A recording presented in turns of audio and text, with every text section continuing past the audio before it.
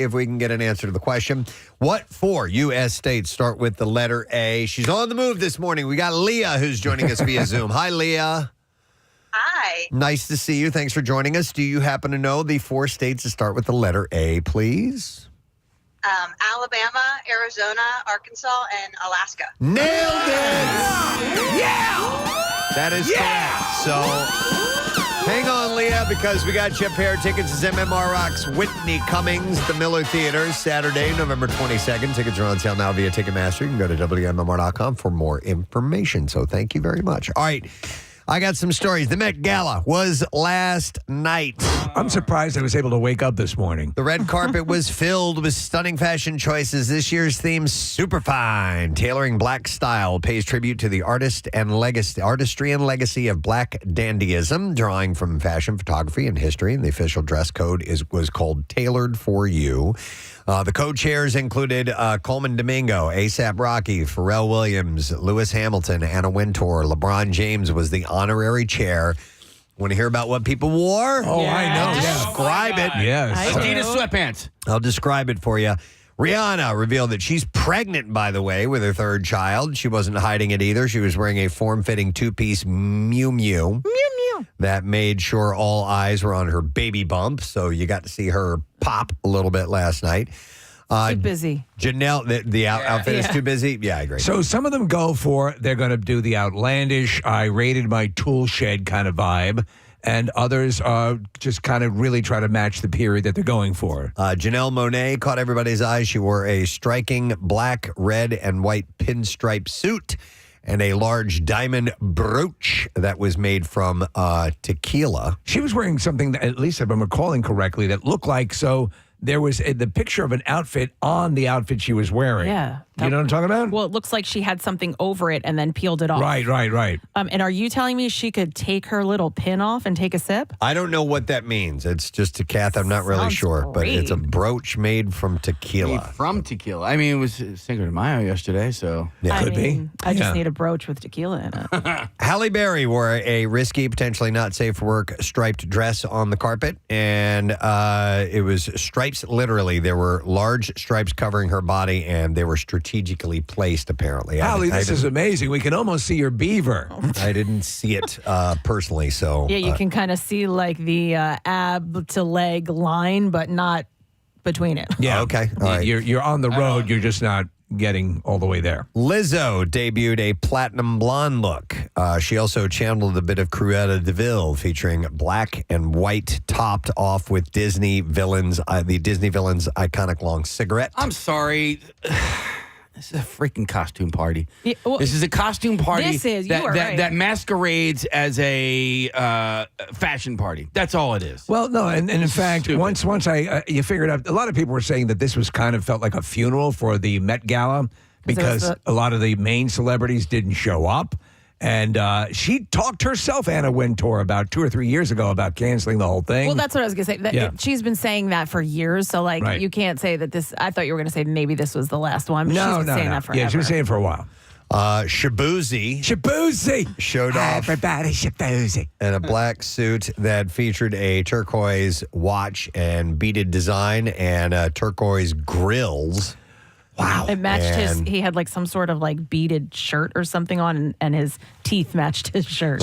Are you into it, Kath? Do you like seeing this kind of stuff?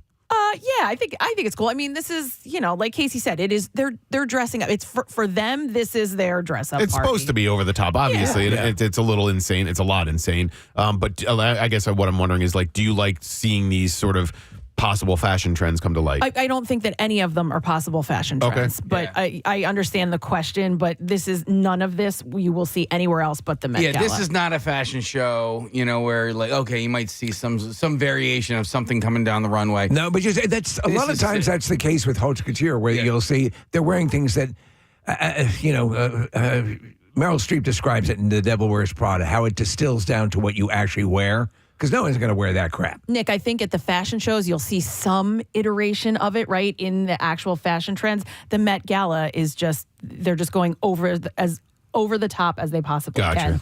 Shakira showed off in a stunning pink dress that trailed behind her. Nicole Kidman debuted a two-toned pixie cut on the red carpet. A statement shared that Kidman's new cut was, quote, all about tailoring the right proportions. That's what I said. Chapel Roan made her Met Gala debut. She was rocking out in a full magenta ensemble, and she paired the look with silver eyeshadow and extra long feathered eyelashes. What was Tom Papa wearing? He wasn't there. Gigi Hadid was golden. Literally, she wore a Miu Miu liquid gold halter gown dotted with multicolored beads. So I'm guessing Miu Miu is the designer right now because I've heard. Has to be. Yeah. Gigi said it's a celebration of Zelda Wynn Valdez, who was a fashion designer in the late 40s, and she was trained by her uncle in his men's tailoring shop and went on to open her own store in Washington Heights. So she knew all about that. She looked like, that kind of looks like a normal dress. That's timeless. Like Sydney Sweeney had sort of timeless look. That looked like what I would describe as real clothes, not from another planet. Yeah. So Sydney Sweeney was there? Yeah. What was she wearing? Like a black sort of sparkly. She almost looked like a flapper. Okay. Then we Like a had mud flap. Zendaya. She rocked an all-white ensemble featuring a white three-piece Louis Vuitton silk suit, and she also wore a matching hat. She could have been a straight-up model. You know, Zendaya with her body, and she's long and lanky. Yeah. Yep. Yeah. She's got the build. And then Miley Cyrus wore a crocodile skin crop top paired with a black maxi skirt, and she also rocked a thick gold choker necklace. It's wild, Preston, because Billy Ray Cyrus showed up. He didn't get the actual invite correct. He showed up as RoboCop. Oh. Yeah. Listen, they would probably celebrate that. Yeah. You know what I mean? So, Oh, Miley looks good. Miley looks good, right? Wait, who's in the middle here? Sydney Sweeney. Oh, yeah, she looks great. Were you the one showing me the Miley Cyrus as RoboCop? Yeah. Oh, yes. Picture? Oh my Okay. God, that was That's where that hilarious. came from, then. That was my mental connection. Thanks for. Yeah, you should be my therapist. Yeah. I should.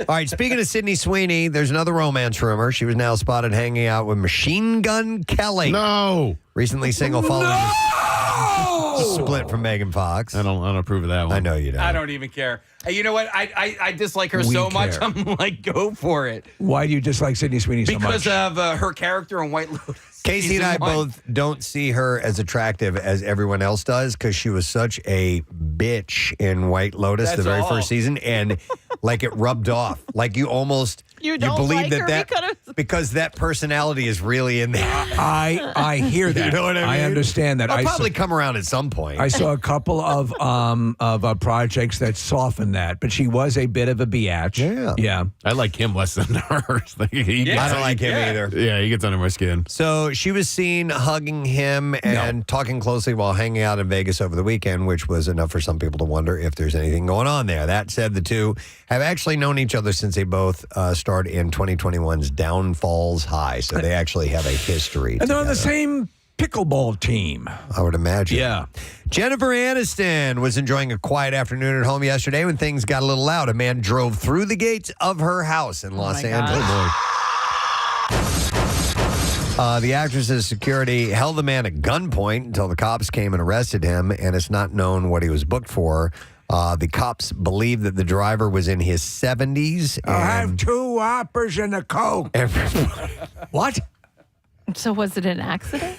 Reportedly, I have 2 Whoppers. he reportedly complained of pain after the crash, and they had to get him out there checked out by an ambulance. So, Kath, I don't know. They don't know yet whether or not this guy did that intentionally. Where or he you're just- not Lisa Kudrow. If he just, had a medical emergency or... Sometimes that happens. Yeah. You guys remember that story in the 90s when a crazed fan tried to drive into Eddie Vedder's house? No. Yeah, and it was an obsessed fan, and her intent was to get into the house by crashing through the gate. Wow. Yeah, he had to put up a wall around the house. And This chick wants a Whopper. I don't know what's going on with Burger King. Steve, somebody shared a story on Instagram with me of Eddie telling a story about the grocery store, going to the grocery store. It's a funny story. I'll share it with you guys. But your Eddie with a reverb is just, you know what? I'm going to send it to Marissa now. Okay, yeah. And you guys have to hear it because it's It Steve. just sounds just like Steve, it's right? Steve Morrison, yeah. Yep, I believe it. All right, Khloe Kardashian is opening up about her skin cancer recovery, revealing how fillers help repair the indentation left behind after surgery. Were those chemo fillers or she had skin cancer? She had skin cancer. Okay, yes. so she had tags removed, right? Well, I don't know, Steve. Yeah. Probably. Or, some kind of, sometimes there are cancerous moles and things like Yes. that. But she said, I don't know if you guys remember, but I had a tumor removed from my face, she said. Okay. In an Instagram story, explaining that she's still healing, even though it's been a couple of years now. She said she used a biostimulant filler to help smooth her area, popcorn. area, after the surgery left a deep indentation in her right cheek.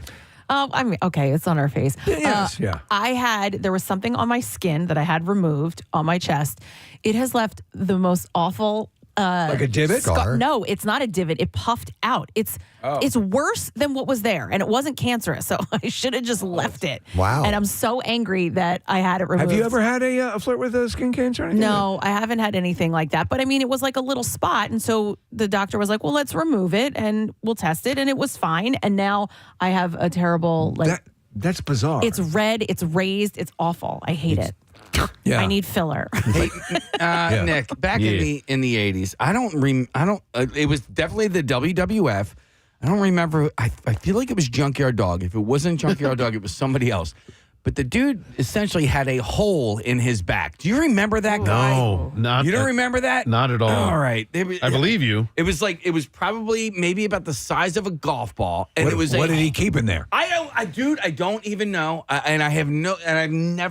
I've never looked at because I didn't have the internet back then. Yeah. I'm gonna look this up now. Stevie kept tater tots in it. I've got tater tots in my bag for you, mister. Yeah, do a search on wrestler with a hole in his back and see what comes up. Because revenge is a dish best served with cold tater tots. It's all part of the storyline. You got it, bro. We were looking at a picture of Chloe. It looked pretty significant what she had removed. Yeah, Like it was at least an inch and a half. Yeah, that was pretty Yeah. significant for sure. I mean, I'm sure she had the best plastic surgeon do it, but you could see maybe needing a little filler there. Seeing a clinician regularly over 9 months, she said, helped the mark almost become non-existent. So. Many of the guys, Preston, who repaired the collapse on 95 worked on her Not face. right. Yeah. But she did want to remind viewers that, melanoma is deadly and you got to get regular skin checks, and that is definitely the truth. It's the deadliest thing that sounds so benign. I didn't even have to Google it. I just had to say it out loud, and then Craig. it came up. No. Oh. Craig Lagans is my Google. He goes, it was SD Jones, and he had a cyst removed. So SD Jones. Yeah. Wow, I don't remember that wrestler. I don't either. With a big hole in his back. I think you'd remember that. I thought this was a fun story. Ashley Tisdale had a full circle moment recently when she was in the crowd as her niece Michaela performed in a school play. And the interesting thing was the girl was playing Sharpay Evans in a production of High School Musical, the same role that made Aunt Ashley famous almost 20 years ago. Did you saw those, right? Did you see any of those? I watched, part of them 'Cause here you're and there, kids? and I thought they were fun. They were fun. And I thought she was great. I but I think didn't she's go cute. all in and watch the whole thing. But I loved her character. She was over the top, as far as being a privileged socialite and all that. My jam is The Descendants. Of course, me too. I did watch all of those. Yeah. So Tisdale acted as Sharpay both in the 2006 film, the two sequels, the 2011 spinoff, Sharpay's Fabulous Adventure. As for how she felt watching her niece's performance, she said it was pure pride. She shared a photo of her niece on Instagram, writing, "Watch my niece play Sharpay at her school. Life is wild." And another photo she wrote, "I'm so proud of you. Love you so much." So that's kind of fun. Well, after allegations that the White Lotus co-stars Walton Goggins and Amy Lou Wood were feuding, there seems to be quiet on the battlefield after the two had sparked rumors of a tiff last month when they unfollowed each other on Instagram. Whatever the issue was seems to have blown over as the two have refollowed each other. But just last week, Goggins abruptly ended an interview with the London Times after a writer had asked him questions about the status of their friendship, and he had said, "I'm not going to have that conversation." So this may be just to shut people up. Does this go back to the SNL bit where they sort of do what SNL does, and they had one of the characters with her teeth, and Walter Goggins was on the show, and there was apparently some hurt feelings. Is that the step-off point of all this? No, I thought this unfollowing thing happened before that. All right. That's what I remember, but I could be wrong. On the about that. show, their chemistry is terrific. Yeah, yep. So let me see. What time is it? I got time for a couple quick things here. Let's see. How about this one? Movie fans have been wondering Why do all movie posters and graphics for the Marvel movie Thunderbolts feature an asterisk next to the word Thunderbolts? Days after the film's successful release, Marvel Studios has revealed the meaning of the added punctuation mark. The asterisk denotes the movie's subtitle, The New Avengers. It's pretty cool. They had a couple of things on social media with them peeling off covers to the movie poster, rehanging movie posters with the new title. So the New Avengers is the movie's group of Winter Soldier, Ghost, John Walker, Alexei Shostakov, and Yelena Belova represent, and they're all expected to appear in Avengers Doomsday, and that'll be out a year from now, actually, May 1st, 2026. It's going to be a while before we got the barbecue this weekend, and so I'm not going to get any time, but hopefully following week I'll get to see it.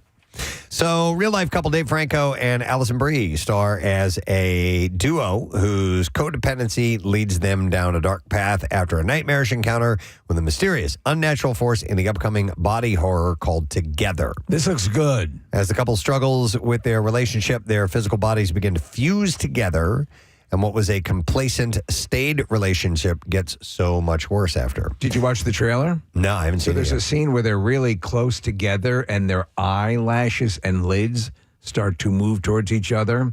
And if you are into this stuff, and I do dig body horror movies, but they're apparently going all in. And right now it has a 100% on Rotten Tomatoes. So the film comes out on July 30th, so not way too far off for you to be able to check that out.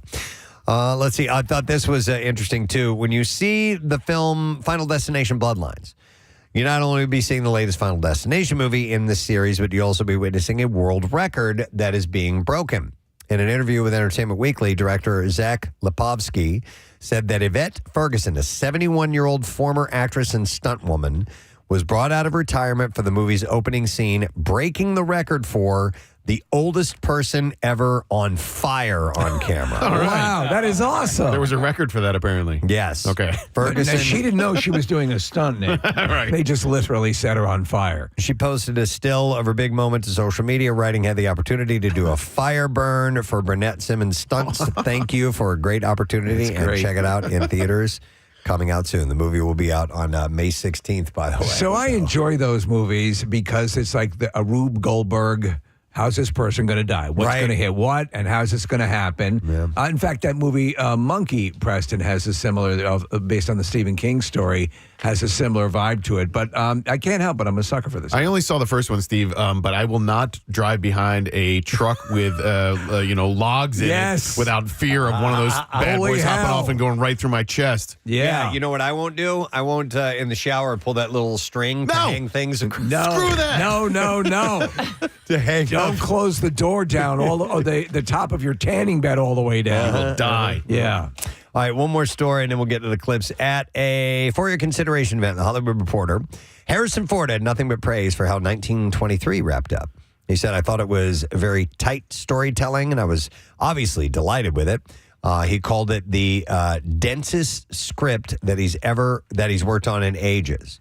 And co-star Helen Mirren joked and said, I was convinced that I was going to die, so I was quite surprised I was still alive at the end of the show after a character made it through the finale. Well, that's what Taylor Sheridan is not afraid of, is killing people off of these shows. And a lot of people did die, but the two of them did make it. And I thought the ending, the way they ended it, was great. I thought the whole last season was excellent. And Is this one season or two seasons? no, it's 2 seasons. 2 seasons, Yeah. okay. The way they ended it, it's not what you wanted, but like they had to. You know what I mean? It was like, okay, yeah, it was that time. What would have happened if it was that time period? And I loved it. So I saw the scene.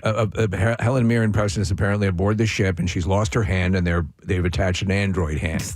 and Nick, you've seen it? No, I heard about it. this I is- saw some memes. Yeah, and they know that they have a journey ahead of them. Right. And they're standing in the large window of this, and that you realize they're in outer space, for Christ's sake. It's 1923. Wow. What's funny is there is a part of the show where amputation is brought up. So when he started to say that, I was like, oh, no. Really? He has the character wrong. And then it went from there. So how's, again, but you love it. I loved it. so It many was people- great. I know people who are fans of Yellowstone who like this more. Yeah, the way I didn't want it to end the way it did, Right. but it was still a great ending. That's good writing. With 1944 reportedly in development, both actors said that they're open to returning, flashbacks or otherwise, with Ford saying that he's game if Sheridan asks nice. But he said, but I have no idea what his plans are. So I actually went back, Casey. To 1129? Well, almost. No, to 1883, 1923, like all of those to try to connect who the people are from show to show. And if there is, to try, I mean, it's obviously generations later, but like you can connect whose kid was to who and all this kind of stuff. Oh, wow. Yeah. Okay. I got into it for a second. Steve, maybe they'll make 22 BC. All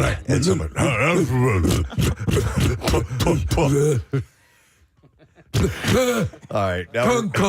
Kung. Nell's relatives. Nell, origins. Nell comes back as the more evolved. Yeah. 22. Yeah, she's... This is what we become in future. Kung. All right. Ready? I love that we have just that little bit. Kung isolated. Kung. All right, so... here we go with the clips. Dwayne Perkins has been stepping into the comedy realm in the studio. And in this clip, he reveals his dream comedic role. Honestly, I would love to be able to do something like big and comedic, like Jim Carrey, like The Mask or Liar, like something that's just like big, physical, wacky. I feel like I would really excel in that area, and I haven't been able to do that yet. Shut up, dummy. A new episode of the studio airs today. You'll find that on Apple TV+. Here's our next clip. Not all actors who appear in horror movies are fans of the genre. And in this clip, Kevin Durant explains how his wife got him into horror films, which led to his new movie, Clown in a Cornfield. Honestly, I would love... Sorry, wrong thing. Here I wasn't a horror film fan until I married a horror film fan. And she would put on the most terrifying films on the TV. And because I can't look away, and all this stuff burnt into my being, into my consciousness, and I became massively addicted. He's great. That's funny because he's a big, scary dude. Yeah. He can be anyway. And he didn't like horror, and she got him into it. Clown in a Cornfield will be released in theaters this week. It's a funny vibe because my good friends, our neighbors where we live, Steve and his wife, she is the one into horror. He is not. It's the complete reverse. Sometimes it works out that way. All right. Well, that is what we have in the entertainment report for you this morning. We have a few guests joining us today. The band Larkin Poe, Megan and Rebecca are going to be checking in because they got a gig coming up at the Union Transfer on Thursday. And we will have the members of the Martha Graham Cracker Cabaret Love it. here in our studio. And Victor Fiorillo will be here from Philadelphia Magazine. He's a member of that band. And we got to ask him about his encounter with the Delco Pooper. Yes. Because they had an interesting conversation. More information has been forthcoming. Yeah, she made an offer to him. Yeah, that's right. $5,000. So What a bodyguard. Yeah. We'll dive into that. We're going to take a quick break. We'll come back in just a moment. It's a Tuesday morning, Tat Tuesday. So go to WMMR.com for you to win a free tattoo. We'll be right back. Stay put. Preston and Steve. Like, she just digs her fingers into the Did you do the same with the produce, like apples, and take a little bite? Nah, this is good. No, but I do tell myself that no matter what the apple is, like somebody else picked over that apple. Okay. Does that make sense? Like, while I'm spending too much time trying to pick the right apple, I'm thinking like this apple was picked over by somebody else. No, I don't know what you mean. Picked over. Like somebody else. Somebody passed up on it. Somebody else didn't take it home. It wasn't a good one. Yes, So and it's how not does the how best does that one. make you feel? Preston, you wanna unpack this right now?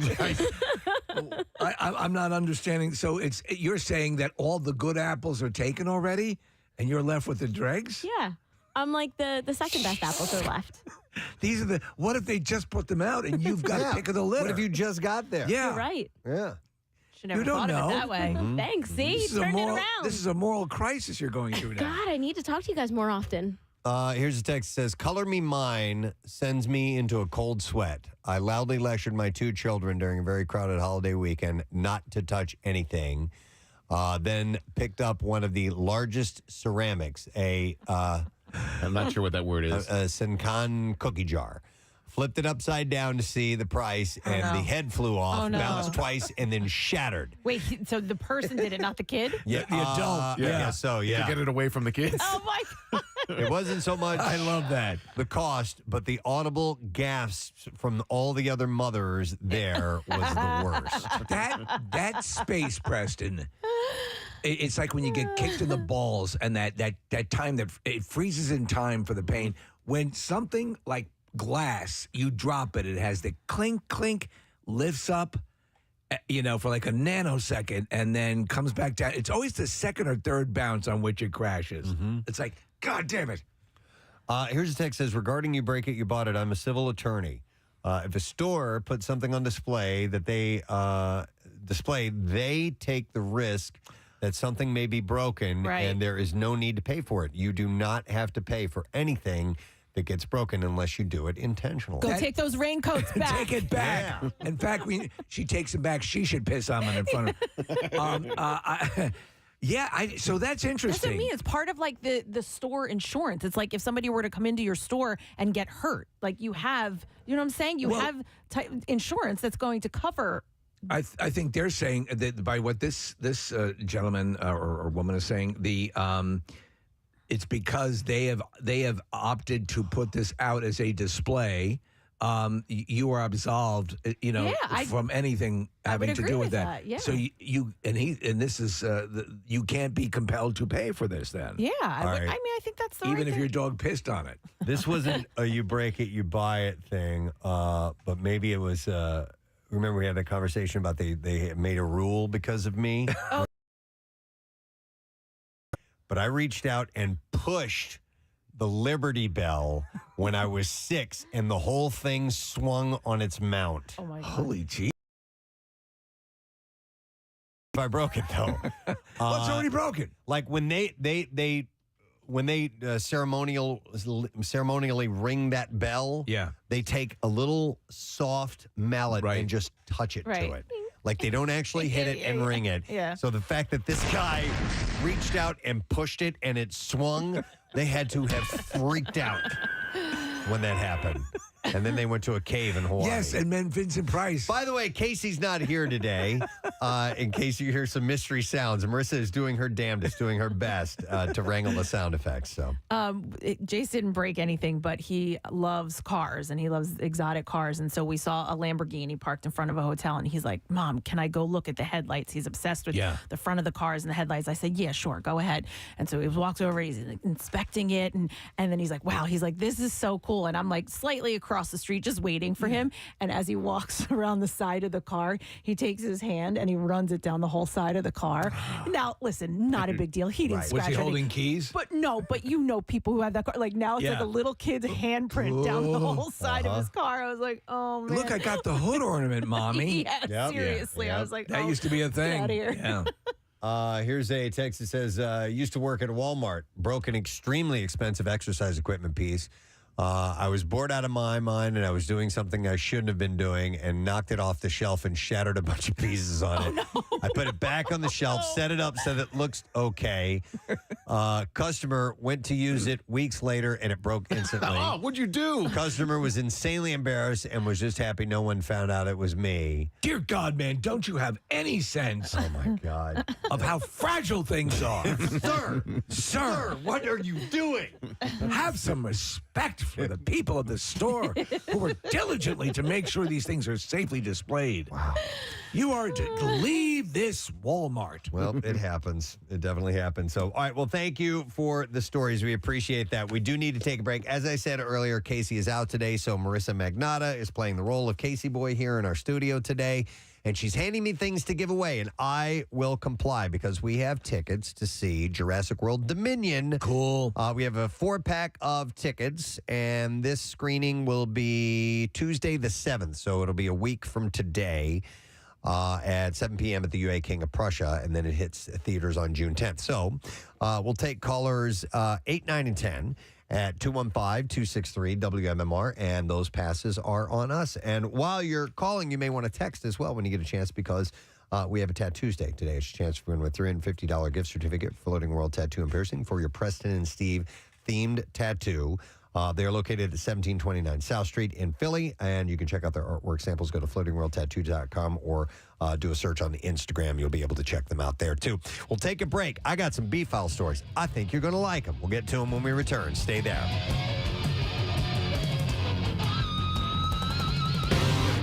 Adam Sandler's a good actor. Yep. The trailer looks solid. You know that they were authentically shooting all around the area. So I'm very psyched. Yep. Case you kind of exhaled. What? Rocky's number one, right? Well, I don't know. Let's find out. Well, yes, of course it's going to be number one, right? No, it's not. No. All right, so It's Racing Stripes. number 10 on this list is Rocky 2. So that's when he ends up beating Apollo, right? Yeah. You know what? I like Rocky too. It's not, oddly enough, it's very dismissible for me. To me, it seems like Rocky was so successful that they were like, we need to do Rocky over again, but he wins at the end. You kind of nailed it, and it was sort of the inevitable. He had to win. It was. So I guess that's why it held less impact for me, because you knew what was going to happen. Yeah, and he had to win. And they had the Adrian in the coma in the hospital and all that stuff. It was Stallone directing, and he proved he could direct. Steve, so you mentioned Adrian in the coma. What are we waiting for? Come on! Yeah, what are we waiting for? And you don't see it, Preston, but as Mickey's in his zeal to get out of he pulls out one of the IVs. Oh, and he yanks the whole thing. She goes, hey, I got some bad news. Somehow, one of her wires popped out and she's dead. Is that the one where he chases the chicken too? When he's training him and has him. And he's it's really well done. He had the priest. He has the priest that he yells to from the window. He's driving the Trans Am. Remember that? Yeah. It's well done. Is that really where the bells come in, like the and when the Rocky theme starts? Yes. Like not that. No. Okay. The hell was that? Is that the bell that they use at Eagles games? Yeah, they use it a lot in sports events now. It's the best of the pumping you up Rocky theme music. Yes, I agree. I love that. But Steve, I think I speak for you. There's two movies in that franchise, Rocky 1 and Rocky Balboa. Stop it. And sometimes I like people don't. How can you not see it? Yeah. I love them both. Those to me capture that spirit. And God almighty, Rocky's so good. I just watched it again in its entirety straight through, and you just appreciate how fantastic it is. Yeah. Rocky 4 is good. It is a good movie. It's okay. Yeah, it's not Rocky 5. Did you see the director's cut? Not you see yet. His edition? Have you seen it yet? He tweaked. No, I've seen some of the things that they've done. They removed some of the cheese from it. Stallone did. Again, look at all the. Not only in those movies was Stallone getting into near pass out, ripped up shape to be in the movies, he was also writing and directing. But like for me, massive accomplishment. When did that come out? 87, 88, 89, something like that? Around that time. It was, and they catered that movie to me. Do you know what I mean? Like to some 13, 14, 15-year-old kid. Yeah. But I think the one like Rocky 3, Clubber Lang, and then it kind of leaves the planet for a while with Rocky 4, and then Rocky 5 tried to be, really, down to earth. They've tried to dial it back too much, and that's where they made Rocky just completely brain dead. I guess Rocky Balboa was the movie that Rocky 5 was actually trying to be. Exactly. It was just terrible. Exactly. Yeah. So is Creed in this franchise? Creed is in this franchise, but let's move on to this list. Mike Cielski's column of the best and worst Philly sports movies of all time as one of the best. It's a good movie. Franchises. Yeah, it is a good movie. I think there are things I liked about it and other things that didn't touch too well. That are cheesy and hokey, but it captures, I think, the spirit of the Philadelphia sports fan. I think it's telling that there's not. Well, no. The victory was you played really well. He picked up a fumble and took it in for a touchdown. Yeah, or he had a strip sack or something like that. You did a good thing there. I think they got 3 wins that season, Case, or something like that. Ladies and gentlemen, a player just did something good. They didn't win the Super Bowl. They didn't win a playoff game. They won a game. They won a game. But he was a nobody. Yeah. That's the story. Who was able to make a difference in a game. And he got a couple of years out of a career out of it. Totally, So, yeah. And his friends and the bar and his kind of These things. The Elizabeth Banks, the girl who she was a Giants fan. Remember, she's from she didn't. And they thought we were going to get together, but they got together. It was very good. Thank you. We met a kid yesterday named Holden, and Holden is the son of one of the stars of the movie. Oh yeah. Gosh, what was the guy's name? Greg Kinnear? No. Stink Fisher. Stink Fisher, that's Yeah. it. So we met Stink Fisher's boy Holden yesterday. Yeah, And speaking of Greg Kinnear, he was good as Vermeil. He was. He was. Yeah. He was really good. So Invincible Warrior. Yes. He has his number 8. That is a really good movie. That's one of the first times I saw Tom Hardy. Oh, that's the MMA movie? The MMA movie. Yeah. Okay. 2 brothers, one from Philadelphia, one from Pittsburgh, battle in a mixed martial arts tournament, and in doing so, learn how to love each other and come to terms with their family, turmoil, and the darkest mistakes and moments of their past. It's not a bad movie by any stretch. It's a good movie. It's engaging. It just sort of wraps up a little bit too quick. I actually just watched it for the first time maybe a month or 2 months ago. They should have had 6 jars of farts. Well, I just thought it just sort of wrapped up too tidily and too nice and very quickly. Agreed. You know what, though? Here's the deal. Do you guys agree with this in general? Give me enough of what a good sports triumph movie should have, and I'll play along through the cheesy, hokey stuff. Right. You know what I'm saying? Yep. And so, and Warriors did that. And what this movie, so now that we have all these streaming things, so this movie just wrapped up too quickly because they only did it in a 2 hour They were supposed to go span. into space. No. But they did it they only had 2 hours to get this whole story together. And now with all these streaming platforms, you can give it the treatment that it Hey, Kev, real quick, a butt plug, if you don't mind. Yeah. Folks, I got this email. It was very nice from a guy named Todd Hummel. He said, "Hey, guys, I'm writing to ask for a mention on air for a very important event coming up this Saturday. I'm a letter carrier in the Mooresville, Pennsylvania, 19067 post office, and this Saturday's annual Stamp Out Hunger Letter Carrier Food Drive. It's the largest one-day food drive in the nation. We collect food from customers left by the mailbox, and it's distributed to local food pantries in the area as it is collected in. Wow, I never heard of this. In our station, we send out postcards earlier in the week and then bags later in the week to encourage people to fill the bag with non-perishable food. We stock 3 local food pantries in our community that we serve every day. Last year in Morrisville, we collected nearly 40,000 pounds of food. The great thing about this food drive is it is going on all over the country. All anyone needs to do to help out is to leave a box or bag of food by your mailbox, and your letter carrier takes care of the rest. So this is this coming Saturday.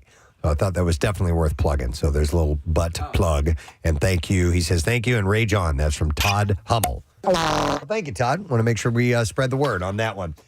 There was an article, Steve sent me, interesting story. There's a woman who is talking about how a simple splinter led to nearly 5 years of excruciating pain, seizures, and eventually a complete loss of control over her central nervous system. So this caught my eye, Preston, because my wife Claire had just had a situation where she had a splinter. This was a fairly long piece of wood, went into her foot. We got most of it out. I was sitting there with the safety pin and the antiseptic and trying to do the deal, removing it, and just there was a tiny bit I could not get to. It was enough to irritate her. And and I even said the de facto thing, which is, well, your body's going to push it out. And she says, no. And she went to urgent care and had it taken out. So when I saw this, I'm like, that's probably a good move to do that. Yeah, splinters just suck. Yeah, they do. They do. Especially when it's one that you cannot get out, no matter how hard you try. You're picking at it, pulling at it. My splinter game's good. Getting it out. When I was growing up, I don't think we owned a pair of tweezers. They didn't exist in my household. So if we ever got a splinter, my mom had to take it out with either like a safety pin or like a regular pin. Yeah, man. Safety pin. Yeah, that's what I was using. Yeah. So Billy Bedser, a disc jockey from Australia, was blowing leaves off her lawn in 2020. She accidentally stepped on a stick. The wood pierced her foot, left a few splinters in her skin. She pulled out what she could and went on with her day, not thinking much about it. But as time went on, she explained in a recent essay for Newsweek that her foot began to hurt immensely, so she sought out medical help. Doctors told her that her body would push it out on its own. Yeah. But she said that her pain only heightened as the days passed on. She claimed on Instagram that she was overlooked, gaslit, and ignored by doctors for years as her foot got worse. And by 2022, she said she was bedbound most days. So this is 2 years after it happened. What? She said putting on any weight on my foot was excruciating. And she knew it was this? Like she connected it to this? Eventually. Yeah, not to this level, yeah. So at this point, no. Billy said that her health continued to deteriorate and she started suffering from seizures, sometimes happening more than once a day, she said. So, like, you're having this, would you say, well, it must be the splinter that's causing my seizures? You wouldn't say that. No, I mean, the only thing is if my foot was hurting all the time, then maybe that I might connect it, but... Doesn't your body work it out? We just said. Yeah, you stepped out of the studio. Yeah. They had told her, doctors told her that it would eventually work its way out, but... I'll explain why it didn't here in a moment. And by the way, if you have a story to share about some small, tiny, it fairly seemed insignificant at the time thing it happened to you, share us, let us know about it. You can text us or you can text the word Zoom to 610-660-9333. We'll send you the link and maybe you get on board. But she said that my body, eventually she started suffering like from the seizures, and she said my body couldn't regulate its own temperature. I constantly felt like I was falling apart. My coordination was severely impaired. I've been battling seizures, fatigue, insomnia, memory loss, and complete loss of my control over my central nervous system. And all the while, she said that she was continuously dismissed by doctors who told her symptoms were a result of mental health issues. Oh, you got to love that. Said I consulted psychiatrists, psychologists, and more doctors, but the go-to answer seemed to be mental health. She started to question herself as time went on and wondered if she was just being hypochondriacal. But when she noticed a large lump forming on her foot one day, doctors finally began to take her seriously because they saw this actual physical manifestation. And in January this year, for the first time in 5 years, somebody finally took me seriously, she said, and agreed to run more thorough scans without dismissing me. So she said she had 16 appointments in January alone before finally receiving a diagnosis. And it was something called osteomyelitis, a serious infection that occurs when bacteria or fungi infect the bone marrow. Oh, my God. In March, she underwent surgery in which doctors cleaned out the infection and shaved off part of the bone and removed the 2-centimeter splinter that was still inside her body. So it's still in there after 5 years. Yeah, so what I'm thinking and guessing, Casey, is that since it went to the bone, maybe it got really deep in there. Yeah. You know what I mean? And it got to the bone area. But I mean, it's something... We get splinters all the time in life, right? And again, Casey, as you said, the body will just push it out. Well, in this case, she was 5 years of misery. Have you guys ever heard of the product called Splinter Out? I've heard of it, but I don't know exactly what it does. Well, I hadn't either. And a bunch of people are texting in saying this is the best product ever invented. Okay. And it's a medical product that you can get it at Grainger.com or Amazon.com or whatever. But basically, it's a splinter remover that's also a sterile way of doing it, and there's medication that comes with it. And Steve, it's like it's this long stick, for lack of a better term, with a point at the end of it, and they use the point at the end of it to get the splinter out. So it's sort of a combo of tweezers / a needle, like Casey was talking about, a pin or a needle to get the splinter out, but it's designed specifically for splinter removal. And it looks like it's really effective. I wonder how this thing works. We're looking at it, the video of it on the screens here, and it still looks kind of painful. Yeah, it doesn't look like there's much to it. Do you know what it looks like, Preston? It looks like when they test your blood type when you're going in for blood drive. Blood drive, yeah. Donate blood, yeah, it's exactly what it looks like. So we're watching a video of this guy dig into his finger. Yeah, no, thank you. Which I'm not enjoying at all. I can watch Dr. Pimple Popper, but I don't like watching this. Oh, you can't do this? I can do this. Yeah, this is fine for me. And Pimple Popper, no. Ew. Neither. All right, so he's doing the pin method. Pin method. That's what I'm seeing here. Nothing super new. You know what? I can't take like the little that's not going to kill you. It's not going to be excruciating pain, but like that little jab over and over in the same spot. Like when I used to I get my eyebrows waxed now. Right. When I used to get them plucked and they would have to pull hair, I was like squirming in the chair like a little kid. Yep. And all of the people who would ever do my eyebrows, are you okay? Blink, blink, blink, It was like blink. the same spot or right around the same spot. It was just, I couldn't handle it. No, thank you. All right, so we have a Zoomer on the line. We are going to go to Ryan and check in with her. Hey, Ryan, how you doing? Good, I'm great. How are you guys? Good morning to see you. Oh, happy to have you on board. All right, so what's the story with the splinter you wanted to tell us? Yes, my boyfriend does a bunch of carpentry, and he was actually doing a job. It was just about 2 months ago. He ended up getting a splinter in his pinky, and he thought he had gotten it out. And then he kept feeling it, but he couldn't find anything. Ended up going to the emergency room. They said it was out. Like a week later, it's super swollen, red. I'm worried about it because I'm a medical professional, so I know he can get osteomyelitis, so I'm worried about it. Goes to the doctor, same thing. Antibiotics, don't worry about it. It's not in there. It was like 3 weeks later, 4 weeks later, he finally keeps complaining about it. His doctor sends him to a hand surgeon. Hand surgeon says, it's not in there. Don't worry about it. You have a cyst and you have arthritis.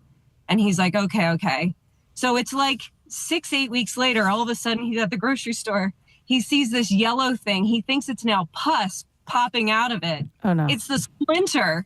And he starts squeezing it out. It's like a half an inch long. He actually dear took God. a picture of it. So, and so you're familiar with osteomyelitis,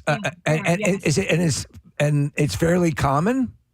Yeah. So a lot of times what they'll do is if I have another friend who has it, and he has severe arthritis too, and I told him just to have it amputated, because if you get osteomyelitis, you end up on IV antibiotics for months and months, which can tear apart the rest of your body. Wow. So he was actually a painter, but he's like, okay, I don't need my left pinky. So they took it. Oh, and wow, they man. need IV antibiotics. Yeah. So a lot of older adults, if they get it in a toe or something, they will just amputate because it's just easier for your body than having to go Just through chop it off. So would your advice be, honestly, if you have a splinter, we don't want to be overreactive here, but if you have a splinter and you know it's in there and you feel it and you can't quite get to it, go to urgent care, go to a doctor immediately? No, it doesn't need to be immediately, because sometimes it will work its way out. But if you find that it's swollen and it's getting red, there's a bigger problem there. All right. Right, that tenderness and that redness, that's going to indicate that your body is trying to fight something off, right? Exactly. And that poor woman just got ignored for a while, and that's awful. Yeah. But yeah, I mean, if you can't see it, you can't feel it. He had an X-ray as well. X-ray doesn't show anything. It won't show wood. Yeah, that's right. Yeah. Oh my gosh, that's right. I mean, that's why boner X-rays aren't as erotic as you might think. Hey, how hard was it for him to adjust after losing his pinky finger? Was it? No, so my friend was his left pinky, and he's right-handed, and he paints with his right hand, so he was fine. He lost half of it, and the other half was fine. But yeah, psoriatic arthritis, medications you have to take that lowers your immune system, and so that was like the fear. You know, he got the osteomyelitis, so then having all these weeks of antibiotics, it tears your system apart. Like, yeah. Well, thanks for your knowledge in this department. Thanks, Ryan. You're welcome. Thanks, right. guys. Yep. Take care. We'll Thank you. It raises the question too, Preston. I'm sure you've thought about it. Which finger would you live without? Which could I lose a foot? How would I adapt? How would I deal if I had to give up one? Was it Jerry Garcia? Was it the middle finger or I think it's the ring finger. He's a guitarist. Yeah, I know. Tony Iommi. Yeah. Missing a guitar and his fret hand as well, which is pretty crazy. All right, we have up next, we have David who is joining us. Good morning to you, David. Hey, good morning. How you doing? Good, man. What's up? So I had a splinter in my thumb. It was, I think, 2 years ago, out working in the shop. Started hurting after 5 days. Went to the doctor right away, because I always go to the doctor for stuff like this. He looked at it, said it probably was a splinter. He couldn't get it out, put me on antibiotics, oral antibiotics, for about 10 days. Kept getting worse. Went back to him, cut open into the end, drained it out, put me on more oral antibiotics. Jeez. It kept getting worse, and eventually he told me to go to the emergency room. They admitted me to Christiana Hospital, and I spent about 10 days there, I guess. Oh. 10? My gosh. A surgeon came in. Finally, the hand specialist came in about midnight one night. He said, well, we could either go to the operating room or we could do this right here on your bed. I said, let's get it done. So he brought up all his instruments from the operating room. They did a fresh x-ray of the finger because it had already gotten into the bone. They determined it was bone infection. So he cut in there, did all the thing you talked about, scraped the bone, patched it all up. And I was on antibiotics in the hospital like for those 10 days. Then they sent me home with a PICC line. I don't know if you've ever heard of that. No. Yeah. What is that? In your arm. You basically have to give yourself IV antibiotics. They run through your body the whole time. Oh, wow. You're attached you at home. attach a syringe to it, and you push them in. I had to do that 3 times a day for 6 weeks. And Jesus Christ!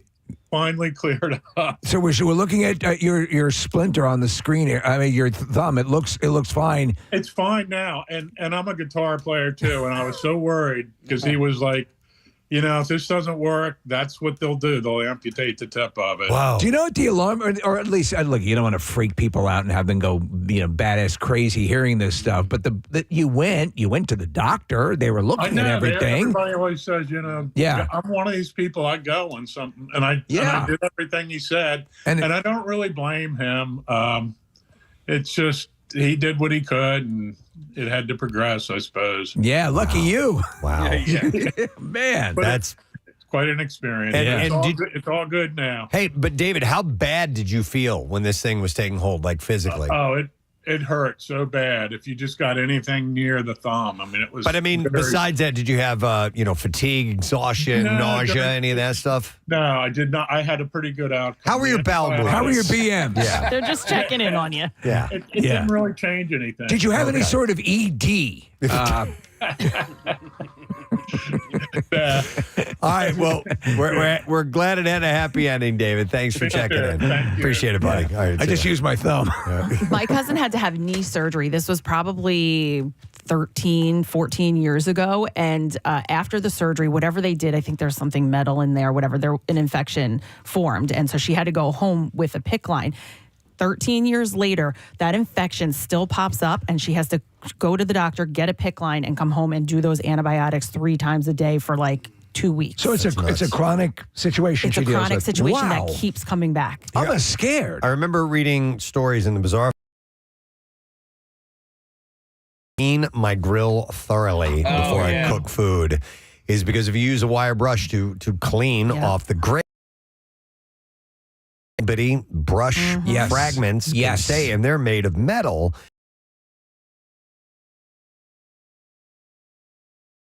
To find. I mean, an X-ray can pick them up, but they're so minute and they're so thin that sometimes they don't know what is causing, and it can cause real problems like these infections. You get so in your gum or something, or your hand or whatever. If you're, if it makes it into your food, all the way into your, into your inner workings, and it can be a real problem. That's why we eat all of our chicken and meat raw, because I will not put it anywhere near that barbecue. Do what you do to stay safe. We're going to go to Brian joining us next. Hey, Brian, morning, bud. What's up? Hey, man, what are you riding? An ATV there? What are you in?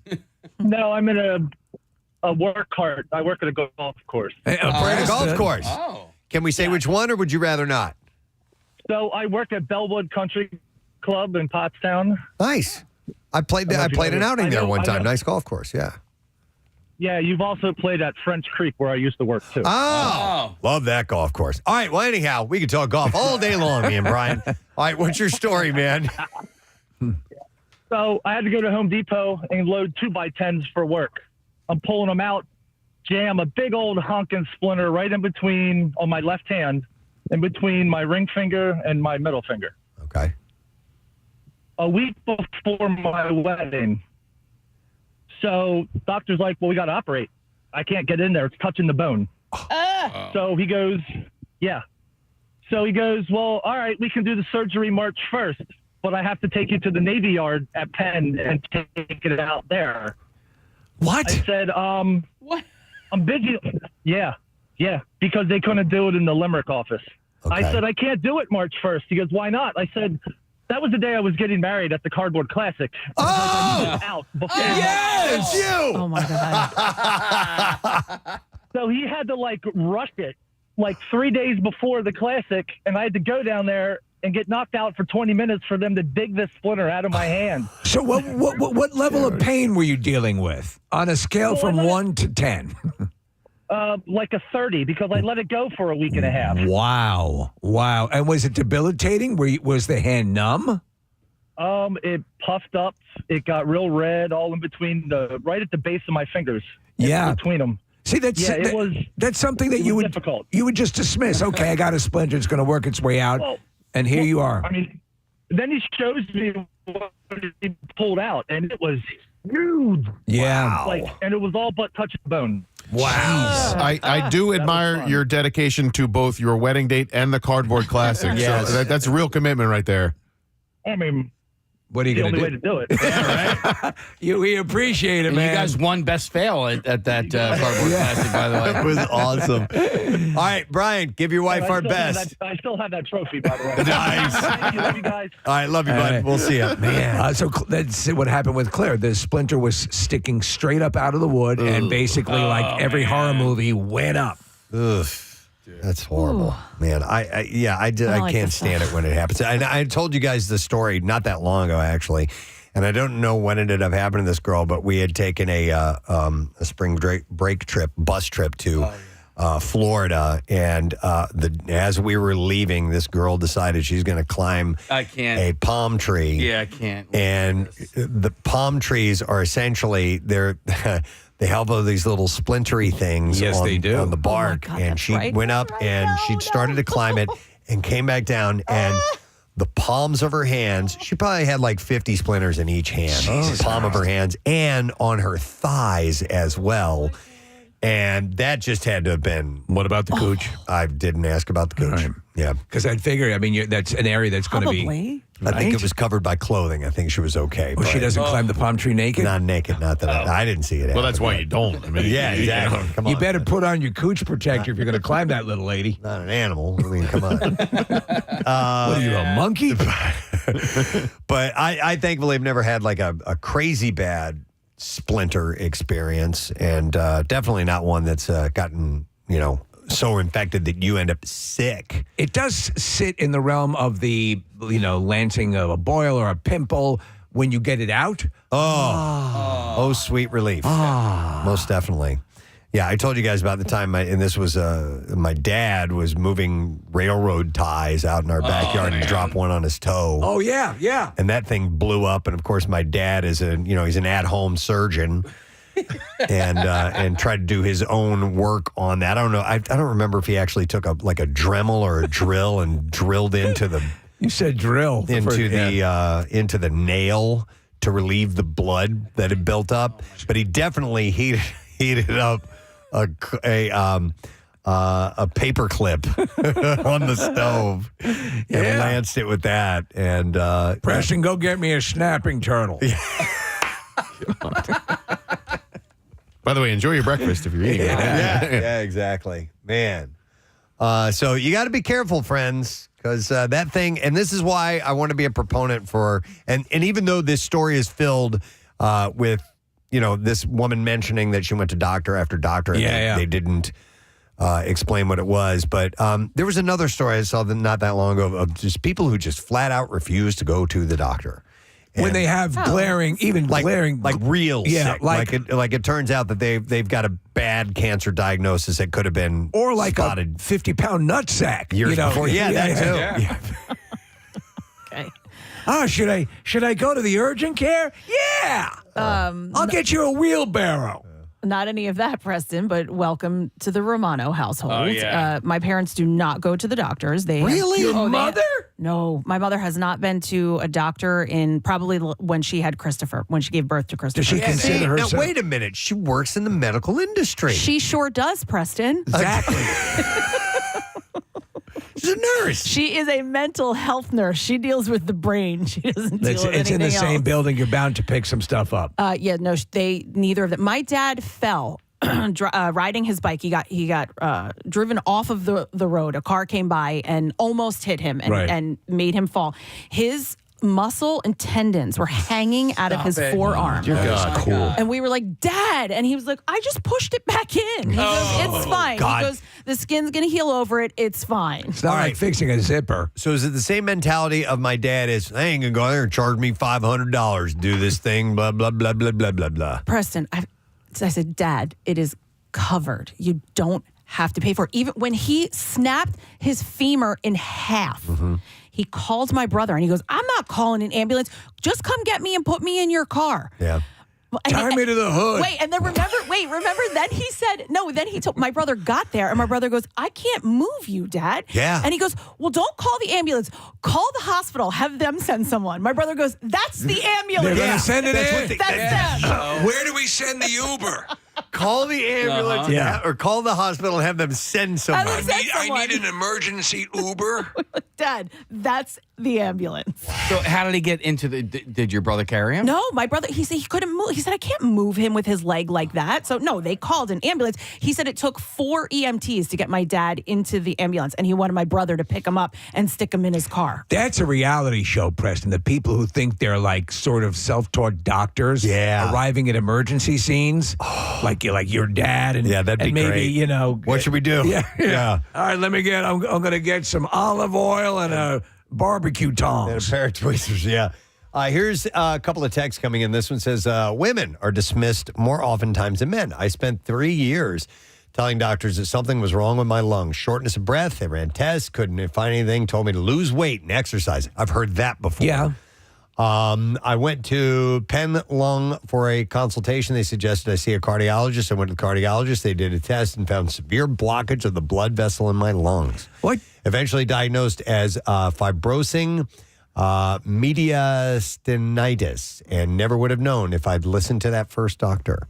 Wow. Here's another text says, my uncle is terrified of needles, so didn't go to the doctor when he had some issues. He finally went with the pain in his knee, basically rendered him unable to walk. Turned out he had prostate cancer. Oh, wow. There you go. By that point, had metastasis. And he ended up dying 4 years ago, she said. Wow, or a year ago on April 4th. Had ignored some back pain that he had, and that may have led to it was prostate cancer, and he was, right? Yes, he was very honest about it. And there was the Gary Pop event, which would take place around Father's Day, and they don't do it anymore, and I was there a couple of times for it. That pain. The truth of the matter is, again, as we said before, it is a simple blood test that saved my life. Dr. Mike insisted on it, and that, and they say, well, sometimes you'll get a false positive. I'd rather get a false positive than miss a positive entirely and not know something's going on. So it saved my life. Yeah, it's sad, but that, at a certain point, if there's something glaring going on, if you jump on something early, your odds of being able to handle it. I mean, it was Penn, Preston, that helped diagnose my achalasia, which is a condition that not many people are familiar with. And they caught it right off the bat, and I'd been to many doctors who missed it. Getting back to the splinter thing, here's a text that says, I'm listening to your splinter stories, and I'm a hairstylist. And one of the things that people don't talk enough about is this. We get hair splinters. Oh, wow, yeah. The hair gets underneath our skin, and they need to get picked out. Awful. And they can hurt, and they can be lost in there. I assume that's when they're working on Groot. Wow, I was not aware. I want to say I have heard that before, but I didn't really think about that. There were a bunch of texts that came in. Another one, Preston, was from a dog groomer that had to deal with the same thing. Hair from a pet, and then there was another one. Yeah, I'm a hairstylist, and we get hair splinters all the time. They hurt like hell. Skin will grow over it. I've had to cut open the skin and dig it out. Not fun. God, you wouldn't even think that's a regular follicle of hair or regular, hair would have the strength to embed itself in the skin. Yeah, I understand that when you cut hair, the end of it is going to have an angle on it, like a point. Yeah, a testicle. No, but it would have like a sharp edge to it. I guess so. But it's so fine and so fine. That is so fine. Yeah, now they play so fine, don't you agree? There is a caterpillar out there that has like really Yes. Okay. Yeah. So you know what I'm talking about. Yeah, it's right out there in the parking lot. It's waving to you. No, but they have like barbs almost. Yeah. On them. Oh, wow. And is there not a toxin that they release as well? Yeah. Awesome. Yeah. Make it real sick. In fact, I saw a story I almost had in the bizarre file. I think it was might have been down in Texas or Florida, somewhere in a warmer climate, that they were telling people to not touch these big hairy caterpillars. Yeah. 'Cause they can be poisonous and in some cases like venomous to the point where they kill you. I don't like that. Yeah, no, but all right. Anyhow, interesting story. But bottom line is, I think if you, even though this gal kind of got the runaround, but go get checked out if you got a mystery pain somewhere. And know your bodies. Stick with it. She did. Yep. You know what the name of that caterpillar is? Sorry, Preston. No, go ahead. It's quite literally. It's called the pus caterpillar. What? Yeah. It's just somebody didn't pay the right people to name that caterpillar. Yeah. What do we call this? The snot caterpillar. All right, we're going to take a break because it is 7:47 and we're getting in close to time for your first shot at winning. Did you make it? I did, but usually it's nothing but basket. That noise and I was made a noise. Steve's cup. We have $1,000 to give away. Your first chance coming up at 8, so stay put. We'll be right back. Preston and Steve. See what Frank Grillo's series did. Yeah. That was it was the same thing. He was able to carry it out over a longer run. Yep. Number 7 on this list of best Philly sports movies, Creed at number 7. And Creed's great. I liked it. I thought it was a really And Stallone. Here's what I loved in Creed, and slight spoiler alert on this, but Rocky's retired. He's definitely not fighting anymore. He's training Apollo Creed's son. But in true Rocky form, they find a way to make him train and fight again, but he's fighting cancer. Yeah. And they treat it almost like he's training for a boxing match. And I'm like, they did it. Brilliant. I'm like, they did it. They got Rocky to fight without fighting. He's fighting a battle of cancer. And I'm like, I thought it was brilliant. I thought it was like an analogy. It was. Wait, what? An analogy. That's when you have hay fever. How do you spell That's that? an allergy. Oh, I'm sorry. But I thought K-A-T.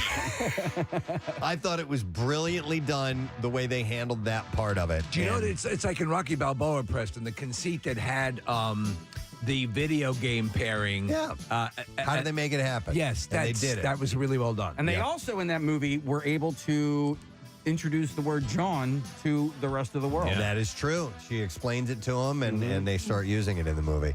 And then number 6 on this list, I like this movie. It's a dark movie. Big fan. Yeah, oh my God! Yeah, with Patton Oswalt. With Patton Oswalt. It was Casey, you got to watch tremendous it. performance. Yeah. It's Casey. I've like seen the beginning of it. as a football fan and somebody who will spar occasionally with Giants fans, you'll love the dynamic between those guys. Only a little part of it takes place in Philly. Yeah. But he has a spat with a guy from Philadelphia Phil is what he Yes. calls himself, and that's Rappaport. Michael Rappaport. Yeah.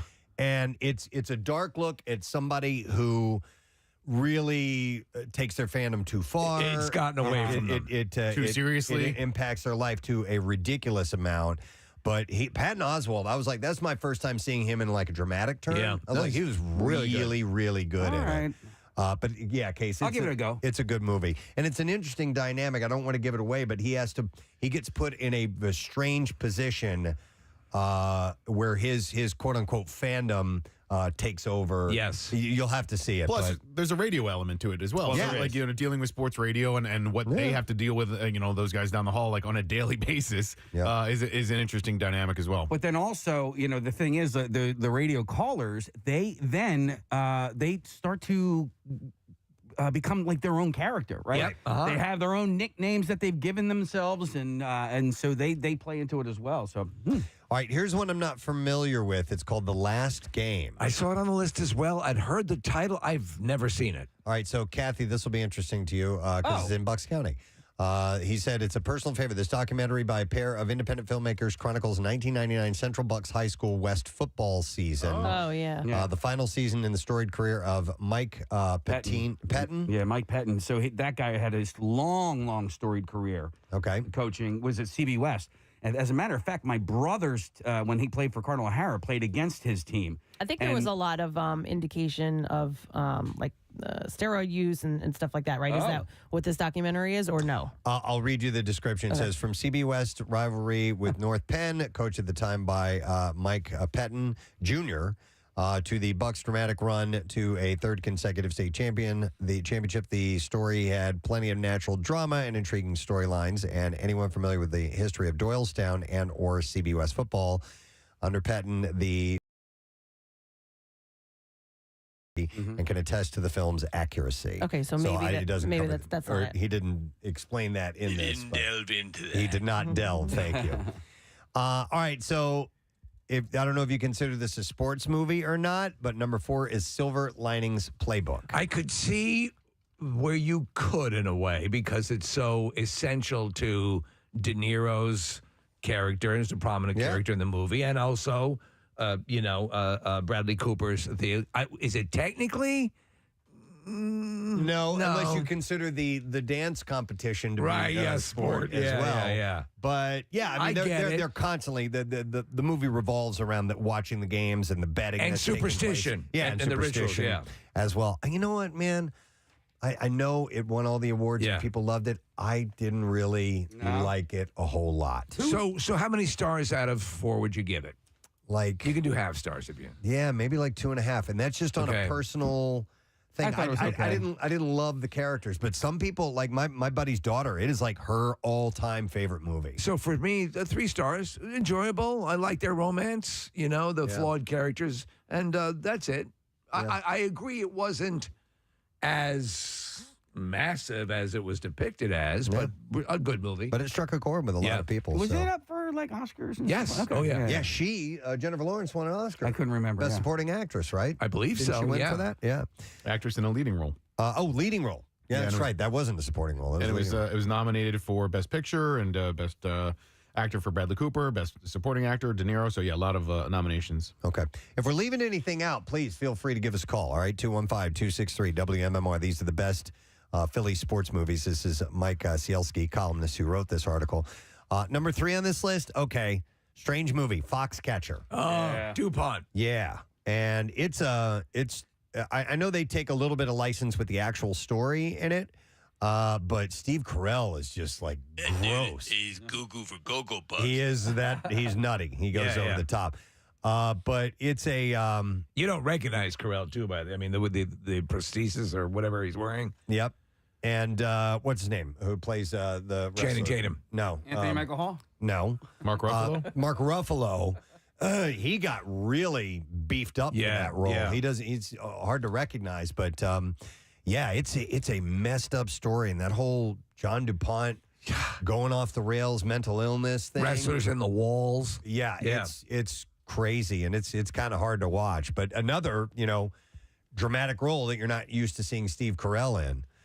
Number 2, speaking of wrestling, The Wrestler. Yeah. He considers that a Philadelphia sports movie. So it's taking place in proximity? Is it? I didn't make the connection that it's. They end up in Atlantic City at one point, right? Right. Yes. I think. When he reunites with his daughter. Yeah. I wouldn't consider it a Philly movie, though. Me either, but I guess it's in It's a great proximity. movie. Maybe that last match takes place in the Philadelphia region. I don't remember. The one It's been a thing you while. can't argue is that from beginning to end, it is so funny. It's hilarious. No, it is a brilliant movie. It's heart-wrenching. And it's tough. It's tough to watch. A lot of heartbreaks in that movie. But And it's you great. understand why he won the Oscar. Yeah. Number 1 on this list is Rocky. Yes. Of course. Yeah. So he puts that in as the great, and I agree. And the way it should be. Yeah. But I'm telling you, I think he really made a mistake by leaving Rocky Balboa off of here. Oh, my God. that movie's- That's more than Silver Linings Play. I know you go to the Rocky well a lot with these things because, that is the most famous sports movie to come out of this Is city. that the best Philadelphia movie? Is it better than Philadelphia? Is it better than... The boxing scene in Philadelphia is not as good because he's so sick. Is it better than The Sixth He Sense? didn't stand a chance. No. Why did it even make that match? I think it's the greatest Philadelphia movie ever. Okay. Or it's the one that I immediately think of. But Even over the Philadelphia Experiment?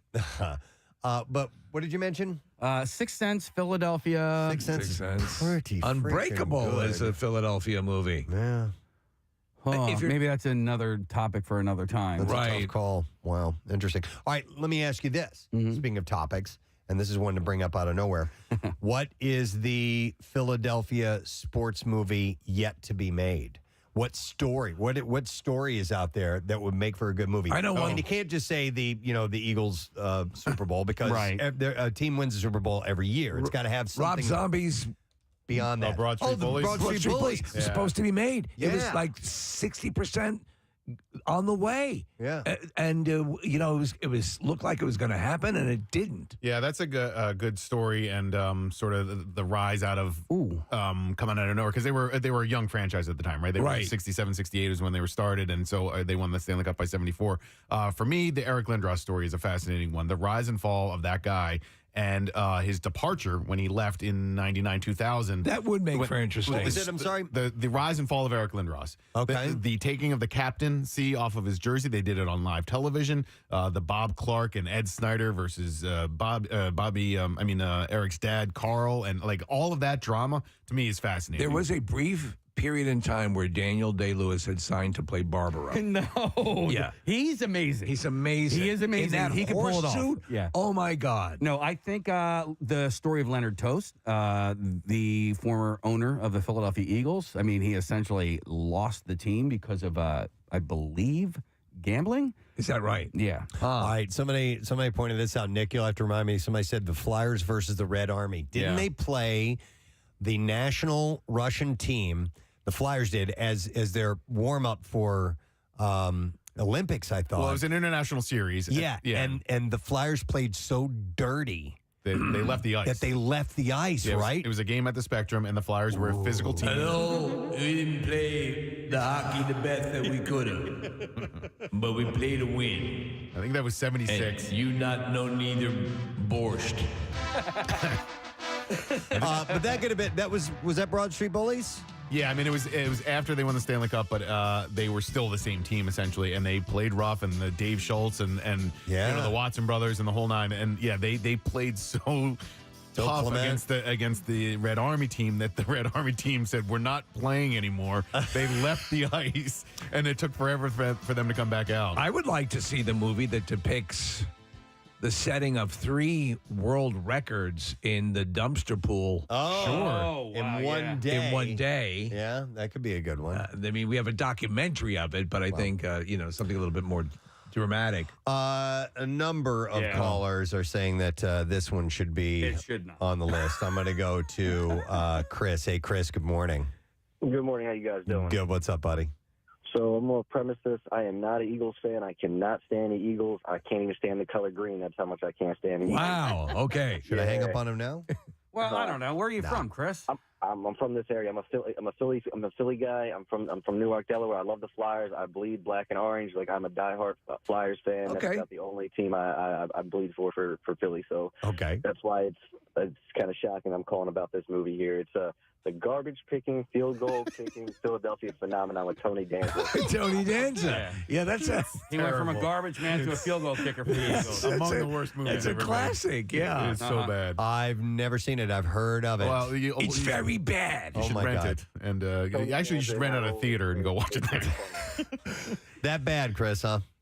Yeah, somebody pointed out to me I have a phobia with green. They're like, you don't like Seattle. You don't 93.3 WMMR Philadelphia. That's crazy! It's time for a Preston and Steve 20 Money Keyword.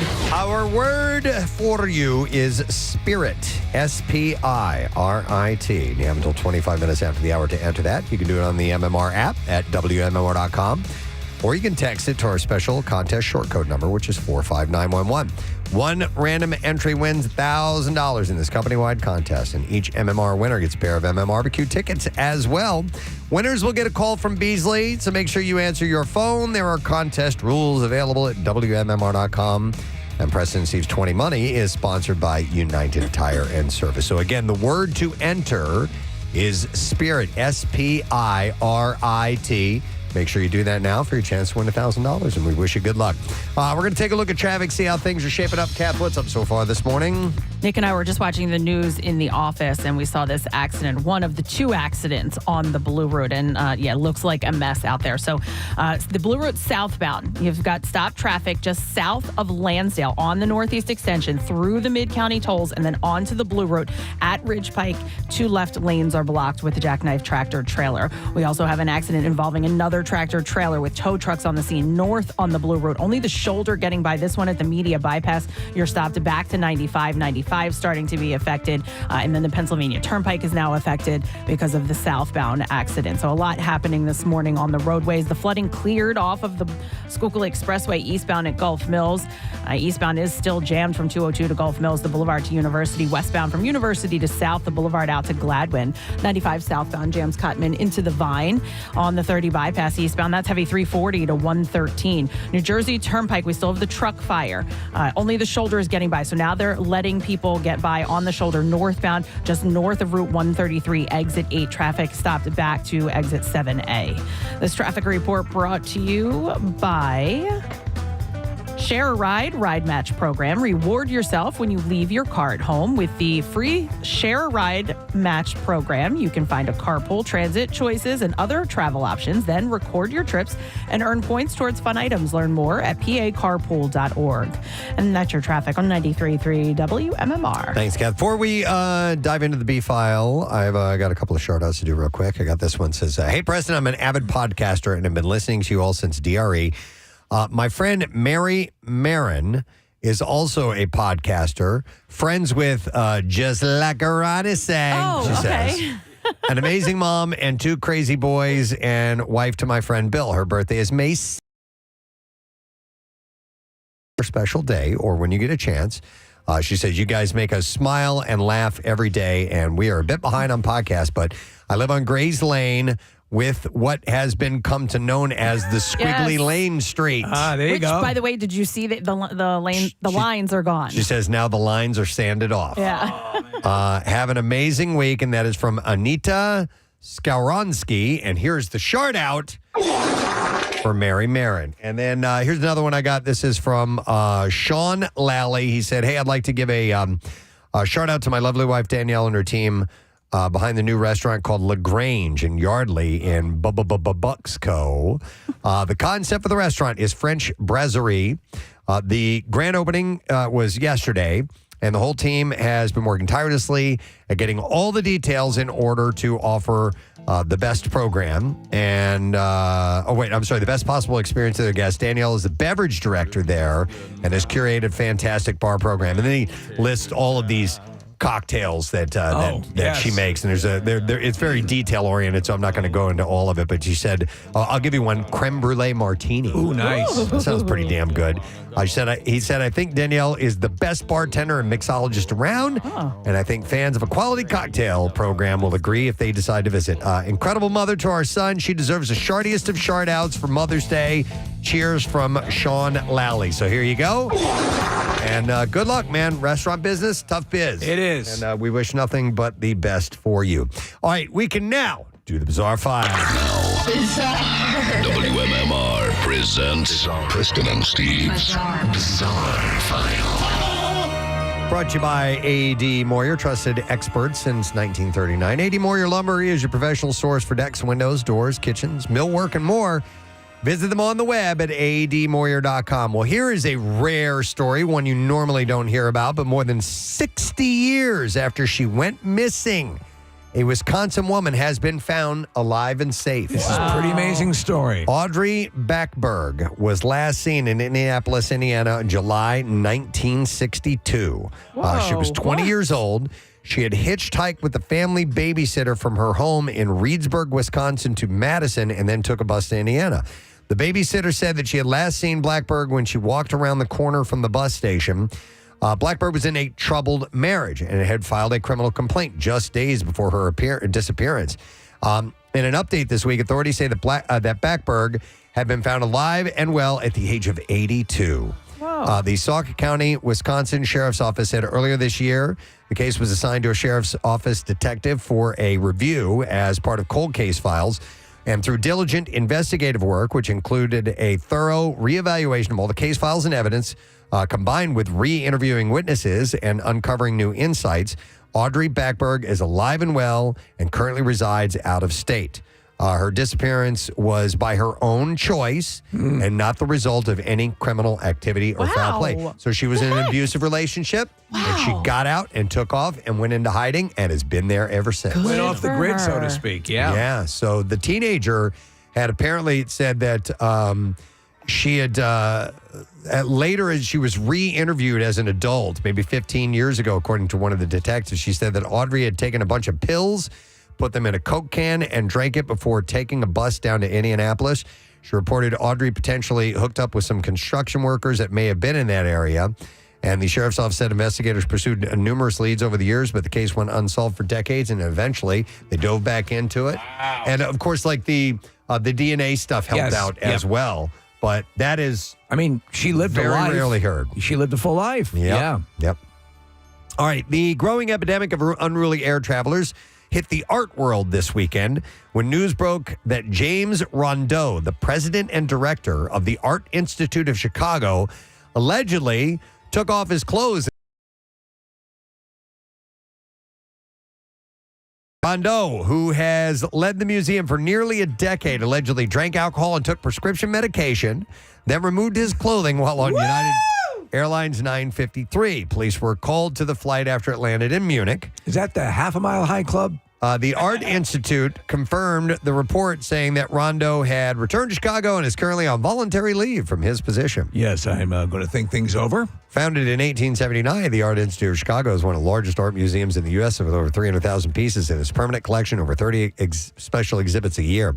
Rondeau was appointed as museum president and director in 2016. He's been at the Institute since 1998. I'm sure you understand we can't have a naked lunatic as the president. United Airlines has not responded to a request for comment in the incident. That's the one, it's right on the lake, right? Yeah. And where Ferris Bueller goes? Yes, indeed. We went there, right? Yeah. Okay. A man visiting a zoo was attacked by a crocodile after he climbed into the animal's enclosure to pose for photos. Yeah.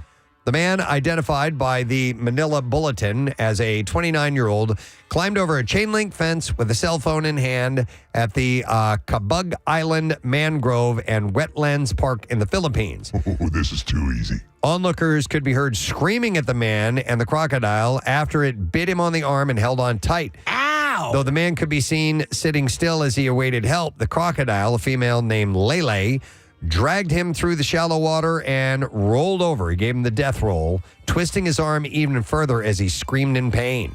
I mean, that'll rip your arm out of its socket. That hurts! Police officers told media the man had climbed into the enclosure because he thought the crocodile was fake. These things are real! They're real. The zookeeper is in charge of Lele had attempted to stop the man from climbing the fence beforehand and eventually entered the enclosure himself to rescue the 29-year-old after allegedly hitting the crocodile over the head with a piece of concrete to force her mouth open. That's what they say down under. Paramedics, who's in the Philippines. Oh, was it? Yeah. Paramedics were eventually called, and they found that the man's right arm and leg had been bitten. He was taken to the hospital and he received more than 50 stitches. Guess what? They're alive. But it's amazing that guy lived to tell the tale after that. I know. Speaking of living to tell the tale, Tim Freed, a man from Wisconsin, let snakes bite him 202 times over nearly 20 years to build immunity to their venom. Was his brother visiting the Philippines? He started this risky experiment to protect himself from his pet snakes like cobras and mambas, but later wanted to help create a universal anti-venom. So this is a big deal. Yeah. Scientist Jacob Glanville found Freddie online and used his blood, which had special antibodies, to make a new anti-venom. Now, this anti-venom tested on mice fully protected against venom from 13 snake species and partly against 6 others. It uses 2 of Freed's antibodies and a drug called Verspladib. Snake bites kill up to 140,000 people yearly, and currently antivenoms are hard to make and species specific. Sounds like a place where Boba Fett comes from. His work could lead to a treatment that works for many snakes, but is still experimental and needs more testing, starting with dogs in Australia. So I wonder, obviously as he gets more protected by his own body's reaction to this, he's going to be a little better off. But in the beginning stages, that had to be kind of nightmarish. Yeah, I don't know how you would deal with that. And the fact that, dude, that hurts. It's poison going into your body. And Ow! A lot of times when that happens, you think about like a wasp sting and how much that hurts. You can feel, by the way, sometimes if you have a bee stings or a wasp, and you get is the wasp has a bit of venom, does it not? Oh yeah, I think so. I know. Yeah, I mean, I had the wasp sting. I could feel what felt like pumping. Dude, so a bee has that little sac. Yes. That detaches and can actually push that stuff in there. But the last time I got stung by a wasp, I was in my shed out in our backyard, and there was a nest in there. It got me on the back shoulder, and at first I was like, "Oh man!" And I was like, "Ow!" Yeah, dude. Yeah. Ow! Freaking hurts, dude. So careful out there. All right. I need to remind you that we have a word that we revealed for the Preston Steve 20 money, and it is spirit. And you have until 25 minutes after the hour to enter that. So go ahead and do that now. SPIRIT. You can enter it now, and we have $1,000. Your chance to win that. We're going to take a break a little bit later on this morning.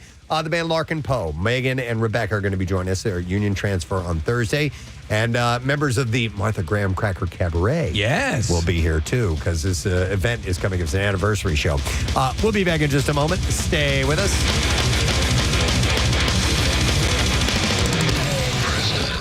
You don't like Green Bay. I'm like, oh, maybe I just don't like the color green. Apparently, that's probably it. That's it. All right, thanks, man. Make sure you see it in IMAX. The trash picking, field goal kicking, Philadelphia phenomenon. Okay, it's bad, and he just happened to, all right, let me go to our buddy Craig Legons is online. Hey, Craig. Good morning. By myself, I'll take you off physically and sexually. We'll go behind that shed there.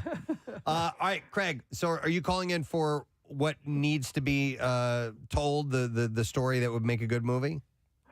Yeah, that, and there's also a movie that a lot of people haven't seen. It's called Snipes, that was set here in Philly.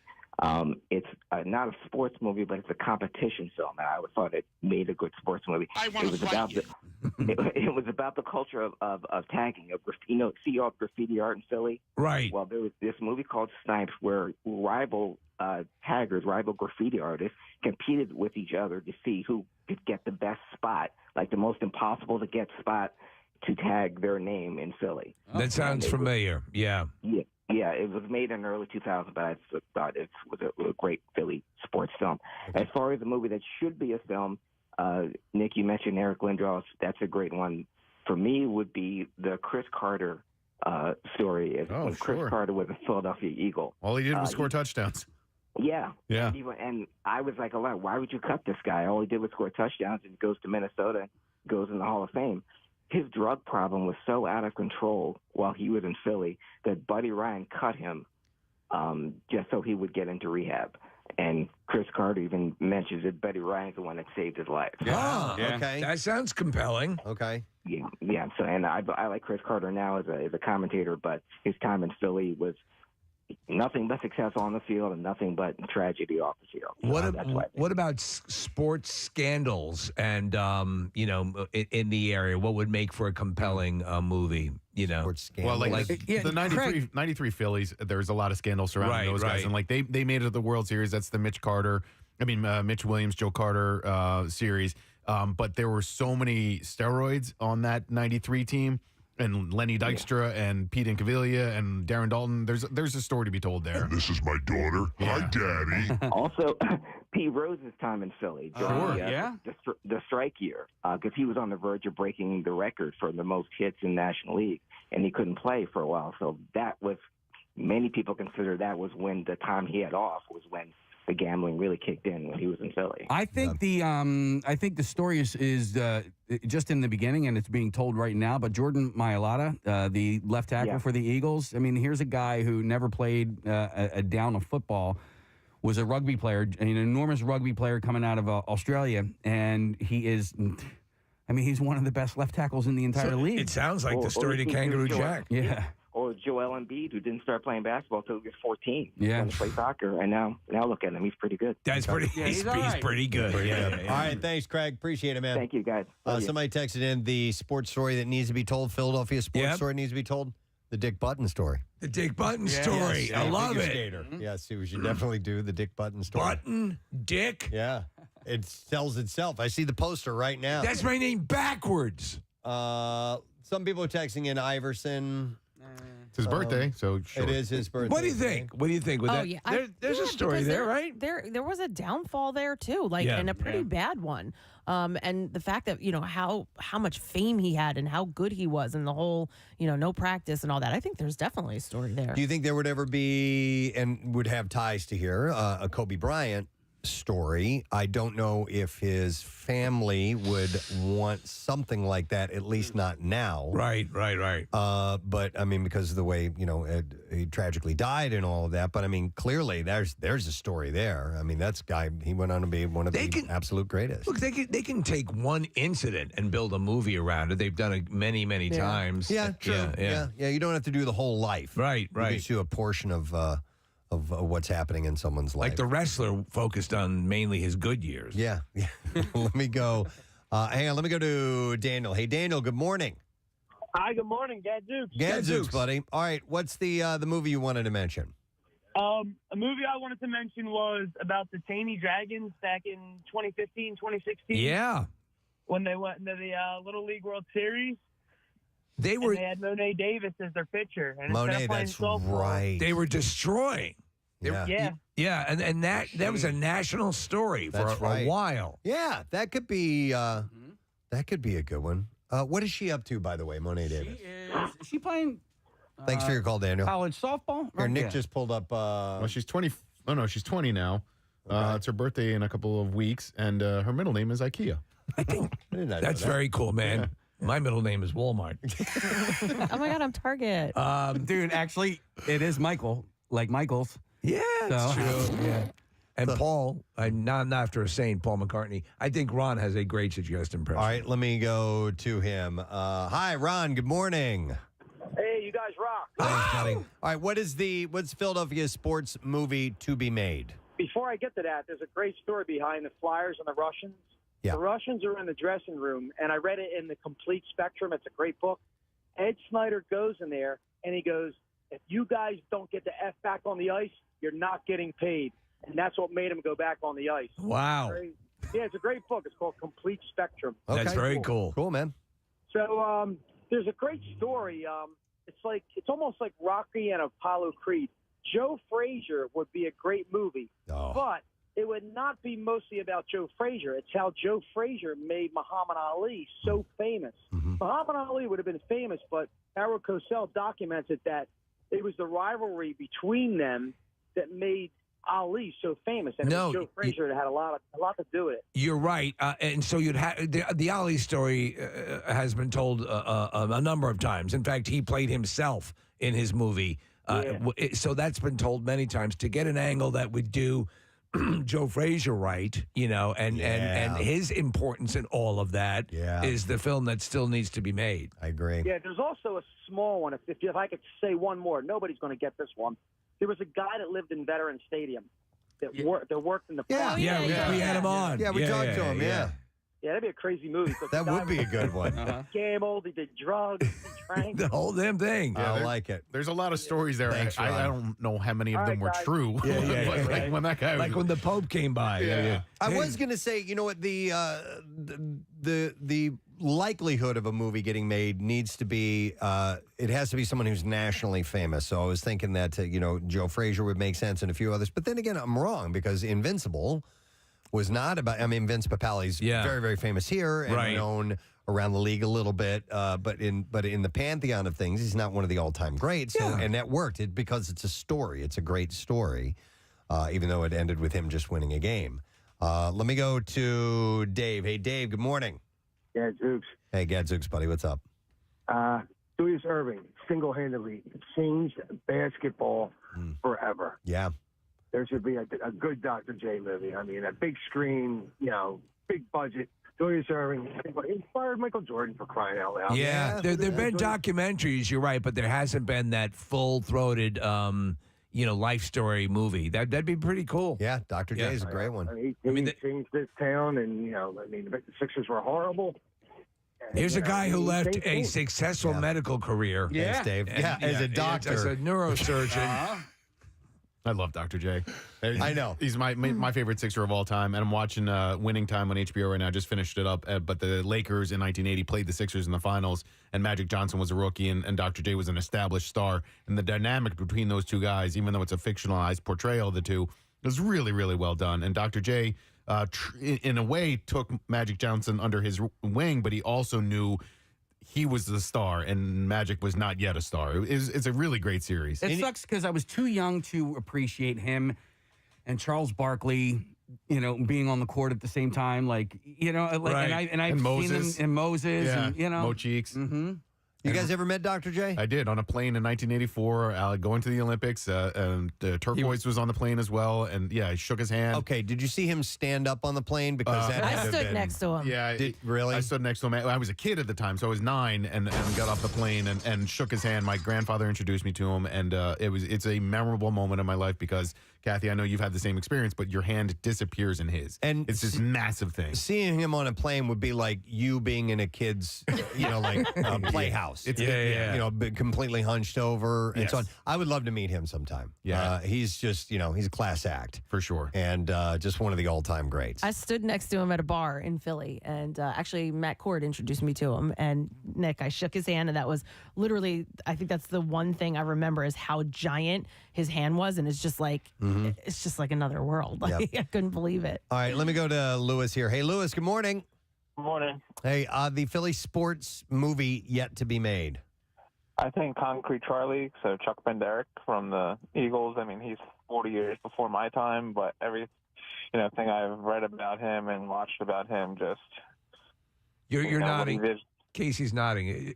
Yeah, I mean, and also like he's one of the most iconic pictures in Philadelphia sports history as well. Him standing over, was it Len Dawson?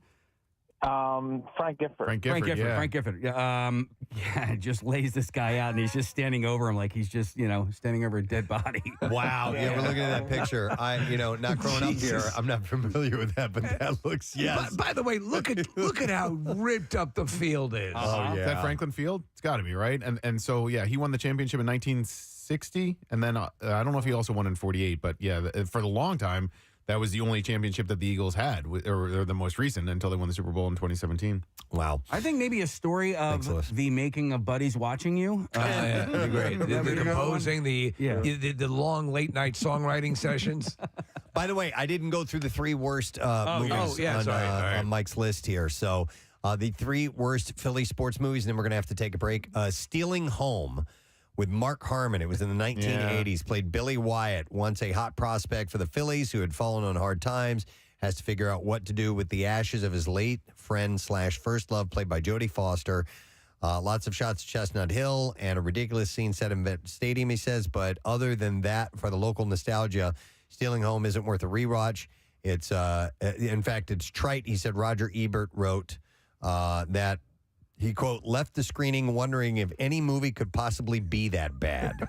It was on the heels of like Bull Durham and The Natural and other great baseball movies, and it just did not live up. Okay. How about a movie called Pride? Oh, yeah. This movie aspires to be Remember the Titans for swimming and fails for being too formulaic. Amid racism in the 1970s, Philadelphia Rec Center coach refurbishes an old pool, teaches several black kids to swim, and leads them into a big meet. The acting is overwrought, the characters are one-dimensional, and the script lacks any complexity or nuance. Never saw it, don't know. No, not familiar. And then the last one he mentioned, worst movie in Philadelphia, Rocky V. I think that's where we get Rantlers and the whole up on the roof thing. That's from Rocky V. It really is. Because you compare it to the genius of Rocky and Rocky Balboa and all the stuff we love about Stallone, that attempt, that as Nick pointed out, that first swipe at a Rocky Balboa type story was so bad. We need to go through that movie. I'll bet you there's some other gems we could. Oh my God! We have only scratched the surface, and that's the reindeer on the roof thing. The Rantlers. Can we play the whole Rantlers clip? Do we have that whole thing? He's going to have to No, we got it. Dig that up. But Quick, I want to mention there's an event coming up that I'll be hosting. It's on the 31st of this month, May 31st, and it is the 10th year of the Walk a Mile in Her Shoes event. Oh, wow. Whoa. For Laurel House. Yeah, so it's a milestone event. And Casey, we're going to be at Ursinus College. Oh, get out. It's going to be on the campus of Ursinus. Okay. What's the date here? May 31st. It's a Saturday. What's the time? And you know what, Nick? I don't know offhand. It's usually around noon, 1 o'clock, something like that. 11, 12 noon, something like that. Because I have Big Climb Philly that morning. Oh, my God. And I love Walk a Mile. It's a terrific event for an incredible organization. I'd love to be able to do both. I don't know if I can. Yeah. But anyway, that's your event is really worthwhile. So you don't want to climb 50 flights of stairs and then put on women's shoes and walk a mile? I didn't say I didn't want to do that. All right, but anyhow, it's benefiting Laurel House, which is one of my favorite charities to help out.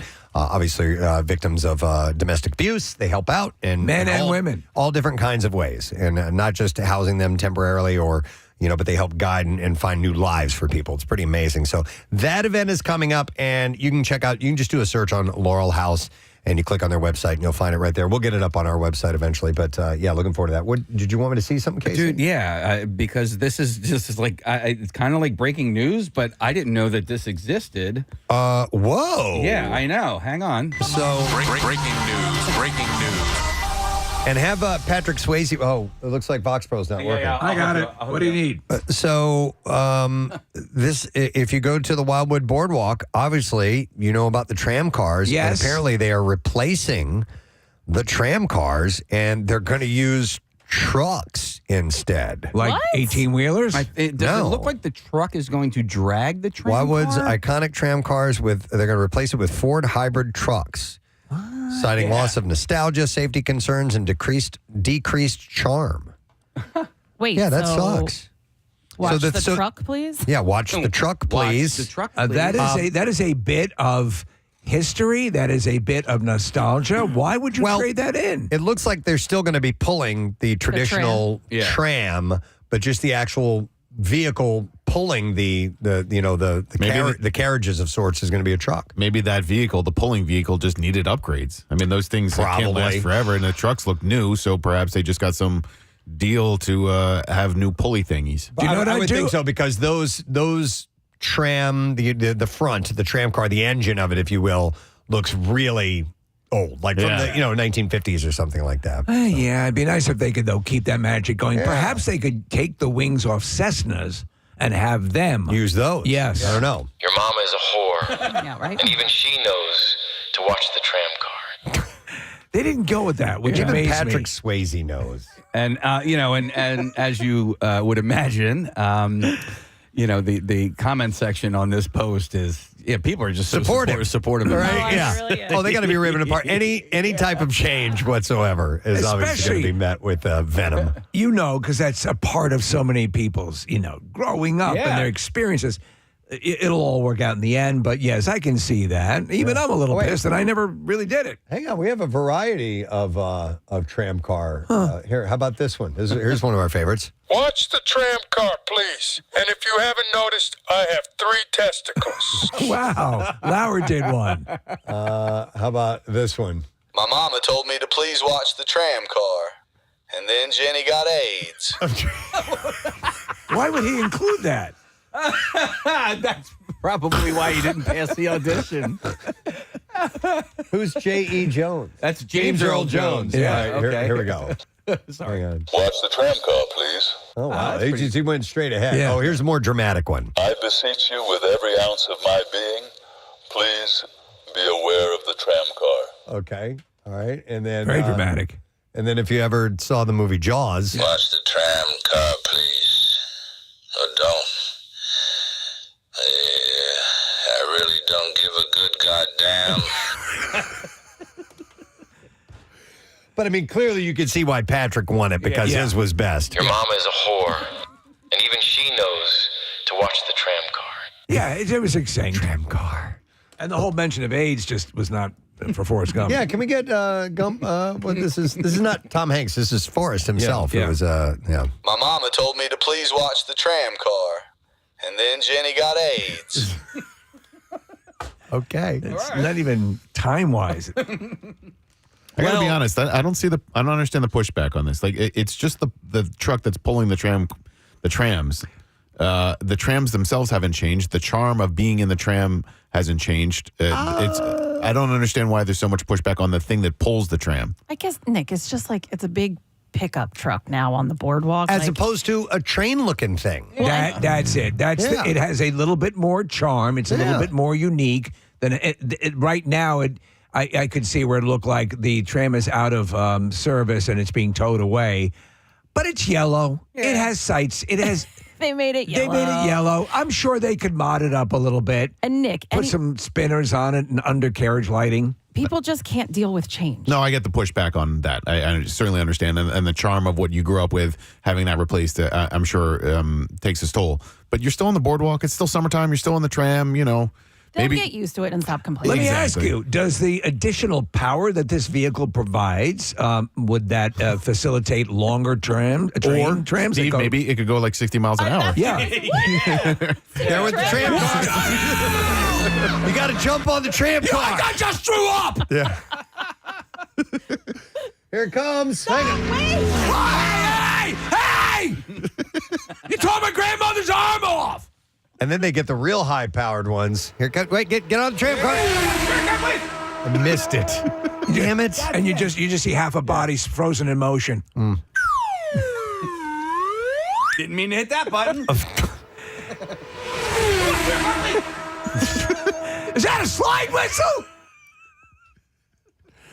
I don't think it looks nearly as to use your term, Steve, charming or quaint or I like the fact that the old tram cars were kind of rickety too. They were kind of you could hear them kind of clunking along. So I don't ever think I rode on one.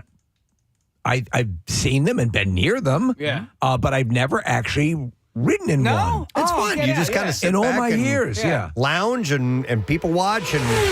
Tram car, please. Yeah, it's fun if you got time to kill and you just want to be outside. You can take it the length of the boardwalk and just go for a ride.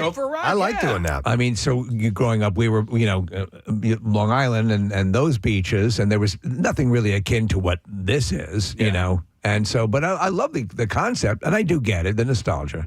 By the way, they replaced a lot of the boardwalk. It looks fantastic. You were saying on Wildwood, and like Casey was saying, that the facades need a bit of an uplift, but the boardwalk itself, the boards look great. Did they use wood or is it that Trek stuff? No, they use it's wood. Okay, definitely, yeah. So they're sticking with that at least. So we're watching video of a guy driving one of the tram cars. He's in that vehicle that you're accustomed to seeing pulling it. Mm-hmm. I assume is this because he was retiring. I don't know what this video is about, or maybe is he going to continue to drive the? Yeah, I don't know the truck. That's a good question. I'm curious as to when they reach the end of the boardwalk. Does what's the turning radius on this truck? Yeah, that's a good question because it's tight. There's not a whole lot of room there. About 30 seconds earlier in this video that we're watching in the studio, do you see how difficult it was for this kind old man to turn the steering wheel? Yeah. He's going to have a lot easier time in the pickup truck.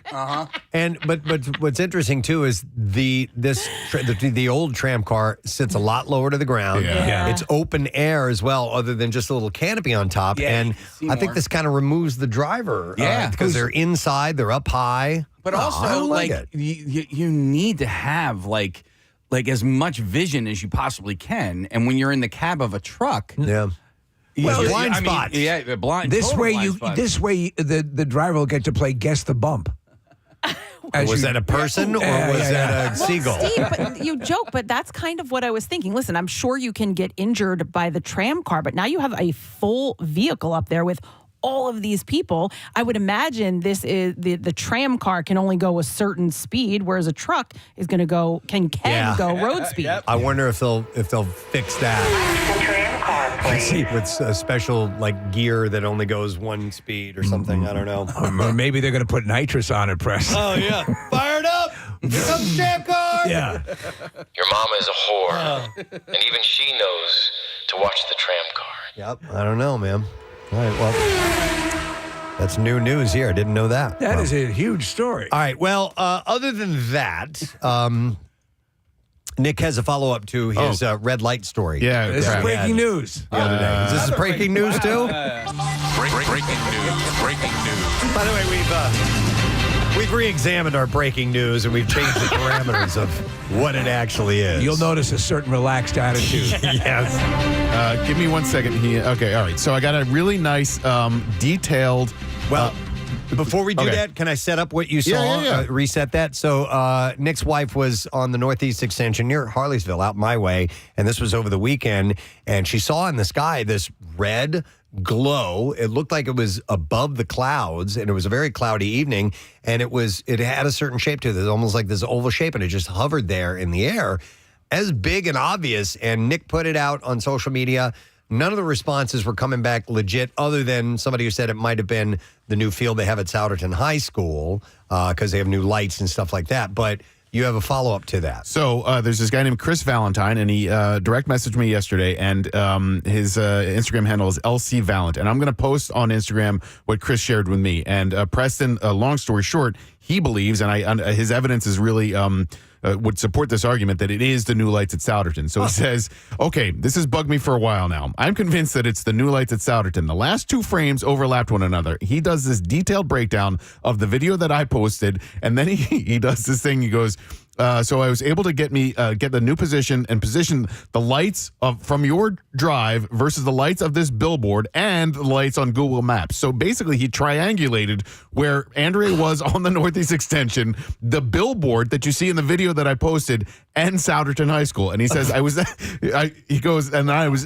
able to draw a line in the angle that you were shooting, and then from there to Souderton's baseball field. So he triangulated from the spot on the blue route where the billboard was, where Andrea was driving, and where the Souderton fields are, and the light hovering above. And he says, I am convinced that it is the lights above the brand new turf field that has been approved for the Souderton area high school. And he says, my sleuthing is done, and he'll keep an ear out, and he listens to the show every day. So Chris Valentine, thank you for sending that information, and I'll post it up on Instagram later today. By the way, I don't think I've ever seen red lights at a school athletic field. The school color is red. Right. So I don't know if that has something to do with it. But looking at the light, I mean, like, there's no beam going up. It was cloudy. You remember the old searchlights they would show? Movie premieres and stuff? You would see the whole beam going all the way up. This is floating, almost like a sky tampon.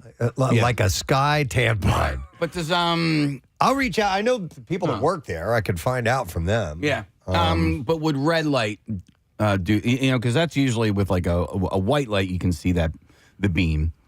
Would red light have a beam? These kind of things. These kind of things, I'm not really sure. He says there's an article that was posted on North Penn Now News, Preston, and it says the field will provide an on-site location for the high school varsity baseball team. They currently practice and play off-site at the complex's dirt field. The team has argued that the field's conditions are among the worst in the region, so they built this brand new turf field.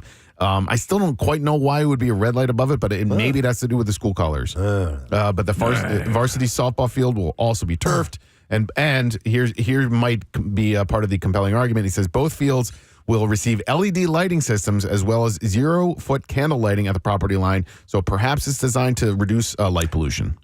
Yeah, I could see that, where neighboring, say, residential area might have, if you have a stadium near you or something that might be a little bit oppressive for homes in the area. Maybe so it is purposefully directed this way to create the sky tampon. I will, I'll reach out to my sources. Okay. And see if we can get to the bottom of this. And then I'll have more breaking news for you very, very soon on what that is, hopefully. One of those sources, Bill Cosby? He's not in the area anymore, is he? Sometimes you never know. He's in the prison. You might learn something. No, he's not in the prison. No, remember, he's out. He's out, but I'm wondering where he's living these days, if he's back at... Chestnut Hill or wherever he was from? Elkins Park. Elkins Park? I believe is where he is in. All right, anyway. All right, so another thing that I wanted to ask Steve about, because he had mentioned to us off air that there is an annoying thing about Siri you wanted to mention. Yeah, so, all right, let me try it here, all right? Okay. Hey, Siri, what is the... That's what's bothering you? Shut the hell up. Okay. You're possessed of intellect now. What can I do for you, buddy? Yeah. I haven't had that yet. By the way, you don't have to say hey anymore. Yeah, you can just say Siri. Yeah. So let me see. Siri, what time is it? So how come you didn't get the Because I think it's the pause, Steve. I think it's the pause between what you're saying. The same thing. It happens to me too. Let me try pausing. Siri, what time is it? Yeah, There you go. She said, Hey, Oh, bitch, shut so up. I waited. That time I waited to see the little Light. glowy thing Yes. pop up to indicate that she's listening to me. I don't so need to see the glowy thing. there must be a little pause. So, yeah, don't look for it. Yeah, all right. That was a distraction. We may have just ended that problem right here. But yeah, Well, it's try it. annoying as F. It's like when you're giving like somebody a phone number or an email address and you have your pentameter and you're like, okay, my phone number is 610. Right. And then you're about to say 660 and they go, Like, now I have to start all I'm over going to again. get to it. Here's an annoying thing about voice-activated stuff. One of Caleb's close friends' name is Alexa. Holy hell. And when they come over, it's like, I'm not going to say your name. I'm sorry. Yeah. Well, we're going to call you A or whatever. It's like naming a kid activate missile launch. Yeah. The only Alexa that I actually use is in my kitchen, but it goes by Echo. So you can change its. You can it's change activator. Yeah. The one thing that they were promising, this is going to be in the new iteration, which is coming out. I'm on the waiting list. Is that you can actually tailor it to the exact name or phrase that you want. Right now, it's you can have Echo, Amazon, Alexa, and I think Dot was one for a while, and then there was maybe one or two others. But they need to make it as tailorable. Even with the Siri, they should make it tailorable to what you want to use, the name you want to use. Okay, all right. That's my 2 cents. Apple. All right. Well, you got it. It's all good.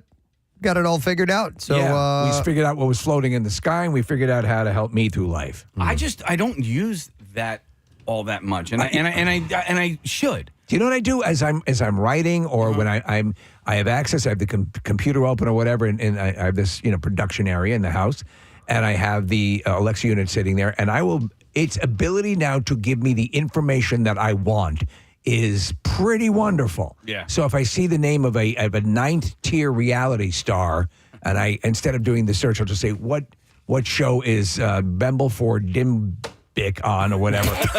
Bemble for Dimbick. And Real Housewives of Sonoma. Is there a Real Housewives of Sonoma? There's gonna be, yeah. Oh, okay. All right. Well, listen. I saw something I was never that I am not familiar with. End of school's approaching.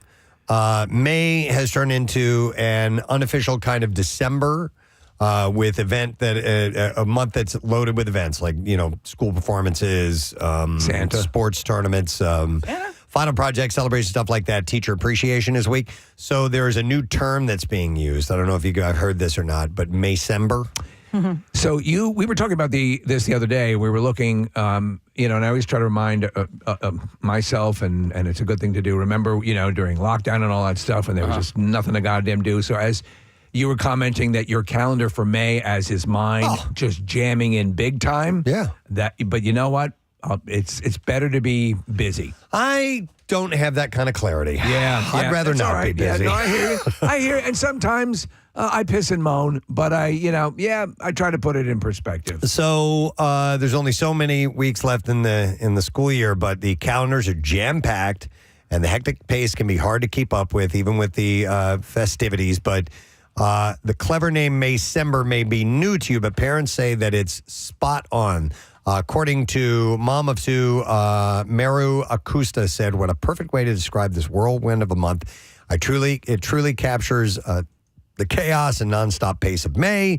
Feels like December without the sparkle of the gifts." So for me, it's always been Mulai because I use a lot of fireworks in May. May. And it's very similar to July. I don't know, man. I understand, Christmas Day is a special time, and but man, Memorial Day weekend for me is just as I think special as Christmas is. Listen, I love the fact that right after that, it feels like we're in it. It's time to maybe, enjoy this weather and time off if you have a vacation coming up, which a lot of people do in the summertime. So I feel that same kind of excitement. It's almost like walking through when the doors open somewhere and you go and you're like, it begins. You know what I mean? The living's easy. I'll tell you this Saturday just passed. The temperature, I had the umbrellas outside, open, and you feel that, okay, we're kicking back in again. Mm-hmm. And so I love it. And Memorial Day does feel like that. So for you, that is a big exhale. Obviously, Memorial Day has Getting down the followed shore Keenan's, and- which, once we get past Keenan's, and it's a blast, but it's a lot of work. Yeah. But even like, I have a place down the shore now, but even before that, it was like, okay. Yeah, it gave me something to look forward to at the end of the month. So here are some suggestions for those who are struggling to get through Maycember. And Cryogenesis? These are things that are saying that this works for them. So you need to let some things go, according to the people that have chimed in on this particular subject. Don't beat yourself up if you can't be at every presentation, performance, and award ceremony. And this is specifically for people who have kids in school age. Or stalkers. Skip the stuff that you have skip the stuff that you have to, and give yourself permission to let go of the mom or dad guilt when you do. Do you, I assume, seeing anecdotally what I've seen, that's probably weighted towards the front of the younger ages of your kids, and after a while you start to say, let's be real. No, we did a graduation party this past weekend. It was on Saturday night, and it was really nice. The people that hosted it couldn't have been kinder, but I knew no one there. And it was, except for my ex-wife and my son, and it was, and some of his friends, but I didn't know any of the parents. And I felt awkward going, and it was, I felt obligated to go because it's my son and it's his graduation party, and I wanted to see his friends and congratulate all the kids that were there.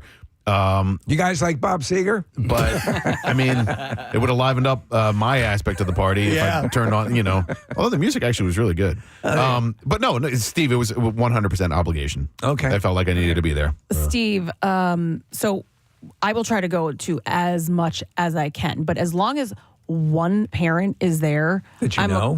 No, Or just one parent? like either me or Dennis. Like as long All as right. one of us is there, like it's covered. Obligations but fulfilled. It doesn't mean that I'm gonna sit home and put Right. my feet up and watch TV if he has a hockey game. No, if I'm not there, it's just because I have something else. But Okay. and there always has to be one person there. All right. So here's the difference between Rochelle and I when it comes to the kids and their activities. So let's say that, Caleb was doing sound for the school musical or whatever. So we'll go to the Friday night, go see it. Great. Loved it. So, okay. We're going to the 2 o'clock or the 7 o'clock show tomorrow. I'm like, we already saw it. Yeah. Oh, man. What do you mean? We're going again? We're going to- Yeah, so Rochelle likes to go to all and every. Yep. Every Case single something thing. different happens. I get out of some of them because I saw it. It's great. You guys did great. Wonderful. I've seen it, and So I proud got of to tell you. you, I did not enjoy it. Would you feel differently if Caleb was on stage and not behind the scenes? Maybe. Yeah. Yeah. Because I mean, Yeah. Okay. with my kids being on the stage, I go to like all the shows. Especially Is that if when it- you pull out I saw the performance, and I just don't see how it could be any better? No, I don't. Well, that's actually the aspect of it all that I don't enjoy is the after show experience where you have to be like, we see the other parents. Oh, so and so was so great. Oh, you know what I mean? I'm like, you're obligated to say How great they were. how great they were. Even though they Your weren't that son in great. particular was weighting everything down. I felt like an energy suck when your son took the stage, and I'm saying this to help him. Yeah. But I'm He's bad. We go He's to just everything. bad. We go and honestly, last week, my daughter gave me the out. She said, she had the spring concert, and she said, you don't have to go. I was like, Did you go? No. Oh, I didn't okay. go. And But, did Diane give you a little bit of guilt for not well, she sent me a Yeah. video of one of the performances. She goes, I can't believe you skipped this. And it was really, really good. It was a really, really, really good performance. And I felt bad. I felt bad about not going. Two things. The first is I try to keep in the back of my mind that I know at some point I'm going to miss it. And so if I go now, I know that I'll have that memory. And when I look back 5 years from now, I'm glad that I went to it. The second thing is I watched this interview with Weird Al Yankovic over the weekend. I'll send it to you guys. He was talking about, so the interviewer asked him, what do you daydream most about? And his answer was, my daughter at different ages. And he basically was like, I wish I could have a snapshot of my daughter at 1 through 22. She's 22 years old now. And he's like, and you'll see these memories pop up on your phone. You kind of get bombarded by them nowadays. Like the memories pop up all the time. And when they're of your kid, you remember what your kid was like at 5 and 8 and 12 and 15. And that child is gone. That person doesn't exist anymore. They're great now. They're great who they've become, and they're great who they will be eventually. But that person that was in existence at 8 years old no longer exists anymore. Right. And so I try to keep that in the back of my mind. It's like, I'm only going to get one shot with this kid when he's 18 years old and he's doing his last band concert, or he's got a graduation party or whatever. And so at the time, Steve, when it's 5:30 at night on a Sunday and I don't really feel like going to this thing, I'm like, you know what? A week from now, I'll regret not being there. Yeah. So when they're dating a guy who hands out bullets at social events, you're going to be like, I wish I could have those ears. Yeah. Well, Nick, my cousin said to me, and this was when the kids were a little bit younger, but can you lay with me at night or can you play with me? Right. And she said, do I feel like it? No, but she said there'll be a day that he doesn't ask for me to do that anymore, so I'm going to do it. And I always had that in my mind when he would ask. It's cats in the cradle. Mm-hmm. That's right. It's the whole message of cats in the cradle. Mm-hmm. Yeah. No, if I get a moment to cuddle, because we're at the very end of that never happening again. So you got to take advantage of that. See, I don't have that. I mean, obviously, I don't have a kid, so that's my pleasuring time. So don't ever lose that. Cuddle with my own nuts. Don't ever lose that. So anyhow, they're growing up. Here's another tip for those going through Maycember. Lean on the village, it says. Lean on the village. Divide and conquer with your partner and delegate what you can to anyone willing to help. Carpooling can be a game changer, too. Our village is awesome. And it's been kind of, we've had the same villagers for many, many years. We have the Nelsons, the Griffins, like they all live within like a couple of miles of us. Gryffindor. But they also had multiple children that are the same ages of my that's children. Cool. And they all go and have gone to the same school. And I'm telling you, it's important. It's important to find your villagers and to lean on them and then to allow them to lean on you as well, because it is a lot. And that's all I have to say about that. All right. And then Jenny got A's. Another. My mama told me to please watch the tram car. And then Jenny got AIDS. All right. You also need to make space for sanity. It says you've got to put your own oxygen mask on first, so be sure you're taking care of yourself so you can handle the chaos better. So do you guys often wear oxygen masks at these events? Haven't you seen them? Yeah. What's your dad wearing? Self-care, exercise, and sleep can make a big difference during December. Yep. And then finally, it says find downtime where you can. When you find your family has some free time, make the most of it. That can include resting on days off and not overscheduling weekends when you actually have that off. Do you know what's proven to be a good sort of thing to remember for me is that a lot of times, I committed to this thing.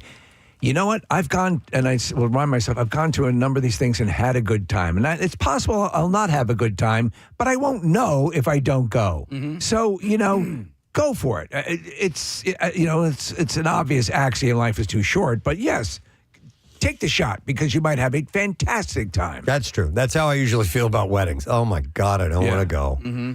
And then by the end of the night, it's like, we had a pretty good time. Pretty good. Yeah. It was Didn't see a knife fight coming. No. Well, speaking of which, I went to a birthday party last week, and there's a headbutt. A 50-year-old guy headbutted somebody. Oh my God. I forgot about that.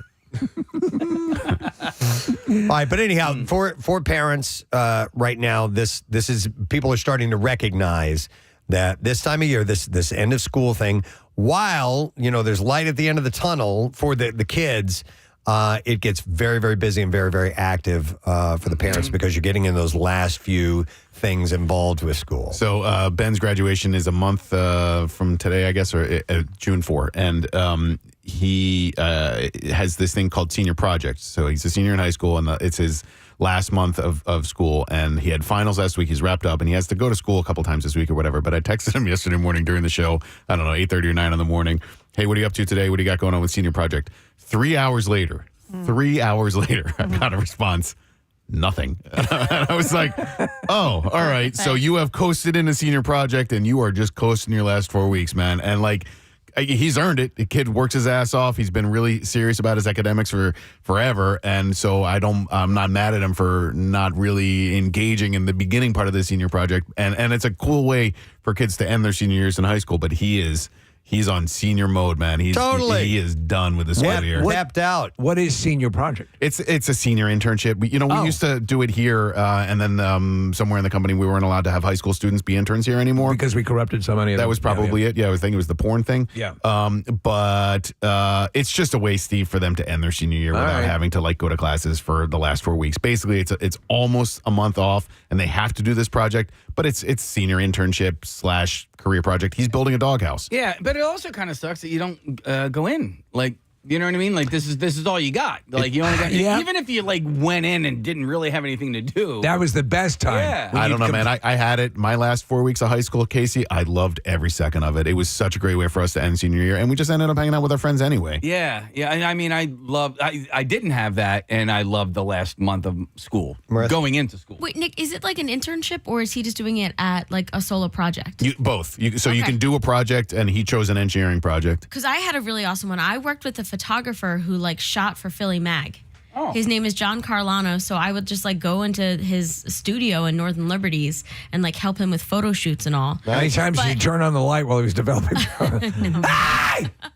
No, he's that fancy. It like sends it out to get it developed. All right. But the hard part was like, because I played lacrosse, so I went to like 3 practices, and then I think all the seniors looked at each other and we were like, we're done, right? Because like you don't want to be in this awesome internship and then have to rush back to school to go to practice and games and things like that. I didn't know that you played lacrosse in high school. Yeah, I was a 3-sport athlete. I was a 3-sport varsity athlete. You were on the defensive line for the football team, right? Wow. Center for the basketball team. Yeah. Funny because I was field hockey goalie.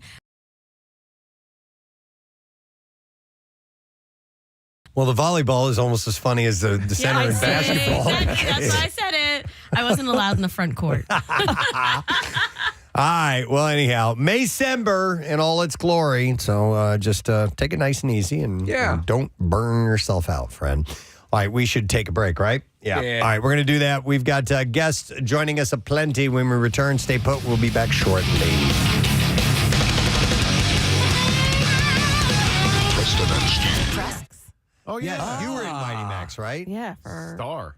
What was that the flight attendant? I think it was. You were the hooker. You were the hooker. So many roles. I know, but I've had so many roles. You think I can remember all of them? God. Was that a basketball movie? Yeah. Immaculata College. Yes. Okay.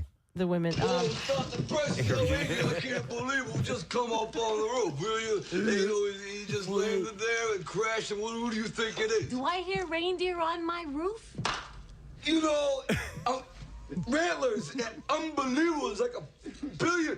Whoa, come on, look who's here. You know this guy. He's gonna be next Christmas before he gets down. Hey, they put it together for Santa.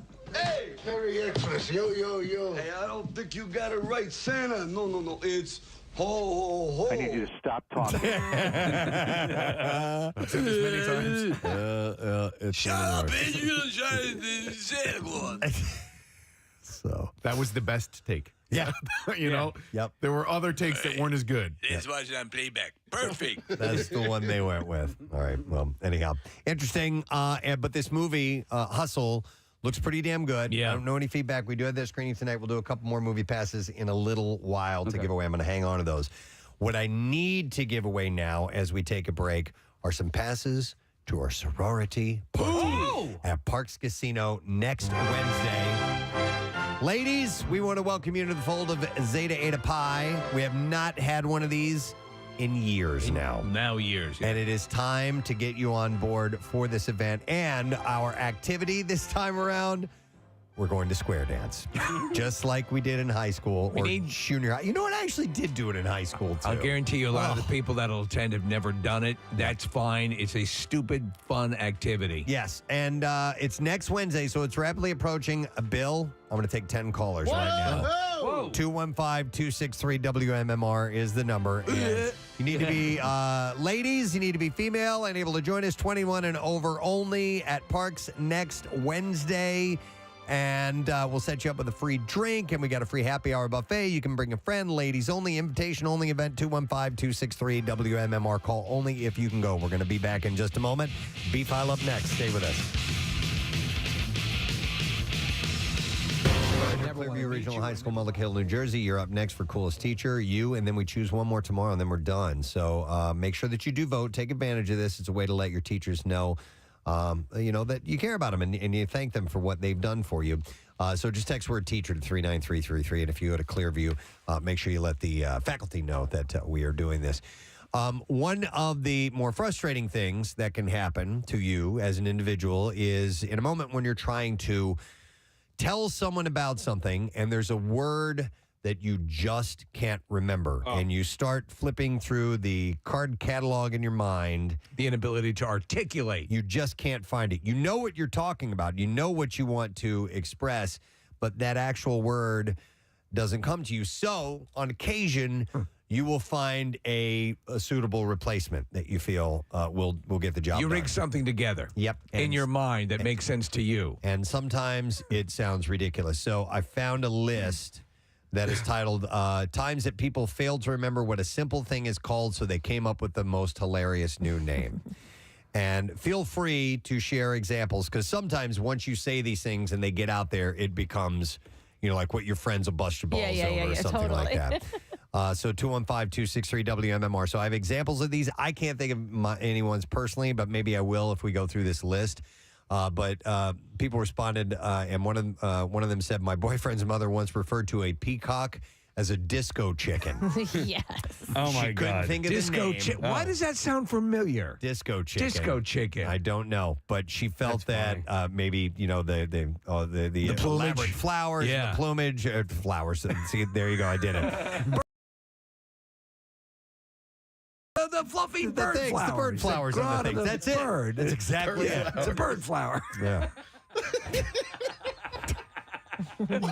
You just, I just you created said you one. didn't have one, and you just Bird flower. created Did a it. bird flower. My dad one time was trying to say catapult, except that he said boomerang. And from there on out, every time we ever had to refer it, again, catapult's one of those words that doesn't come up nearly often enough. So it's now known in my household as a boomerang. All right. And this isn't quite the same conversation we had a little while back about your dad. Casey, what did he say? He said pita meat. Right, pita meat. That's mispronouncing something. So this is just coming up with a completely different name. Right. So this respondent said, couldn't remember groomsmen, and I went with dudes maids instead. I like dudes maids. I like dudes That maids a works. lot, yeah. You could use that, and someone would pick up what you were saying. Yeah, they would know, yeah. right? All right, now this one I'm not so sure. So this person said, I forgot the word for exterminator, so I used ant exorcist instead.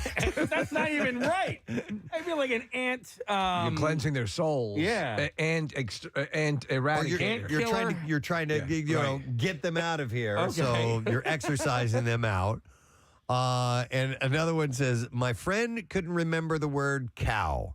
For some reason, she Googled moo beast to remember the word cow. Moo beast. What kind of lapse? Oh my God. What kind of lapse would make you forget cow? Some kind of big brain fart. I mean, something has blocked you and you just can't recall. Though you could remember moo, the sound they make. Yeah. This one says, my ex called an animal shelter a cat refugee camp. Oh, there's some people who could confuse refuge with refugee. Right. Yeah. Right. Another one says, to this day, most of my family refers to a strainer or colander as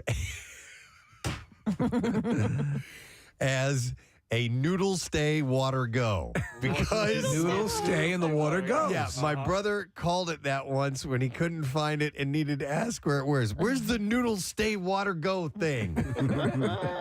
So that's what they refer to it. Oh my God. I love that. That is great.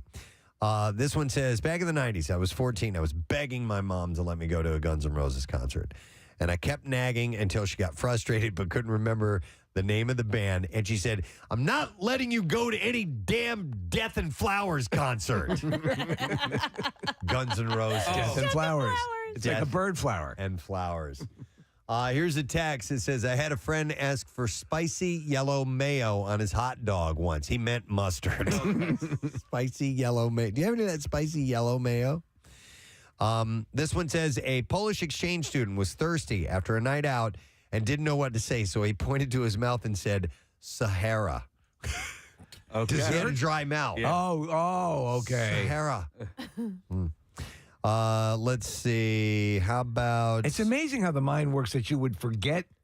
Yeah. Right? I mean, wow, you'd have to be gone. This says, a couple weeks ago, I was getting a pack of darts. I don't know why.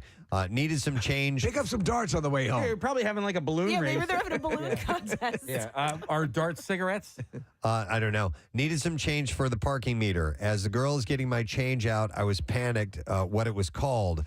My mind went blank. All I could get out of my mouth was, "Can I have my change in metal money?" Instead of coins. You couldn't come up with the name money. coins. Do you have metal money? Metal money. That's great. Let's see. I will go next to this one. Somebody said, instead of saying reindeer once, I said Christmas llama. Another one says, my boyfriend thought I was clever when I asked what the right word for an angry... Wait. My girlfriend or my boyfriend thought I was clever when I asked what the right word for an angry parade was. It's a protest. Oh, God, yeah. An angry parade. An angry parade of people. And, let me go to Brian. Hey, Brian, good morning. Good morning. Hey, what's up, buddy? Good. How are you? Good. Do you want to share something with us?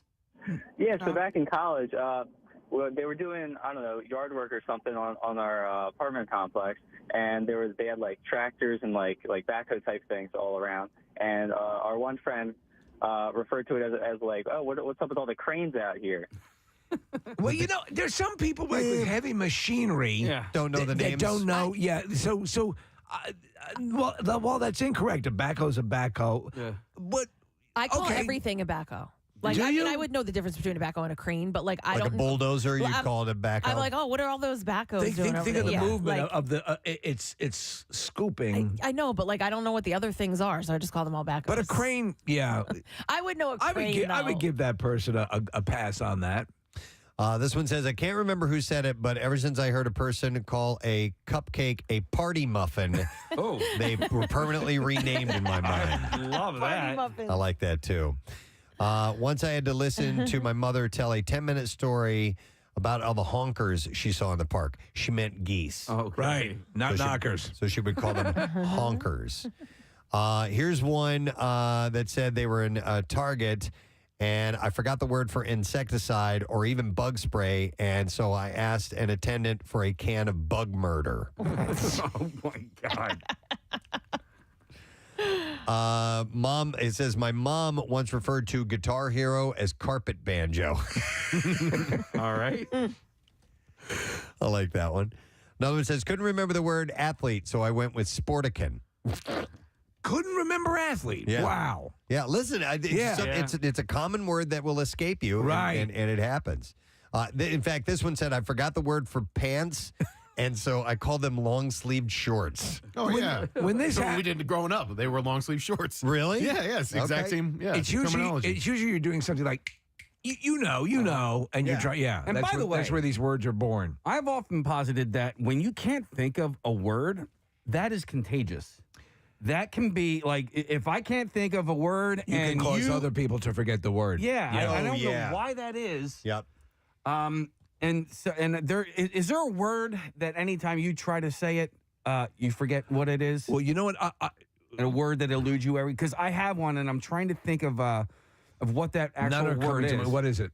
So, okay, because I would often say this because, when I would like drink, I would get out of control. Right. And I have my best friend never did this. So he always had the ability to control it. And there's this word, and every single time I talk to him. I don't know what you're talking about. Moderation! Moderation. Oh, you can moderation. You can never think of the word Can't moderation? think of the word moderation. Okay. Every single time. Okay. Yeah. Everything in moderation. It's one of those things you just have a hard time recalling. Right. For whatever reason. Okay. You know what happens? People will make me forget actors or things that they're trying to remember. If they try to remember a name, who is that person? Now, if they didn't seem to be forgetting it, I would probably remember it much quicker. But there is a level of contagiousness involved with that. There was 3 different conversations that Chuck and I were having, and he couldn't remember the word hipster. And all 3 conversations, we sat there for like a half an hour. Right. Could not remember. And even after the first one, we knew that it was hipster, but we couldn't remember the term hipster. And I actually just listened to I love Gary Goldman, and he had an album come out in 2016. And he's got a whole bit about synonyms because he had a friend who was telling him about a documentary about Hitler. And the word that she was searching for was atrocities. but she didn't come up with atrocities. She called them shenanigans. Okay. Hitler's shenanigans. Here's a text that says, my son's friend didn't know the word for tank top, so he called them hot shirts. Yeah, that makes sense. Another one says, my son calls the aquarium a fish zoo. Okay. But there's a difference between a little kid name and you just not being able to remember it, and you all of a sudden give it another name. I'm going to go to Joe. Hi, Joe. You're on the air. Good morning. Hey, Gadzooks. Hey, Gadzooks, buddy. What's up? So years ago, when my oldest daughter, when she was smaller, we were driving past the farm, and I was like, "Look, it's and then I said, "It's a moo-moo," and she goes, "You mean cow?" The kid knew right away. What's even funnier is the fact that later, we've done it for so many years that my younger daughter goes into school, and they said, "What's this?" And they picture of a cow, and she goes, "It's a moo-moo." Yep. And they're like, "It's a cow." She goes, "No, it's a moo-moo." It becomes moo-moo. She never realized. Right. Cow, like it was actually named cow. It becomes part of the modified vocabulary. I remember us calling them moo-moos for the longest time. Yeah. Let me go next to, where is this? Oh, yeah, it's Mike we're going to go to. Hey, Mike, good morning. Oh, my balls. Oh, my balls. What's up, Mike? Hey, first thing, Preston, congratulations on 50,000. Hey, how about it? Way to go. Oh, my balls. And I was one of those 50,000. You're in for some real entertainment, my man. Thank you for following. What's up? All right, so my son, he's 16. When he went to daycare, she got paid every Friday. Some days we'd give her a check, some days we'd give her cash. And one day we forgot. So she said, "Hey, tell your parents, remember to pay me." My son goes, "Oh, yeah. You like the paper monies, not the little round ones." The little round coins. The little round ones have been a thing with us forever since then. So you've used that. Yep, I love it. It's like this. All right, thank you, Kathy. We got a couple of guests in our studio at the moment, and they are here to talk an event that is coming up on May 16th at the Miller Theater, and this will be an anniversary show. And first, I want to welcome our old friend and good buddy, Mr. Victor Fiorillo. Hey. You guys rock. Nice to see you, sir, from Philadelphia Magazine, of course. And he is a member of a group, and I'm sure those who are into the Philly music scene know this, but we are going to welcome also a singer of that group from the Martha Graham Cracker. We have Dito, who is joining us this morning. Hello, hello. Nice to see you. Nice to see you. And so, Dito, to cover this, because I'm thinking Martha at the same time. Do you transform into this character, Martha Graham Cracker, for the band? Yeah, well, not just for the band, but for everyone. When fronting the band, I should say. Yes, I do. Now, we're familiar with your story because a while back, Victor had came in and told us about your struggle with leukemia. We have beaten that now, which is That's right. wonderful news. And this event is not only the 20th anniversary of the band, but this also supports the Leukemia Lymphoma Society as well. That's right. Because you had leukemia. I had, actually, if you really want to know the truth, I had both. You had both leukemia? And I don't know how all that works. I had lymphoma, and then a year later, I was diagnosed with an unrelated leukemia. Wow. Which is pretty crazy. And the doctor who called me was like, I almost fell off my chair. And I was like, that's not a good thing to hear from a doctor. Yeah. He was really shocked. He was like, I thought maybe your lymphoma came back, but this is totally unrelated. So he sent me to this amazing doctor at a hospital at the University of Pennsylvania. And basically, the really good news is that I just passed my second rebirthday.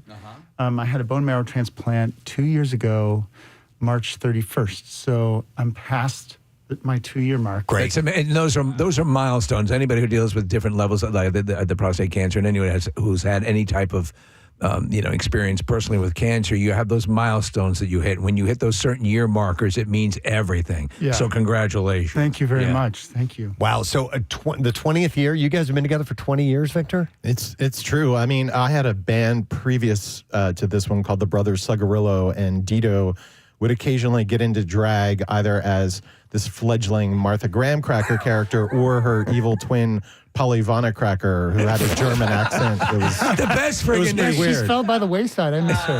And then 20 years ago, Polly Vonnekracker. 20 years ago, some folks opened a club in Queen Village, or Bella Vista technically, called Latage, and they needed a kind of anchor cabaret show, and they called Dito, and Dito called me, and it started out as just me on piano and Dito singing, and we very quickly realized that I'm not a good enough pianist to carry that off. So we hired a bass player, Andrew Nelson, a drummer, Ned Sonstein, and then a few years later, we actually got a guitar in the form of Delco's own Rich Hill. So now it's a full band, and we've played with full-blown choirs. We've played with Philadelphia Orchestra string sections, horn sections. We have lots of different formats, but it really started as this like very intimate, in-your-face rock and roll cabaret. It's wild because when we were mentioning this morning as we're talking about this, that you have this kind of longevity for something that was just kind of a lark, and here it is. Now, obviously, we know you from your journalistic. If you want to call it that, sure. But so this, this has transcended just a fun thing that you do. It's a legit show, a cabaret show that you're doing. So, do you feel the pull of both careers from time to time? I mean, no, not really. I will say that my wife did not work out of the house for many years. She raised our kids at home. Okay. And to be honest with you, the Martha Graham Cracker Cabaret kind of bridged that gap for us. I mean, not that it made up for a full salary, but like we definitely weren't struggling. And if I hadn't been in the band that was then getting quite popular, keep in mind, we sell out the TLA, we sell out Union Transfer. Martha has played at the Kimmel Center with Yannick and the orchestra. That's great. So it's kind of a big deal.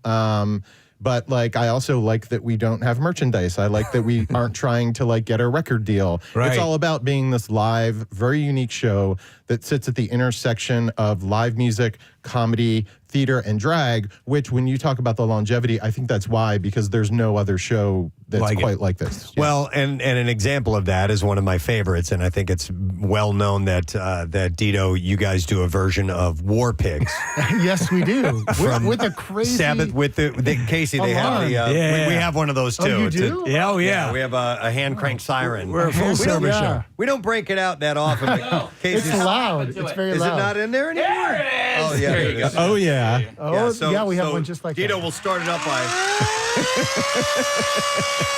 Oh, you have to use the finger thing. There you go. Do you keep that under the console? Yes, of course. You never know. Just in case the drag queen comes. Emergency. I had no idea that was under the console. That's fantastic. But that's one of your signature songs, right? It is. Well, yeah. And actually, it was Victor's idea to cover that song, and I was like, really? You think I should do that song? And then I was like, oh, I love this song.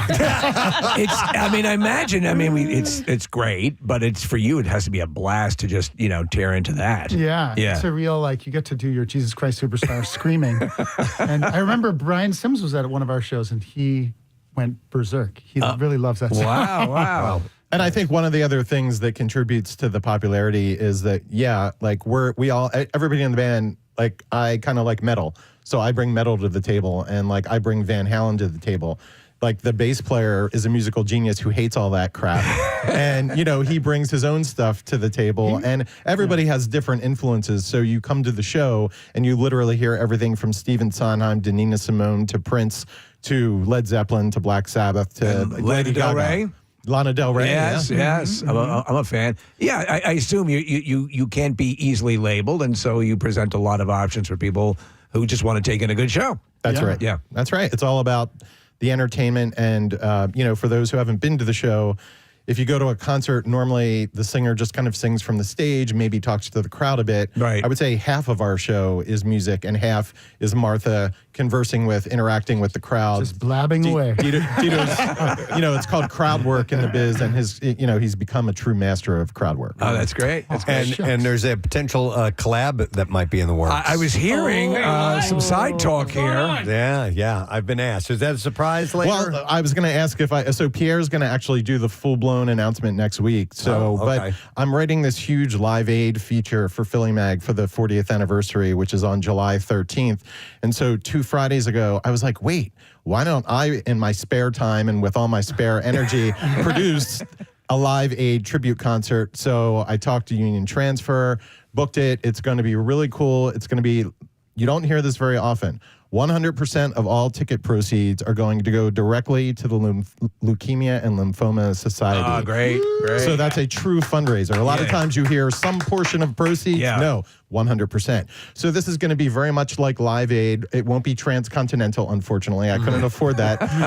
But we're going to have a bunch of different artists, including Dido, Martha, doing songs that were performed at Wembley or at JFK that day. So we're going to redeem Led Zeppelin and do a proper Led Zeppelin reunion. I can only imagine that the iconic Queen performance is going to be in there. And I do want to put a call out. It's a little dangerous for me to do for myself. I want to put a call out to your listeners, is that, we know a lot of people. We've asked some very big people to be involved. We also want to know, is there some local band out there who can just crush Judas Priest? Oh, wow. For instance. Oh, so we know there are. Yeah. My email address is phillyvictor@gmail.com. It's easy to remember. And if you've got some garage band out there or even a bigger band and you think you're perfect to play a song at this, please get in touch with me. We'd love to open it up to bands other than those which we are intimately familiar with. Let me ask, have you reached out to the Hooters? The Hooters are on tour, as is my BFF, Adam Weiner from Low Cut Connie, who hates my guts. But I asked him anyway. But he's on tour, as is Kurt Vile. So a lot of people are on tour. But I did ask Preston if he would come sit in on drums, and he's checking his availability. Pierre, who was at Live Aid, Pierre will be there if he's available. He was at Live Aid. So it's very exciting. But yeah. What'd you do to Adam Weiner? Yeah. Did something publicly happen in your magazine? I just ran an interview with him, and he didn't like the headline, which was Adam Weiner hates fish just as much as you do. Oh, that's right. We talked about that. That's right. I think it comes back to fish. Right. Would you ever embrace a fish song to sing on stage? No. He's not a fan. That was clear. Casey is the big mega fish fan here. No offense. No, I don't. It's not my band. I'm not offended at all. But speaking of which, I'm featured in Philadelphia Magazine this month because of Fish. That's right. And there's a summer concert series essentially. Are you okay with the headline? Yeah. Okay. Wait, which one? No, I'm just Adam was not okay with the headline, and I'm making sure that Casey is okay with the headline, so he doesn't fight with Victor. I don't think there was really even a headline. Okay. It's called In Defense of Fish. Defensive Fish. There you go. There you go. Wow. A balance. Wars have started over fish. Yes. Seriously. The band's number one fan, Casey Boy from WMMR's Preston and Steve Show, tells us why the jamming ensemble doesn't suck. There you go. So I had a little interview with Victor, and I mean, essentially, I've been following this band for 30 years. I've heard it all. I'm not offended anymore. You know what I mean? And you don't even have to get defensive about it. And I don't even get defensive about it anymore. I know. You know what I mean? The argument, Dave Matthews sucks, Pearl Jam sucks, whatever. Okay, if you feel that way, more power to you. But I like them, and I'm going to continue to like them, and I'm going to keep going to the shows, and you're going to keep going to see Fish. So, to each their own. Yeah. But defending them at this point, they're still selling out. They're still, people are going to go see them, and the concerts are going to continue to happen. So it's almost like you don't have to defend them anymore. Well, the elusive word is subjective. Yeah. Oh, yeah, definitely. I mean, being a Rush fan, I get there's that, Rush sucks. Yeah, Rush sucks. No women like Rush, and that whole thing. So, whatever. Yeah. It doesn't bother me. I'm like, they're my band. I love them. So, Victor, you were weaned on, metal figures prominently into your love, right? You're saying metal? For sure. But I've also seen Barry Manilow 3 times and love Barry Manilow. Once with me. That's right. We were in Las Vegas doing a show. So romantic. And we went to see Barry Manilow together. Yeah. Great. So for the anniversary show, May 16th at the Miller Theater, tickets and all that stuff, what are the details? Yeah, so you have to go to the Ensemble Arts Philly website. Make sure you go to the official website because no invitations. If you Google Martha Graham Cracker tickets, The top result is for $600 tickets to the show. Wow. Listen, Not worth it. We just yesterday. This is very cool. We just released $25 tickets to the show. So you can get tickets anywhere from $25 to I think $100. And if anybody asks you for more than that, you're at the wrong website. Okay, all right. It's really frustrating. But yeah, it'll be next Friday, the 16th. We are working on the set list, and we'll have lots of great music out there. And it's just such an amazing venue. It used to be called the Merriam. It was something else before that. You know, Katharine Hepburn performed there. She did a Black Sabbath tribute as well. That's right. That's right. Sure did. Generals gathered in their masses. Norman, turn up my amplifier. All right, that's excellent. So we will send people in that direction. On a side note, I wanted to ask you a couple things, Victor. God. So the This is so last week. the Delco pooper. No, it continues. Yeah. This is not so last week. We're still talking about this. We had when the video came out the following day. We were on the air and we were discussing whether it was legitimate or not. And we got a Zoom from Chief Madonna from Prospect Park, and he jumped in to tell us it was legit. And then the next day, we had the kid who filmed it, who actually zoomed in from his high school classroom to tell us all about that story. But you actually spoke to the person who dealt it as well. I did. She actually called me, and I missed the call. It was moments before she was walking into the Prospect Park police station to turn herself in. And I got a phone call from her, but my phone was messed up and I didn't see it. And I missed my opportunity, I thought, to talk to her. So then she gets booked, but she gets released on $1,000 cash bail. I'm like, there's no way she's going to talk to me. And then she texts me and says, I've lawyered up. And I was like, yeah, okay, no problem. But then she keeps texting me and and, you know, eventually tells me, you know, about her OnlyFans account. And if you want her to give you the Delco pooper treatment, it will cost you $5,000. And a bodyguard is coming with her. Yes, she will bring a bodyguard. Which I think is standard protocol. I guess so, but if you're the Delco pooper, you don't really need a bodyguard. Like, who's going to mess with somebody who can violently poop at will? Yeah, you're pretty badass. You've got defenses, so to speak. Yeah, yeah, right, so to speak. Wow. Yeah, that's this story's going to be around for a little while, I think. It is. And, you know, I wrote, this is a record for me. In 2 days, I wrote 5 stories about it. Because, you know, in the business that we're in now with the online, you see how many people are reading these stories. And also, I just kept developing new leads and advancing the story. And at some point, I was just like, I have to stop writing about this woman. And yesterday morning, I got a new tip, and I was just like, you know what? Like, I just can't do it. And then I promise I'm not going to get political because I know this is not a political show.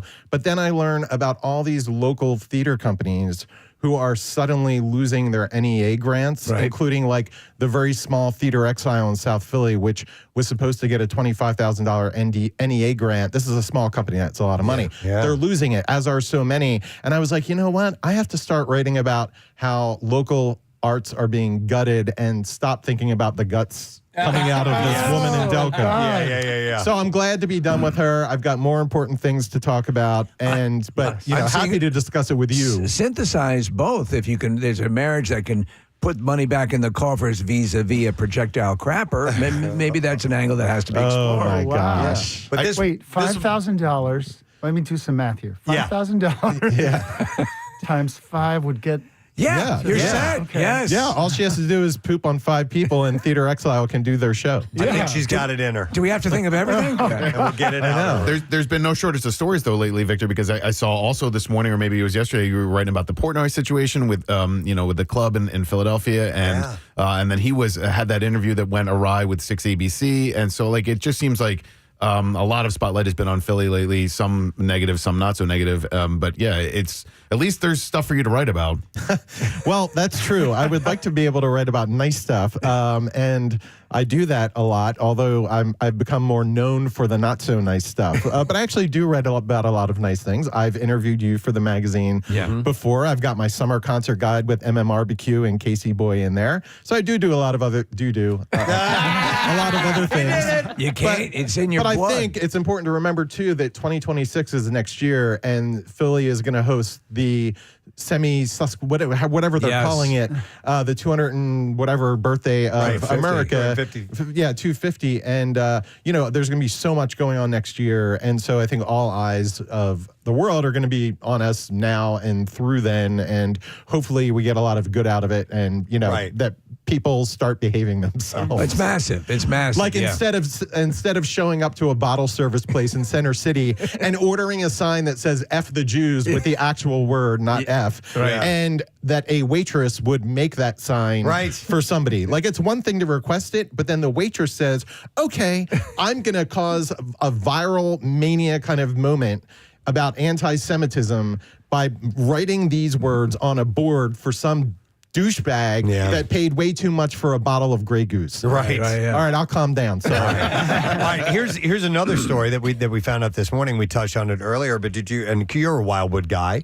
Did you hear about the tram cars being replaced? Yes, I did. What do you think about that? Because we had a little discussion about that. The tram cars, for those who don't know, are going to be replaced by a pickup truck. Essentially, it's going to pull the carriages that the people ride in. So that little miniature train looking cute little charming vehicles are going to be gone. I am very much against this. I like old school things. I mean, I have 5 Royal typewriters at home and occasionally type out notes on it for people. Really? I have lots of stuff like that. So I don't really, I'm sure they have their reasons for doing this. I haven't read about it. But the real scourge at the Jersey Shore is, of course, spray sunscreen. So let's keep that in mind. Yes, I know you hate that. But no, I'm really not into this tram thing. I mean, the old tram was great. I don't feel like we needed to modernize the tram. Hang on, you don't like spray sunscreen? It's so much easier.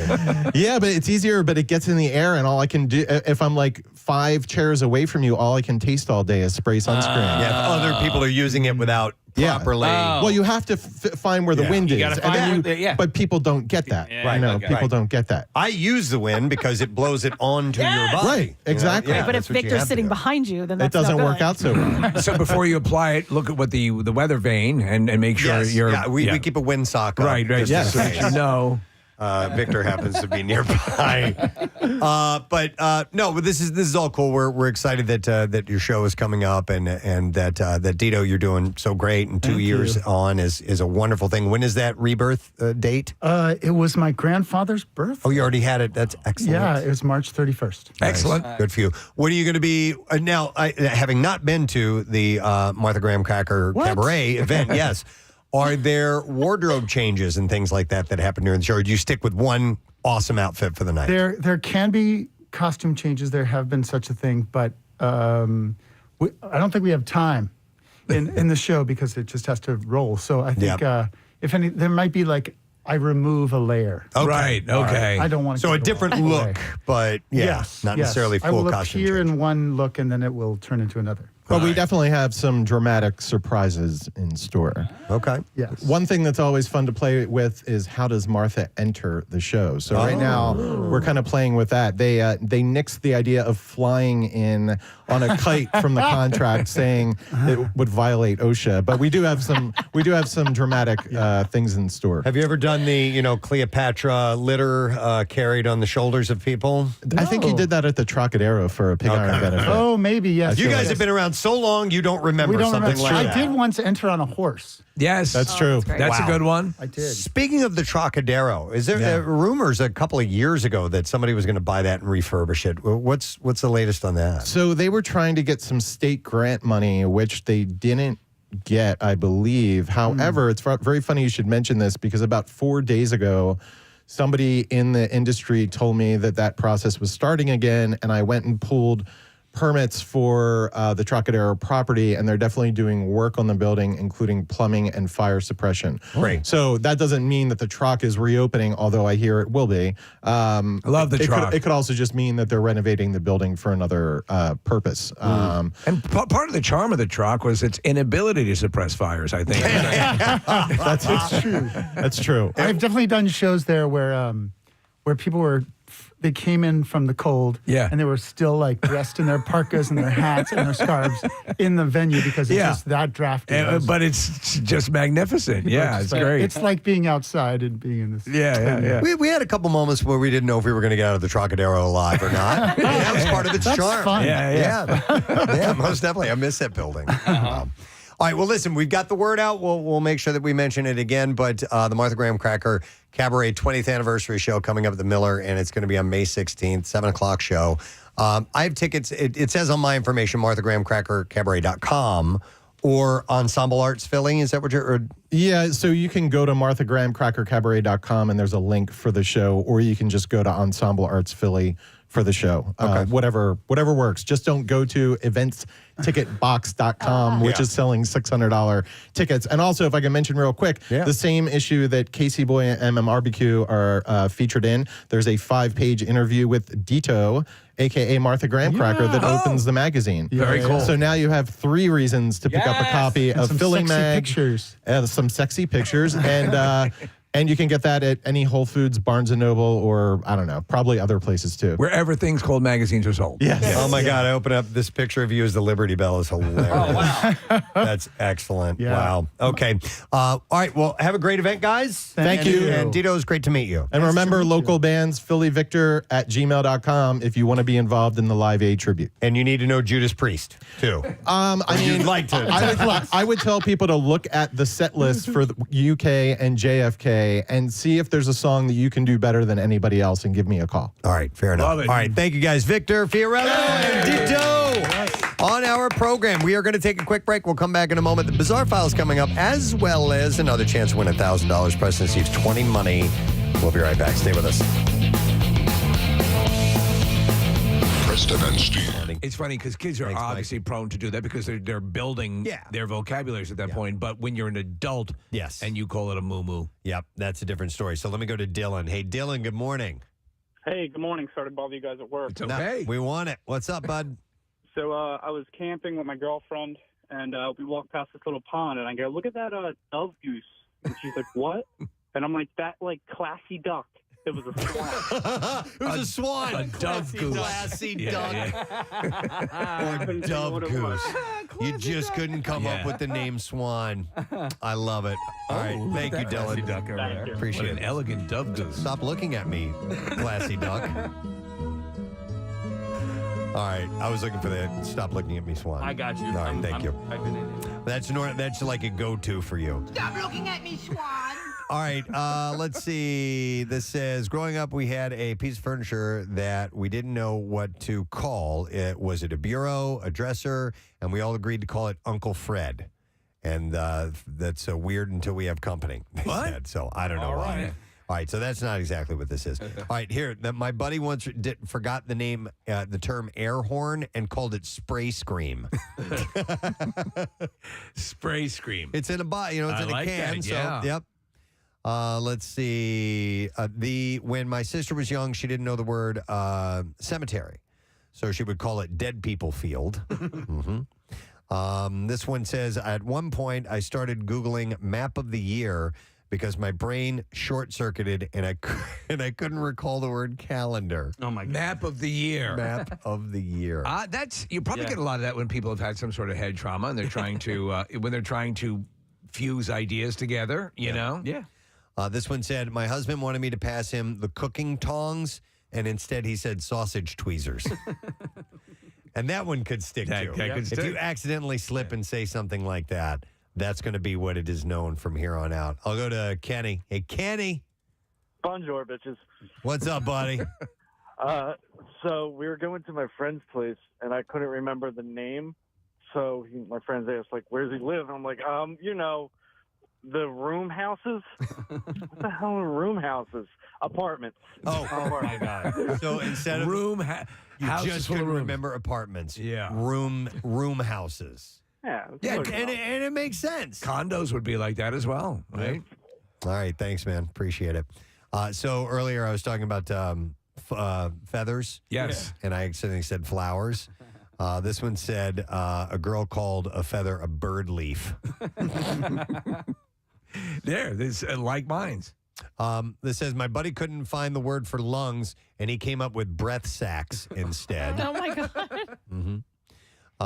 And another one said, at a house party, when this trash bro came up to me, he said, hey, man, I'm about to score. You got one of those plastic penis socks? You wanted a condom. Condom, yeah. Mm-hmm. Another person said, I once referred to a fly swatter as a bug spatula when the name escaped me. I like that one, too. Bug spatula could be a name of a band. Someone said, I was looking for the word cereal, couldn't come up with it. The best I could do was breakfast soup. Breakfast soup. I like that. Yeah. Let's see. I'm going to go to, let me go to Joe. Hi, Joe. Good morning. Hey, bitches. Hey, what? What's up, Joe? What's up? So, for some reason, I couldn't think of the word mango, and I was flipping with my words and be like, oh, yeah, that orange fruit. And then I thought I had it. I exclaimed, oh, yeah, Mongo. Blazing Saddles. Right. Yeah. There's a character in Blazing Saddles named Mongo.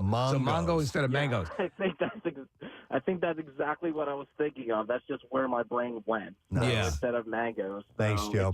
It's the way you transpose things in your mind. So apparently, and the way behind that, the meaning behind that, Steve, or the reason, we're going to go to Dottie, who is a speech therapist and can help us out with a little bit of this. Hi, Dottie. Good morning. Hi, you guys rock. Thank you, Dottie. So there's an actual word for this, not being able to think of a word? Yeah, so it's called word retrieval. So you're not forgetting what you want to say.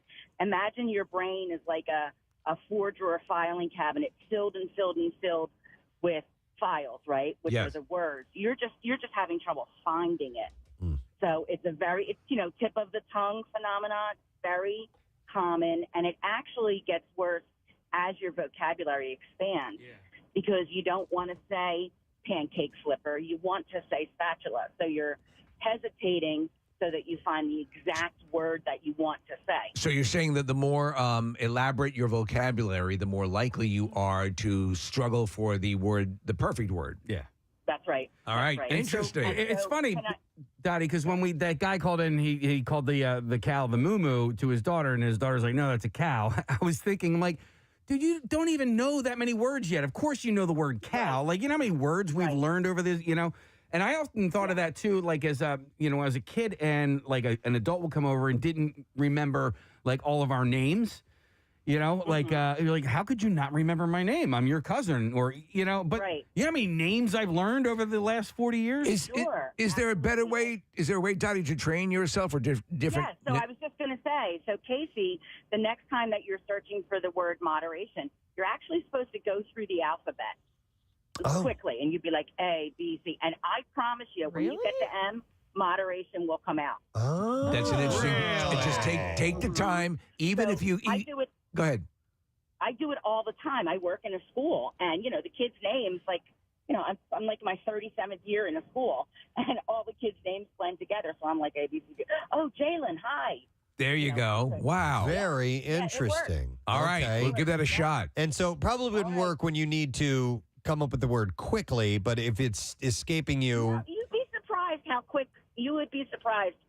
Once you start doing it. Oh, it's Xander. Okay, you're right. I can write down the alphabet like from memory alone. Wow, you are amazing. Yeah. Very good, Casey. What if you forget a letter in the alphabet? Yeah, what if that? All right, thank you, Dottie. Appreciate it. Thank you. All right, a few others quickly. We're going to have to take a break here in a moment. This one says, I couldn't remember oven mitt, so I called it a heat gauntlet. I love that.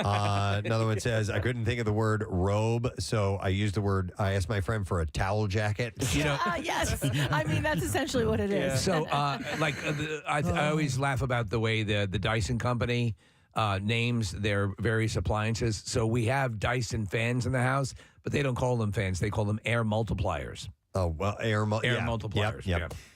This one says, I couldn't remember the word for lid, so the only thing I could do was look for drink hats.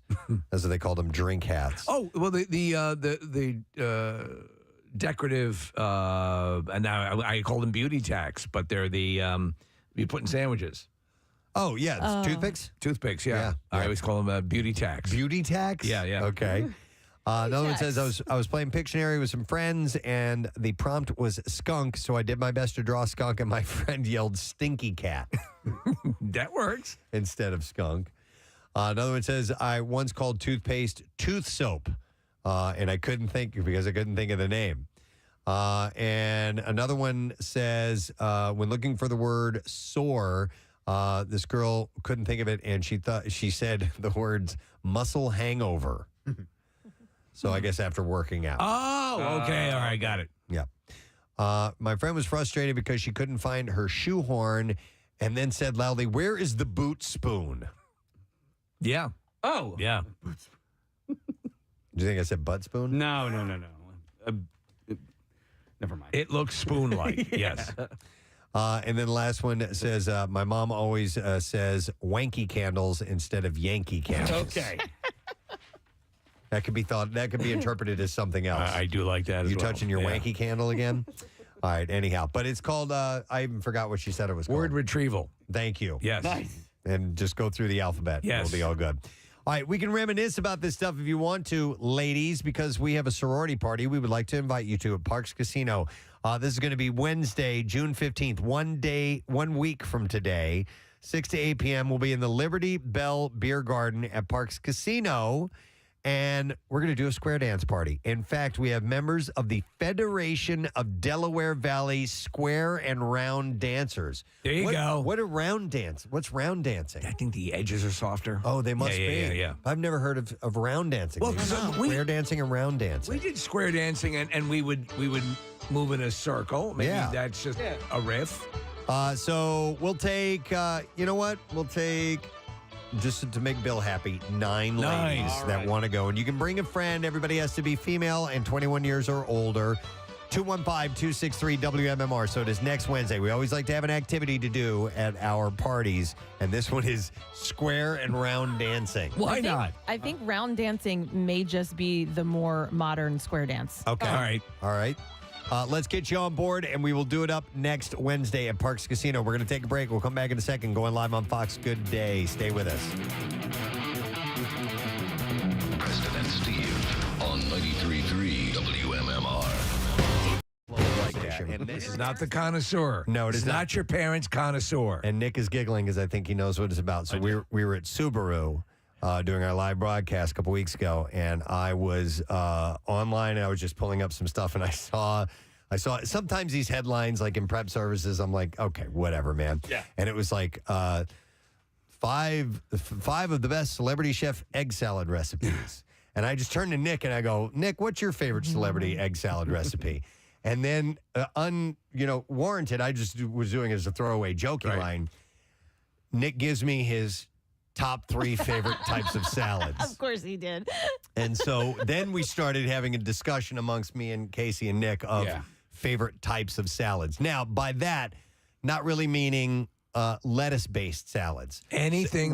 We were keying off of egg salad, but we were going through things like macaroni salad, potato salad, chicken salad, tuna salad. And macaroni, did you say? I said macaroni. Okay, yeah, salad. all right. And there's three bean salad. There's bean salad. Okay, yeah. There's all kinds of different salads. I ranked my 5. All right, what were your 5? Was tossing my in there? No.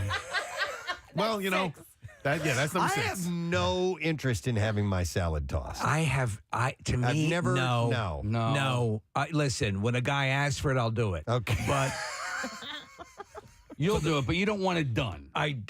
No, I don't. Either way. That's what my bidet is for. All right. Anyway, go ahead. Nick's favorite salads. You want 1 to 5 or 5 to 1? 5 to 1. Let's. I like ending at 3. number 1. Yeah, all right. With a drum roll before we get to 1. Number 5, and this is just my personal ranking. Yes. Tuna. Okay. Then number 4. Wait. All right. Okay. I'll forward it to you. I wrote it down too, Steve, so I didn't Do you forget. have Rizzo counting them off, by the way, Casey? Nah, but not direct. He does. Going the He other does way. the other way. Yeah. 1, Tuna? 2, 3. All right, number 5. I'll tell you all my salads. I'll toss you on I'll toss your salad back there behind the house over there. Yeah. This is my ranking. Number Right. 5, tuna. Steve, number 4, potato. Number 3, egg. Number 2, macaroni. Wow. Number 1, chicken. Chicken salad. All right, Okay. so I admire your diversity. I say I would disagree heartily a lot of it, Heartily? but I believe in your this list. I think you and I I believe it means something to you, and I respect that. Thank you. really Because you very and I much. we're on the same page quite a bit. We are. Food However, related. I'll All right. tell you this: I stand in direct contradiction to my wife's own salad loves. Okay. Someone who I've seen naked. So, So there's that. so there's that. Right. I love. Well, let you go first. I want to hear everyone else's before I commit to my list. I'm actually making my list right Oh, now. all right. I didn't. All right, I'm going to go. I'll tell you this. I was need gonna to say- come up with number 5. I'll tell you what. Okay, Kathy. No, I was going to say I could go first because I don't like any of those because they contain mayonnaise and it. You don't like mayonnaise? No, Okay. to me it disgusts me. I could tolerate. There's mayonnaise chicken. in my shorts right now. I could tolerate chicken salad. You know what though? Hang on a second.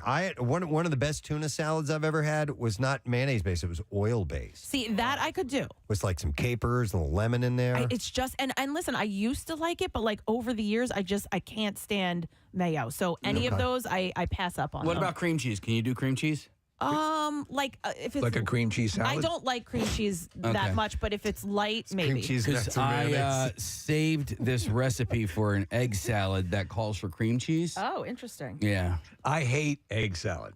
Oh, so that would be would that not even I be am in your not top a fan 5? of potato salad. In the battle of there's always potato salad and macaroni salad side by side. Macaroni wins every time. All right, I got my list here. All right. All right. So, and 2 of them are kind of the same. same Why thing. is there no TV coverage of this? Well, I'll explain. Thanks, Kat. So, in a little bit, we are going to have the gang from Larkin Poe joining us. Rebecca and Megan are going to be in town Thursday night. They're going to be playing at Union Transfer. So, we're a few minutes away from that. We will get to the bizarre file first, but they're going to be joining us right after we do the 20 money keyword, or at least they're scheduled to do that. But a moment here as butt plug I wanted to mention. Got this email from our buddy Bob Havens. Super fan of the Preston and Steve show. Great guy. And, of course, multiple winner at the Cardboard Classic. yeah.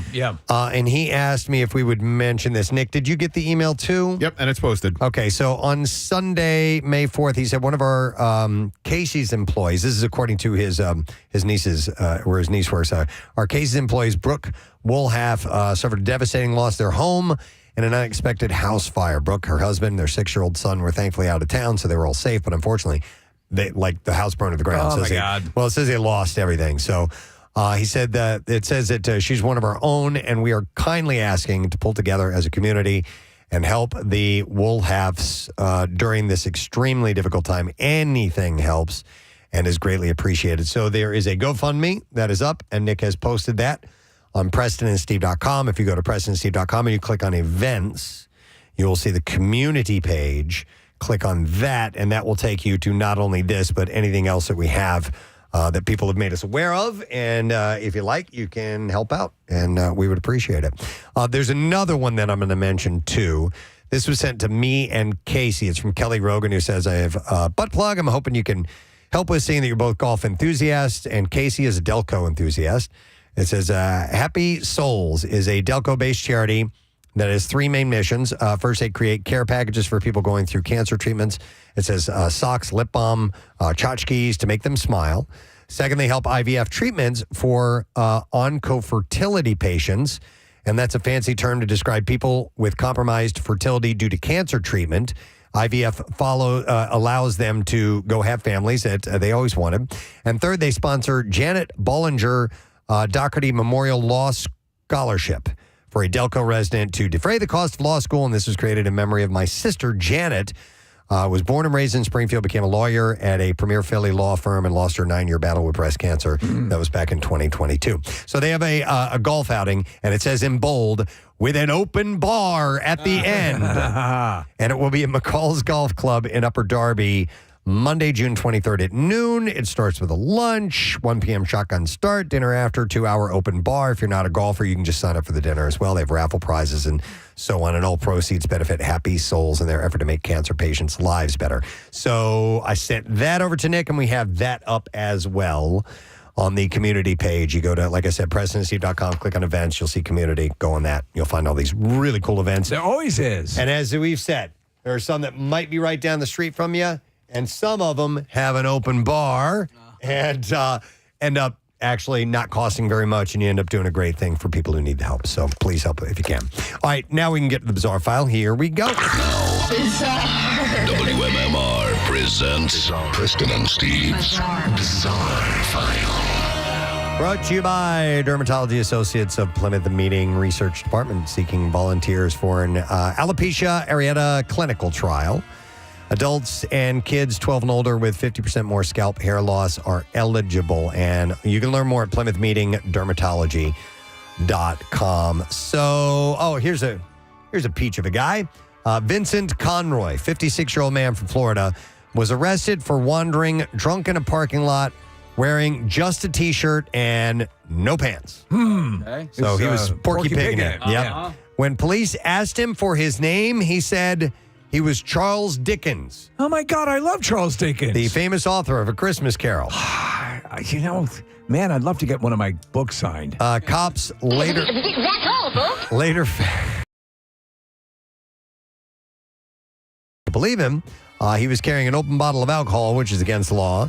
He got in trouble for that, for showing private parts in public, and for lying about his name. You know what? You make me regret writing A Christmas Carol. After spending a day in jail, the judge let him go free on Thursday without needing to pay bail.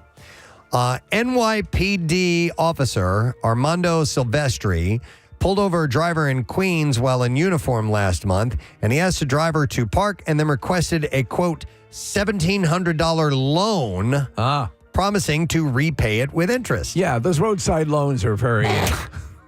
the return on them is very good. The interest rates. The driver gave him the money, but Silvestri never paid it back. What? Oh, man. That's against the law. And he didn't turn on his body camera or document the stop, which is obviously against the rules. After the driver complained to the NYPD's internal affairs, Silvestri was arrested on Thursday for official misconduct. He joined the NYPD in 2020 and was recently moved to monitor security cameras. So when you see those flashing lights behind you, you got to think, here comes another loan. There's the loan. Here comes the loan. Yep. The Lone Ranger. Yep.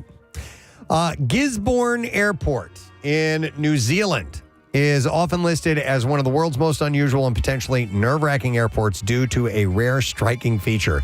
A fully operational railway line crosses directly over its main runway. It's a problem. That means we got to stop for the train. Planes have to plan their takeoffs and landings around the train schedule. It sounds scary, but the system is tightly managed, and safety protocols ensure that only one mode of transportation uses the crossing at any given time. Have the train and the plane stop. The submarine is here. It's also noteworthy that the airport is small with a single terminal and 4 tarmac gates. It handles over 60 domestic flights daily, and the railway only operates about 15 times a year. But still, there are 60 domestic flights a day. Yeah. It's the only place where your flight might be delayed because the train is running late. That's crazy. We're looking at it. It's absurd. Officers with the Saskatoon, Saskatchewan Police Department were patrolling an area west of downtown when they encountered an intoxicated man carrying open liquor who stepped onto the road. After a brief chase on foot, the officers apprehended the individuals. However, when they returned to their police car, they found someone stole it. Oh. So they're chasing after one guy, and somebody else comes along. Mark Twain. And steals it. Yeah, right. Approximately 15 minutes later, the stolen cruiser was located in a back alley a few blocks north of its original location. Hey, you can't steal a cop car. They are still trying to figure out who briefly stole the car, but at least they didn't take it very far. The name is Robert Frost. All right, and we'll end with this one. The NYPD scored an epic bust recently. Lucy Laura became a high-profile robbery suspect in New York after the NYPD released an attention-grabbing wanted poster featuring her in a provocative pose and showing off ample, barely covered cleavage. It's like the Naked Gun. Is this some kind of bust? Yes, it is. Very impressive. She was arrested this week and charged with second-degree attempted robbery. According to police, Laura and her brother, Carlos Laura Diaz, stole an engagement ring from his fiancée during a heated encounter at an apartment in Jackson Heights. During the struggle, Diaz reportedly injured the woman's thumb and pushed her to the ground, causing hip pain before both fled. Yeah, I'd seen this picture pop up. Wow. I mean, yeah, it is. It really looks like a centerfold. She is just hanging out of that big time. While Lucy has no prior criminal record, Carlos has 3 previous arrests. There's about 12 people in line to frisk her. Though the specifics were not disclosed, and it remains unclear how the police obtained the sultry image that was used in the wanted poster. So, don't know. She probably has a OnlyFans. An OnlyFans, yeah. I would have. Doesn't everybody now? Yes. I mean, Kathy does. For crying out loud.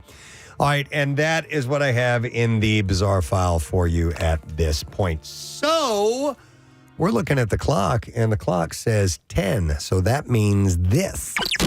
93.3 WMMR Philadelphia. Bear watch. It's time for a Preston and Steve 20 Money Keyword. Yep, and that keyword is fanfare. F-A-N-F-A-R-E. You have until 25 minutes after the hour to enter it on our MMR app or at WMMR.com. You can also text it. We have a special contest short code number, which is set up for that. It's 45911. One random entry wins $1,000 in our company-wide contest, and each MMR winner is going to get a pair of MMRBQ tickets on top of that. And winners will get a call from Beasley, so make sure that you answer your phone. There are contest rules available at WMMR.com. So again, the word is fanfare, F-A-N-F-A-R-E. Make sure that you enter that now, and good luck to you. So, all right, Case, what do you want? You look like you want to mention. Yeah, it looks like Marissa is connecting with Larkin Poe, and I just got an email from their record person. So Megan is sick, so we're just going to have Rebecca on the call. I understand. Sometimes it's easier to talk to one person than two. Anyway, well, they were going to be in 2 different locations anyway. Oh, that would have been even more difficult. Okay. Well, so we have a little bit of time, I guess, for now. Marissa's getting them set up right about now. So, I do want. There was something I was going to mention to you. I already mentioned Tattoos Day. Yes, I can tell you about our Word of the Week prize in case you aren't aware of that. But we have the 4 VIP admissions to Pig Dog Beach Bar, Maurice Piers amusement rides, and you'll be able to check out the new and improved Tram car. That's the Tram car, please. Raging Waters water park. That's for June 13th, and we'll give you some money to enjoy some food and beverage and all that stuff. So that's coming up at the end of the week. We will give that away at the end of the show. We'll get you the letter. Okay, so our next guest ready to go now, and veteran of the MMRBQ, which we have coming up this weekend. But they already had gigs on the way, and we're excited that they're going to be in town on Thursday, and they're going to be playing Union Transfer. I'm actually going to play. I'm going to play a little bit of the new song, Easy Love. So let me play some of this for you. In case you haven't heard it. I saw his face on the cover of a magazine, the first of many dominoes to fall. There's something about a man with a guitar that really turns my head, and I sure do love a Texas drawl. Veterans of the MMRBQ, and their new album is called Bloom. Please welcome from the band Larkin Poe. God damn it. So close. Larkin Poe. Larkin Poe. We have Rebecca Lovell joining us this morning. Sorry about that. Hi, how are you? How you doing? Doing so good. Good to see you guys. Been missing y'all. Yeah. No, we're just glad you're swinging back into town. We'd like to have you at the MMRBQ, but you guys had this big tour scheduled for Bloom, and you are a hard-working touring band. I follow you guys on social media. Almost everything you guys post is live show stuff, and you are. Does it ever get? Do you guys get worn out? Because you look like you're working all the time, Rebecca. You know, we do keep really busy, and I have to say I'm grateful for it. I think especially in today's day and age, it's a lot harder and more expensive for bands to get out there and hit the road. So the fact that we're able to actually have this incredible tour in support of a record that we're really proud of, we love it. It gives us so much joy. We're super stoked on it. Well, a lot of joy in your world. You announced on social media not that long ago that you got a baby on the way, that you are. How about that? baby boy. Yeah, we're really excited. He's been out on the road with us, and I tell you what, he's going to be born late summer, and we're going to get him his passport right away. He's going to come and finish out the tour with us in Europe. So he'll be seeing the sights and sounds of the European beauties in Paris and all across Europe. Yes. Are you doing any having a photo album together of here you were in in Nashville and here you were at the Grand Ole Opry and stuff like that?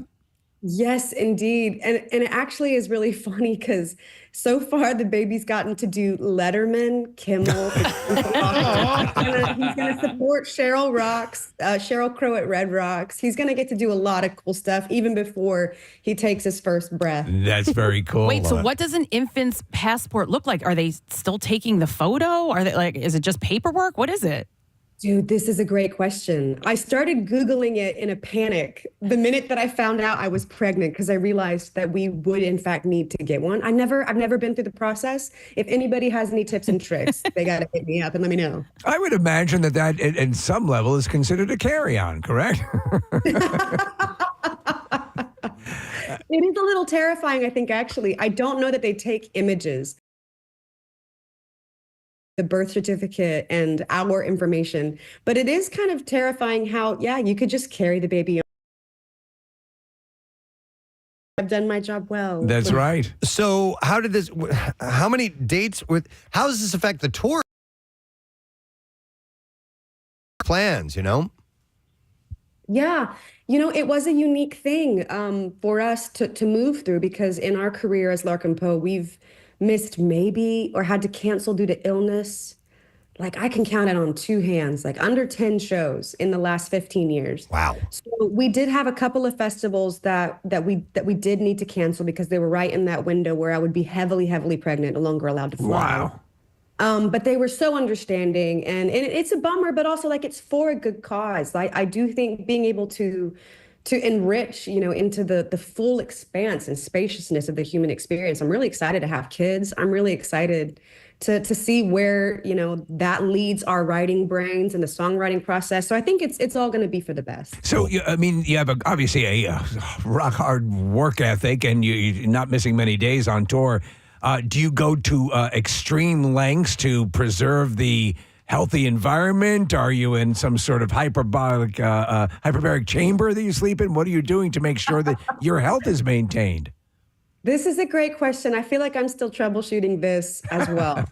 It can be hard to get really good sleep on the road. I think that most of the musicians and touring musicians that I know struggle to get good sleep because even when you get used to sleeping on a tour bus, it can be so volatile at times. Like coming in and out of cities, people get woken up. So really just trying to prioritize, like clearly I'm not drinking right now, which is definitely helping my sleep. Right. But yeah, just trying to be good, Is it already creating some ideas for new music for you? I know you haven't finished the process of going through this experience, but I can't help but think that this might motivate you to put something down on pen and paper.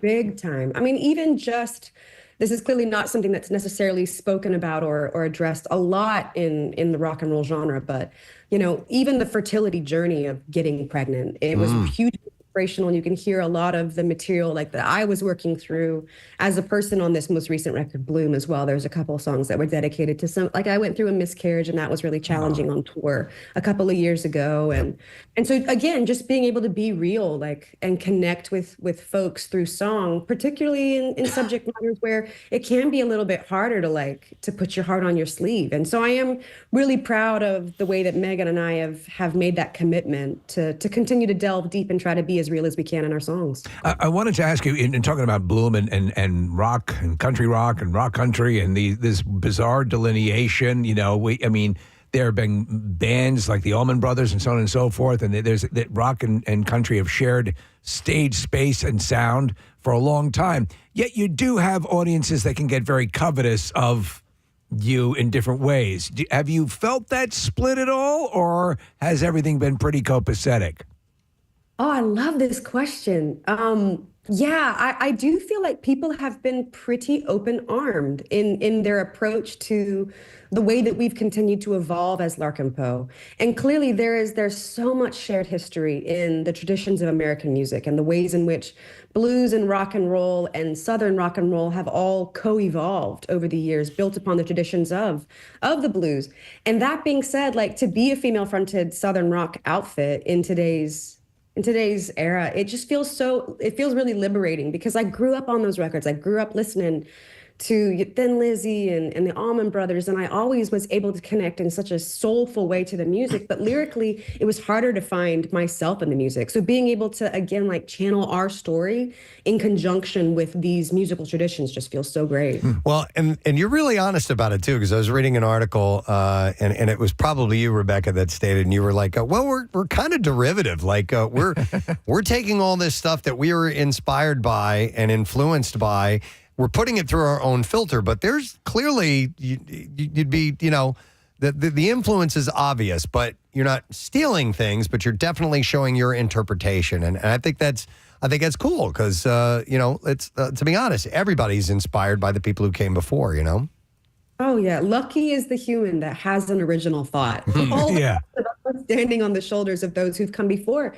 And I see no shame in it. Like, you are what you eat, you are what you listen to. And being able to, I think in a really humble way, and I don't mean like false modesty, like a humble way, be able to shout out your heroes and let their influence be heard in your playing. Just, it feels a lot simpler to me. It feels like there's a lot less posturing involved. Well, and that's something that we talk about all the time. I love, I'm a big cinephile. I love to hear the directors that I love, who they love, and on and on. I find it very cool, and you get turned on to different things. If you were to really CSI this back to the core artist who made you what you are, can you pick that person?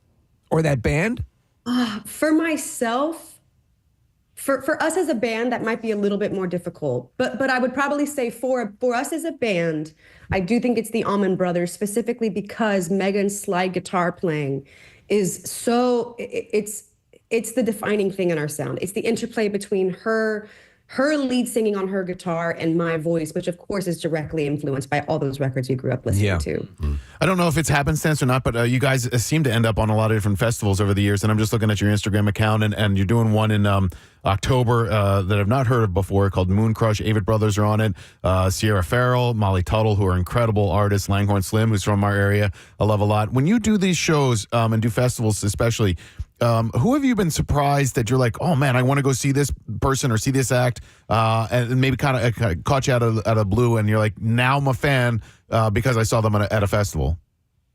I have to say, Sierra Farrell was one of those for me, and that is something that I do feel so lucky for as a band. Is Larkin Poe has been booked on blues festivals, country festivals, rock festivals, pop festivals, world festivals, like across the gamut. So we're allowed to see so much incredible talent. And I do think being able to see the representation for the female talent from Sierra Farrell to Molly Tuttle, we did a bunch of stuff with Sheryl Crow earlier this year. We're going to work with her again. It's so refreshing to have the female perspective represented on festival bills. That's been my favorite part. I saw Sierra and Molly Tuttle both open for Dave Matthews Band up at the Gorge a few years ago. And I love going to see the opening act because you're going to get to see stuff that you probably wouldn't see otherwise. And when you get like the support of an act like Dave Matthews Band that says, come out and see this person, you're going to be blown away by it. And then he'll talk about them during the main set or whatever, or have them come out during the main set. It's just, it's encouraging to hear that, and it's heartwarming because you're like, man, if Dave Matthews likes them, maybe I'm going to like them too. And since then, I've been a fan of Sierra and Molly. You say that because we got to do that same gig. I think it was 3 years ago. And so I have the utmost respect for Dave and the way that he curates and elevates and like tries to amplify the artist that he believes in. It's so cool to pay it forward like that. Well, you guys are still kicking ass, obviously, and you're in the middle of this tour, and the stop through Philly is going to be awesome at Union Transfer. Has Jackie Bam Bam reached out to you about coming on his show yet? This precious darling, he's been texting me photos. I don't even know how he gets some of the content that he gets. We had just finished a VIP event I think we were in Denver, and he messaged me an image of us with a fan at that VIP, and I was like, how is this really Gaining access to like the inner workings of our organization is killer. So no, we need to have him out. Yeah, Rebecca, we have been working with him for a long time now, and all of us will come in. One of us will say, "Did you get this from Jackie last night?" Yeah, and he just sends us random pictures of an album cover, like his dad holding a 45, and we're like, with no context whatsoever. What and is we're like, this? Okay, he's a special guy for sure, definitely. Well, listen, you guys are killing it. We love you, and thanks for checking in this morning, and we hope the show goes great, Rebecca. Thanks for having us on. I appreciate you. It's so good to see y'all again. Anytime. All right, Rebecca Lovell, guys, from Larkin Poe. And Thursday night, Union Transfer is when and where that show's going to be. And one thing I want to point out, their harmonies.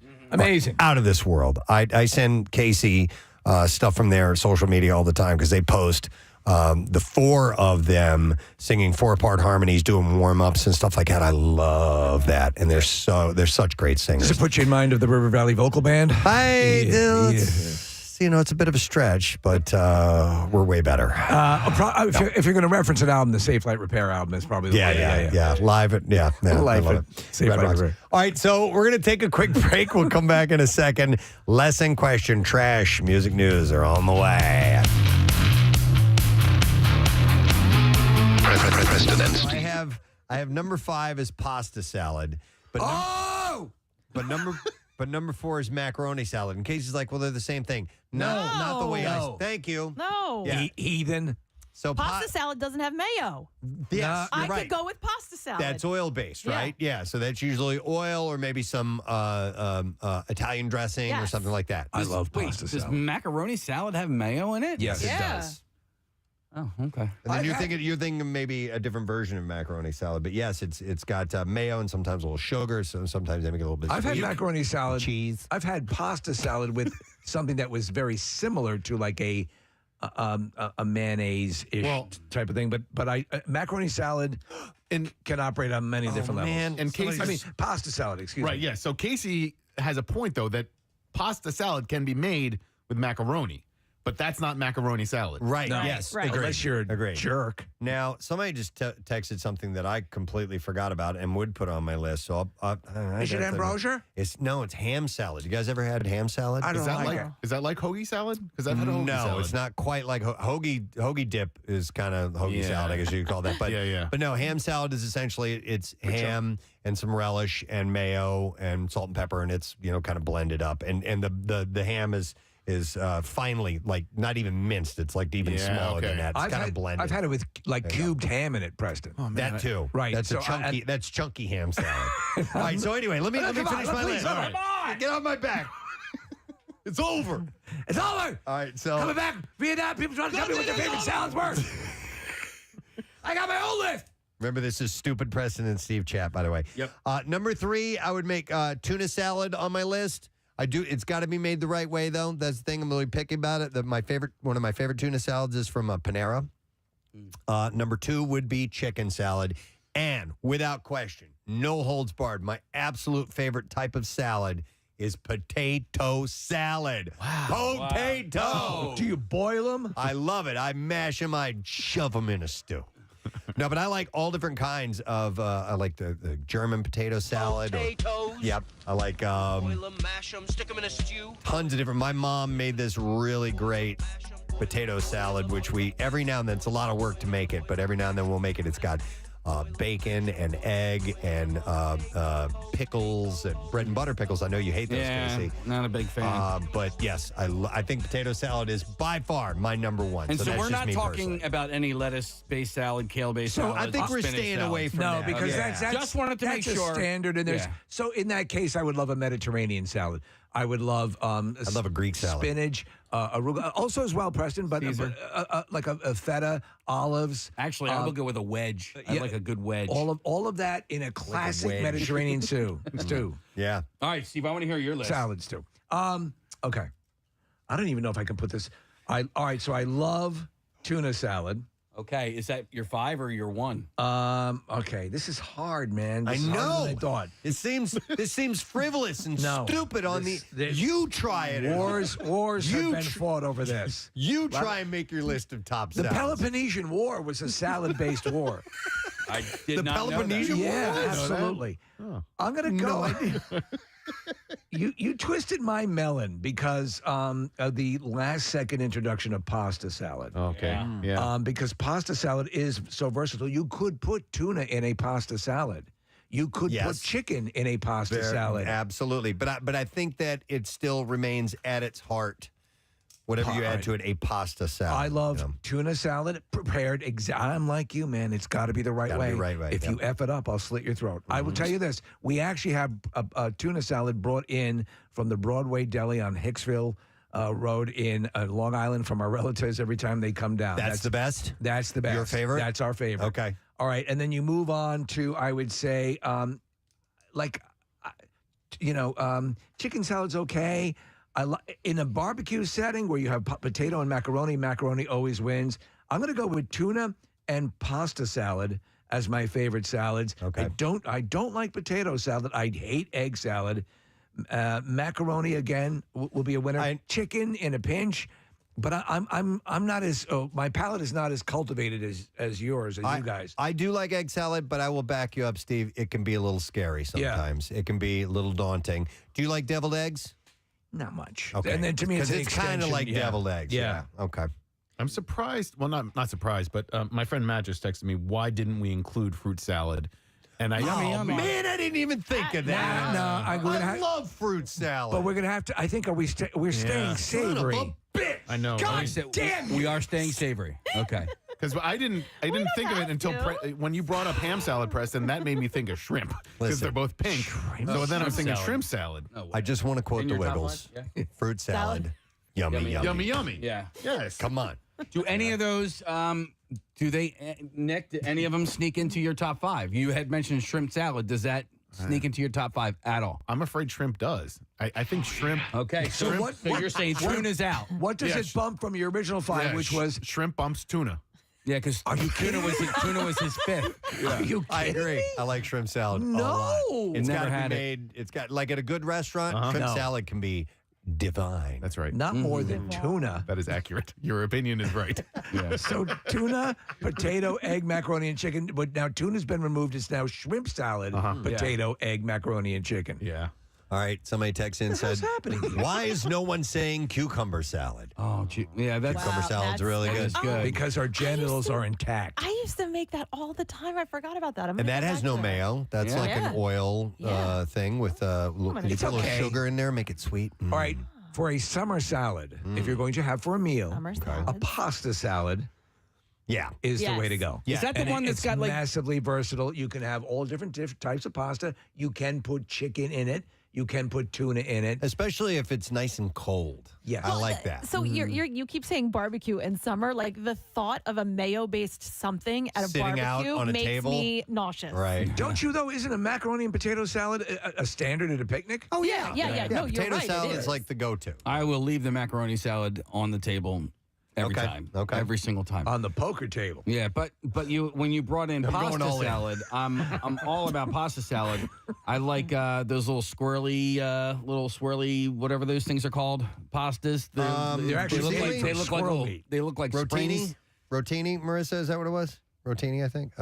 They look like springs. I know what you're talking about. Her pasta. Yeah. Now, do you know why those are best for pasta salad?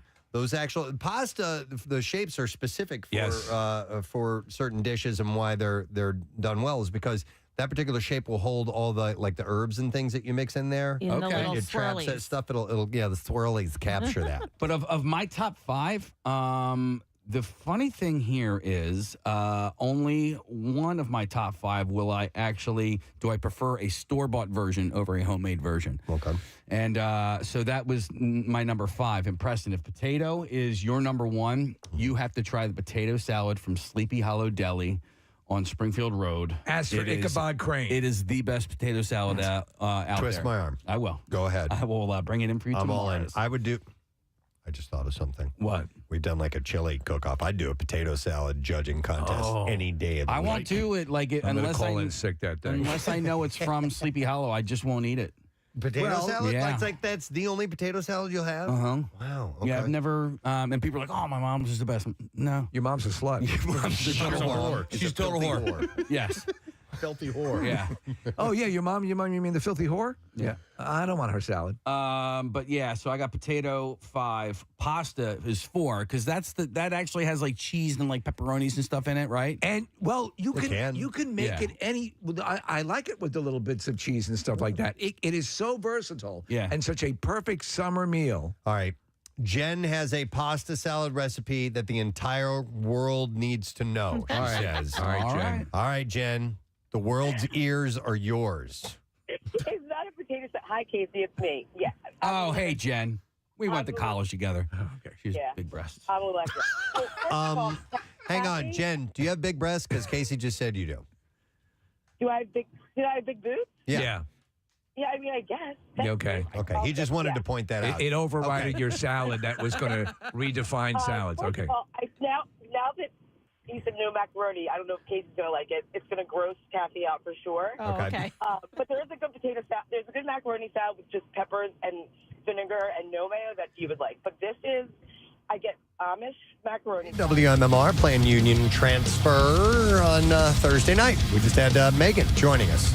And you can get those tickets available. Grab them. Go see them. They're a great band. I guarantee you will not be disappointed. 10:24.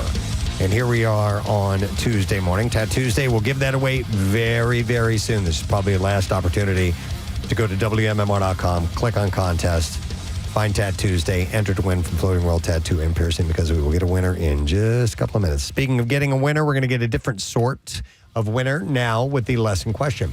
And we are going to, where is it? There it is. Where's that effing sound coming from?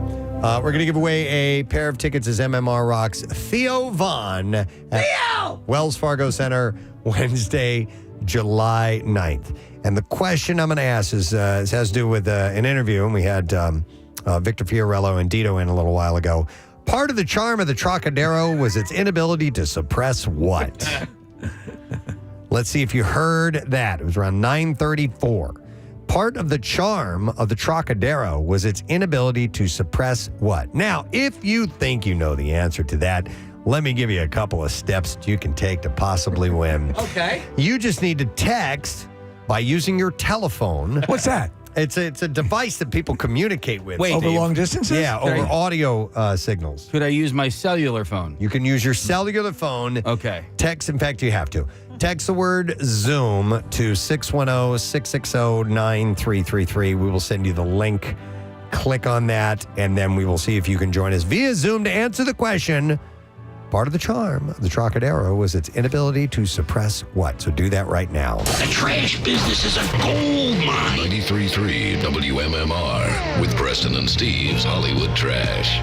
Brought to you this morning by the Leukemia and Lymphoma Society. And you can join Nick McElwain and Team Luke at the LLS Big Climb Philly on Saturday, May 31st at Subaru Park. To register or donate, just go to PrestonandSteve.com. What's happening this morning, Steve? Well, former Playmate and Hugh Hefner's third wife, Crystal Hefner, announcing her engagement online to actor James Ward. Crystal says Ward has reminded her that sex doesn't always have to smell like piss. Oh my God. Kanye's wife / prisoner, Bianca Censori, posting pics of a new longer hairstyle on Instagram. And in keeping with tradition, she also posted a picture of her butthole. And finally, Prince Harry says he now wants to make peace with and reintegrate into the royal family. Harry says this has nothing to do with dwindling financial prospects, noting that he just auditioned for a new Roku series called Young Mr. Belvedere. And that's your Hollywood Trash. All right. Looks like we got somebody who wants to take a crack at this. Question is, part of the charm of the Trocadero is its inability to suppress what? And we're joining via Zoom Mark this morning. Hey, Mark. Hey, how's it going, man? Awesome, buddy. All right. So do you happen to remember the part of the charm of the Trocadero was its inability to suppress what? Fires. Fire. You got it, Mark. Hang on. We'll gather your contact information, and then we, sir, will give you a pair of tickets as MMR rocks Theo Von at the Wells Fargo Center, Wednesday, July 9th. Tickets go on sale this Friday via Ticketmaster. For more information, you can head to WMMR.com. All right, we're going to do music news. Now, Preston and Steve's Music News on 93.3 WMMR. What? Brought to you this morning by Delaware County Career Link and hundreds of job titles. One big opportunity. Join the Delaware County Job Fair May 13th at Subaru Park. You can sign up on the Crozier page at pacareerlinkdelco.org. So, The Egyptian god? I was about to say. It says here Swedish hard rock band. Oh, so rock. Ghost. I meant to say started with Swedish, but I started with rock band instead.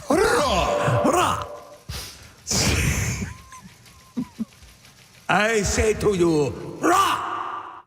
Swedish hard rock band Ghost hit number 1 on the Billboard 200 chart with their new album, Skeleta. Sold 86,000 units in its first week, ending May 1st. And it is their first time at the top and first hard rock album to do so since AC/DC's Power Up in 2020. The album, led by the single Satanized, sold 77,000 traditional copies, including 44,000 on vinyl, setting a record for the biggest vinyl sales week for a hard rock album.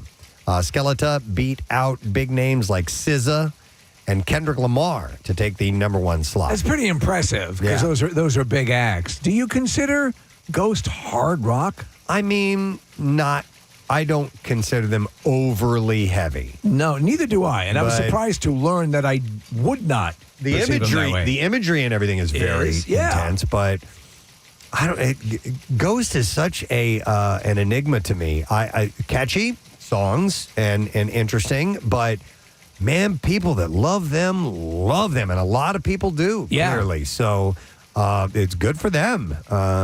So Ghost, Jesus. There's a band called Goose. Maybe they know the guys. No, I said Goosed.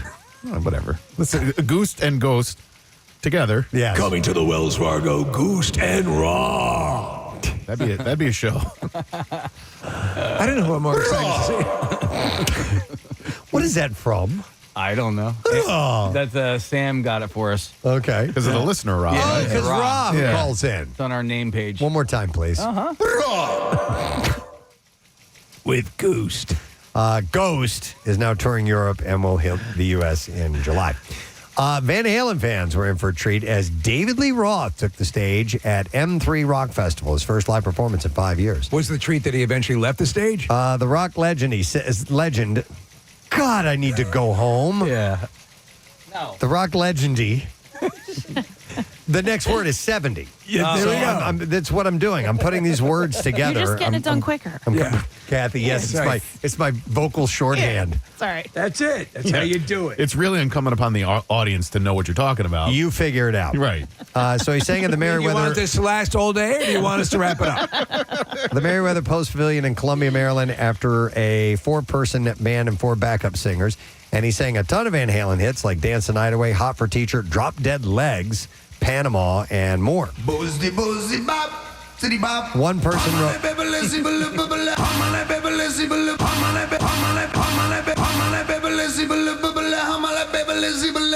He loves that one line. One person wrote, David Lee Roth just opened his first show in 5 years with Panama. Second tune, Drop Dead Legs. Third tune, You Really Got Me. Dave is back. He sounds amazing. And actually, I watched a little clip of it. Was it good? Wasn't too bad. Really? For once, he was singing most of the actual melodies. That was your big issue. Oh. You've often recounted how you are a massive Van Halen fan, massive David Lee Roth fan. Then you went and saw him in concert, and he sang. Yeah, I hate that. I heard a funny story about David Lee Roth last week. Apparently, he was coming out of he was like a radio interview, and Henry Rollins was at the same studio, and David Lee Roth was wearing this long coat. And he opens up the coats, and it's just lined with beer. Oh, right, yeah. Was that Bill Hader? Bill Hader told this story. Yeah.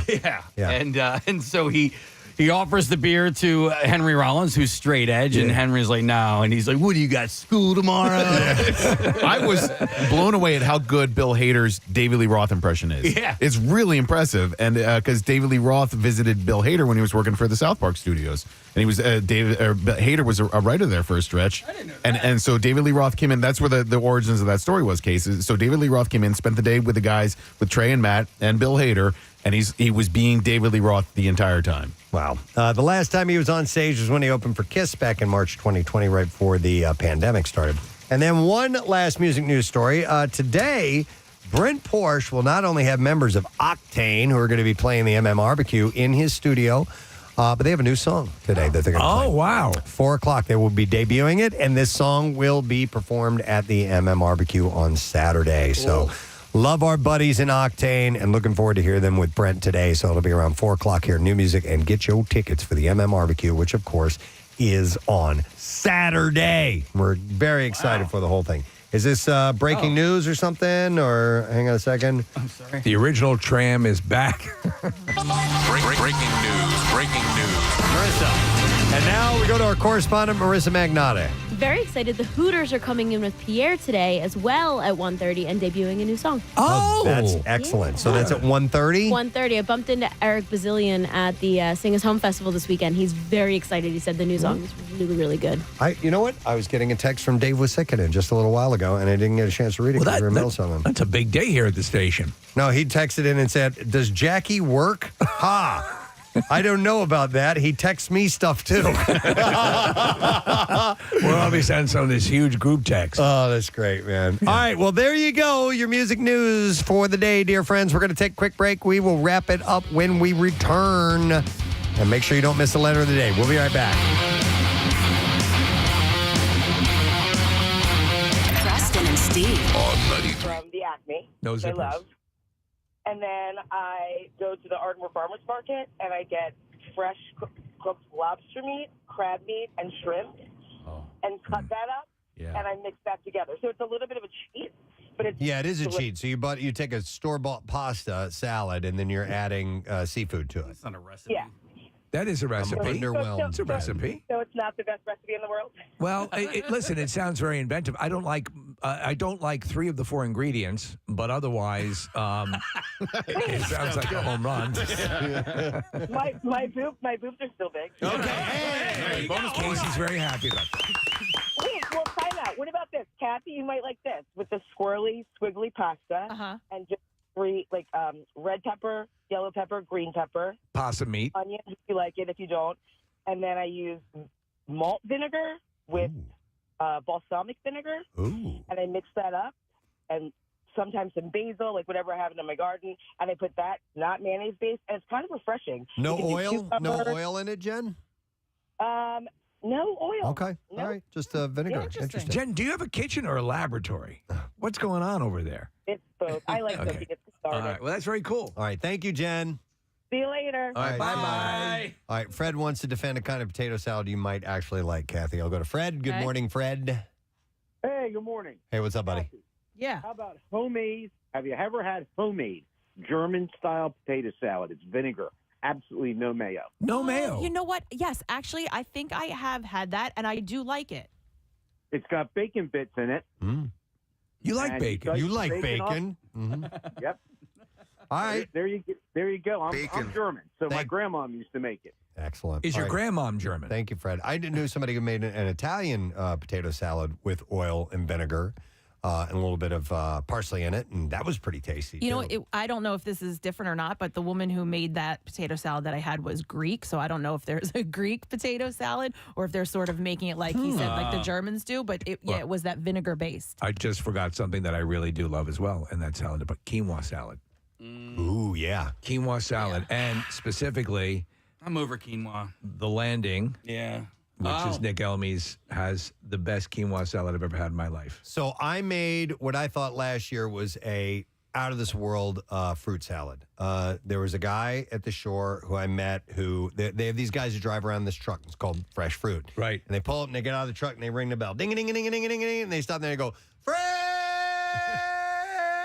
This really long fresh fruit scream. Well, I got this guy, Bernie, was his name, and he brought a bunch of fresh fruit over for me. It was really, really nice. It's kind of a welcome to the neighborhood type of thing. And it was, like pineapple and mango, and I had some bananas and, a lot of great fruit. So anyhow. And was it indeed fresh? Yeah, it was perfect condition, ready to cut and go. It was all ripe and ready. So I cut it up and I threw it in. I kind of slapped together this fruit salad. So rather than just the fruit being together, I added honey to it. And most important ingredient is squeeze some fresh lemon on it. Oh, all right. Really? Gives it even a little bit more tang. Yeah. And then I put in some walnuts in there. And it was the best fruit salad I've ever had. Thank you very much. Pat myself on the back. I was really happy about Does that. that sound something like you would enjoy? Yeah, well, when they said fruit salad, I was like, well, hello. Over Yeah, here, obviously, you eat- that would yeah. be my number Does fruit one. salad make you toot?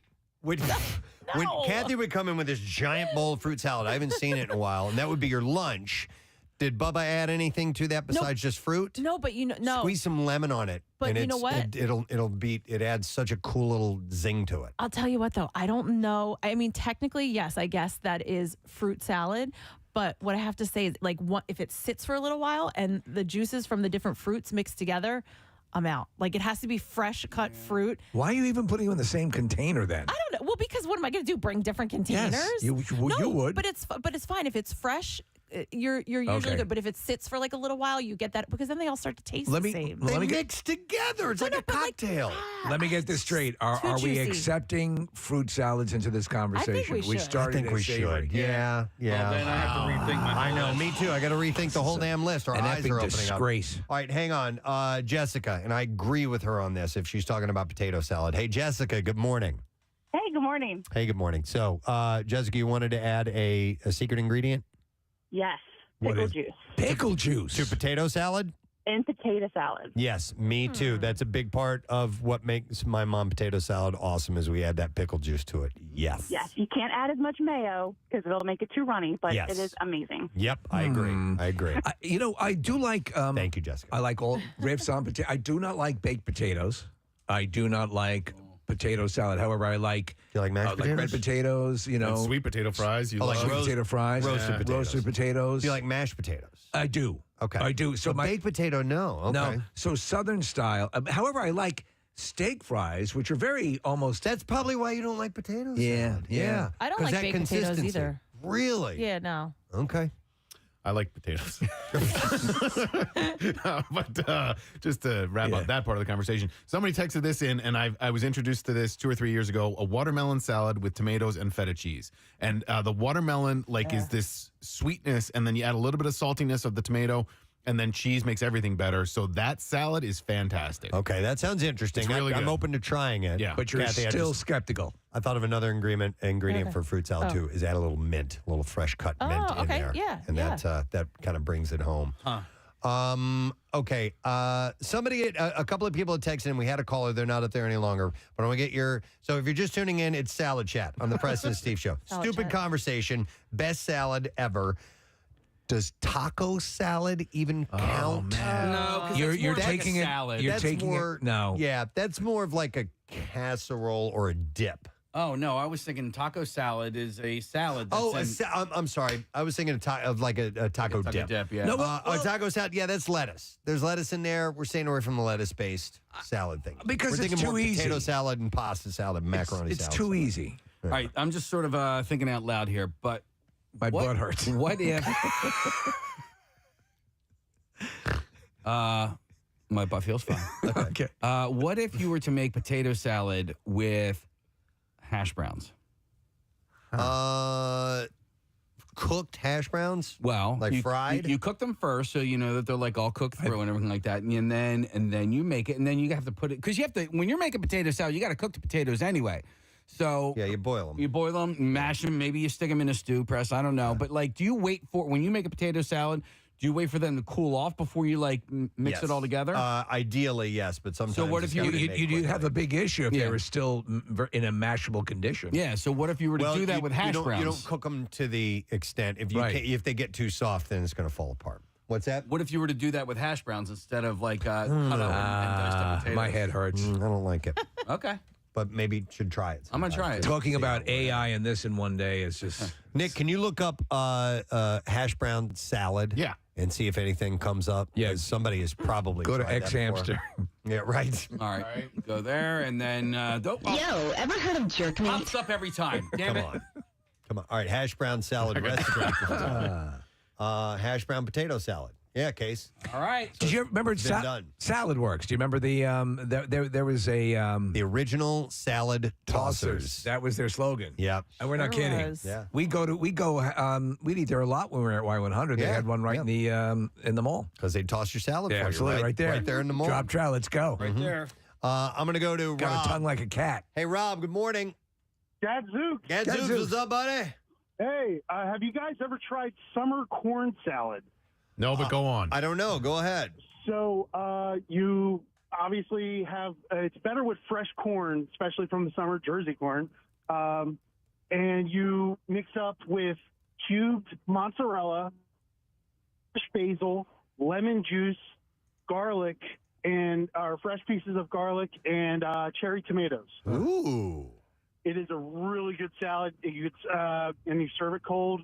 Put it in the fridge. Make it the day before. What do you do? Do you boil the corn ahead of time and then cut it off? You make your corn like you're basically boiling, but it's better to cut right from the cob. Yeah. Cob. Yeah. Okay. I dig it. All right, Rob. I like the sound of that. All right. I'm not a big corn dude on corn that level, salad. but the other ingredients sounded enticing. So this hash brown potato salad, I think I'm going to make it. The only thing I would do differently, it says poke some holes in the hash brown package. So it is saying buy prepackaged hash browns and then microwave it. I wouldn't want to microwave it. I would much rather cook them on a griddle and cook them through that way.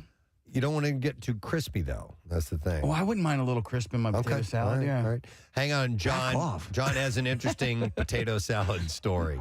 Call with your potato salad stories. Hi, John. Good morning. Hey, Steve. Yes. Let me show you how it's done. What is that from? That's a mom teaching her daughter how to. Oh yes, yes. Here, let me show you. Right. That's how every porn movie which the mother daughter. No, Stephanie, not like that, like that.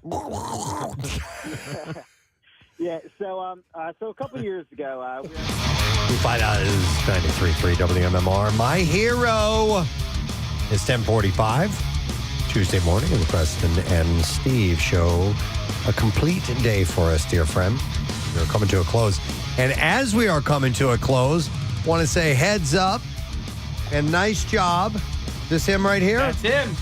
To our 20 money winner, Brian Dugan of Lancaster, Pennsylvania. Well, Brian walks away with $1,000 through Preston and Steve 20 money, which is sponsored by United Tire and Service. So congratulations to you, sir. And we are stoked that you're walking away $1,000 richer. Your next chance coming up with Pierre at noon. So do not miss your opportunity. I would like to thank our guests this morning. We have Victor Fiorillo and Dito of the Martha Graham Cracker Cabaret. Their 20th anniversary show is coming up at the Miller Theater. And it will be May 16th, 7 p.m. show. And MarthaGrahamCrackerCabaret.com. And Victor was saying, there are some places that had the tickets priced like $600. Don't buy those. They're not going to go to the charity. All right, it's for the Leukemia Lymphoma Society. So make sure that you get reputable ticket service on that. And then we had Rebecca Lovell. Yes, from Larkin Poe, phenomenal singer and guitarist, and their band is performing at Union Transfer on Thursday, and you get details at larkinpoe.com. They're great. MMRBQ veterans, too, which is wonderful. Pierre Robert is here. Hey, man. Great conversations with both. Martha Graham Cracker experience is so much fun. I cannot recommend it highly enough. Martha, is Vito, is that his name? Dito. She is amazing on stage. And Victor plays great keyboards. And they draw great crowds wherever they go. I highly recommend it. What I loved was the other character, Polyvana Cracker. Yes. And then the conversation with Rebecca was priceless because as an interviewer, one of the things I don't know about you guys, but one of the things I get off on is if you can't go fishing for this, it happens or it doesn't. When the person you're interviewing says, wow, good question. Right. I love you got it twice. Steve, Nick, you got it once. And she clearly, people love coming on your program. They feel comfortable. You guys don't ask stupid questions. You make people feel, wanted. And it's a great vibe for, any artist, writer, director, movie person, actor, musician to come on this very program. It's very kind, but she's just a great interviewer. She's just very forthcoming. You know, they both are. They're terrific. Yeah. And you're having friends in today as well, correct? Yeah, we got the Hooters coming in today. Thus, my Hooters shirt that I wore the other day, I broke this out. I've had this for a while, but I haven't worn it till the other day, and you noticed it, Preston. I love it. Bright Hooters shirt. Yeah. I think Rob and Eric, maybe Davey, I don't know, are coming in. We've got a brand new song called Pendulum that they're going to debut.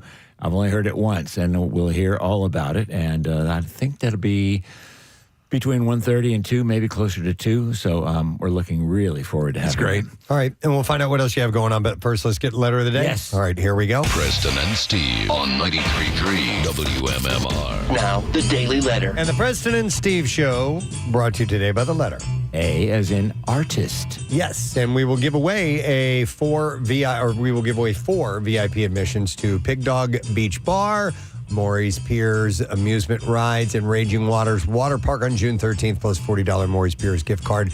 Valid for food and beverage and a limited edition of the official Eagles Autism Foundation Sunny Seagull, along with a commemorative Eagles Autism Foundation event poster. So you'll get all that. And before we find out what Pierre's got going on today is Tuesday. So we need to give away our Tuesday prize.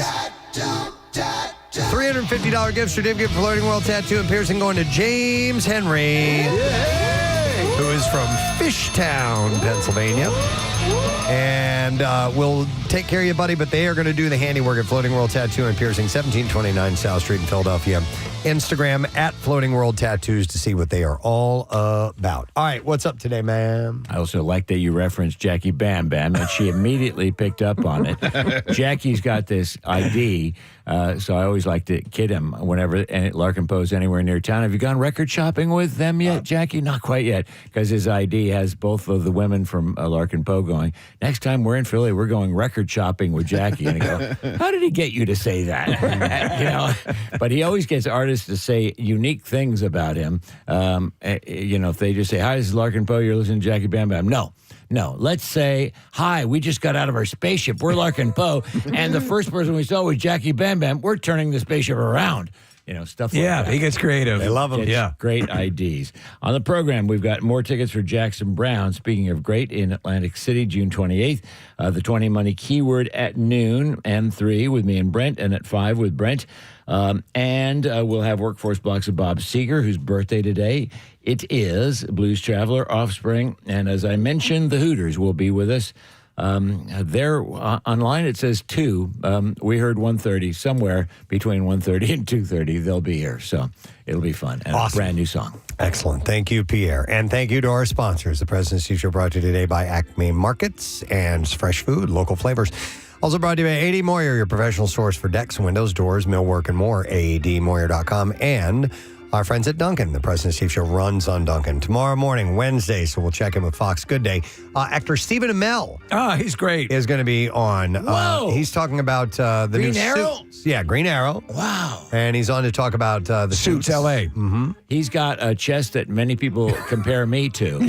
When you see him shirtless, and his biceptuals and his pectorals and pectorales. They say, dude, you look just like Stephen Pierre. Amell. Yeah, and he gets it more about you. He does, yeah. We'll ask him about it, and he'll say, great question.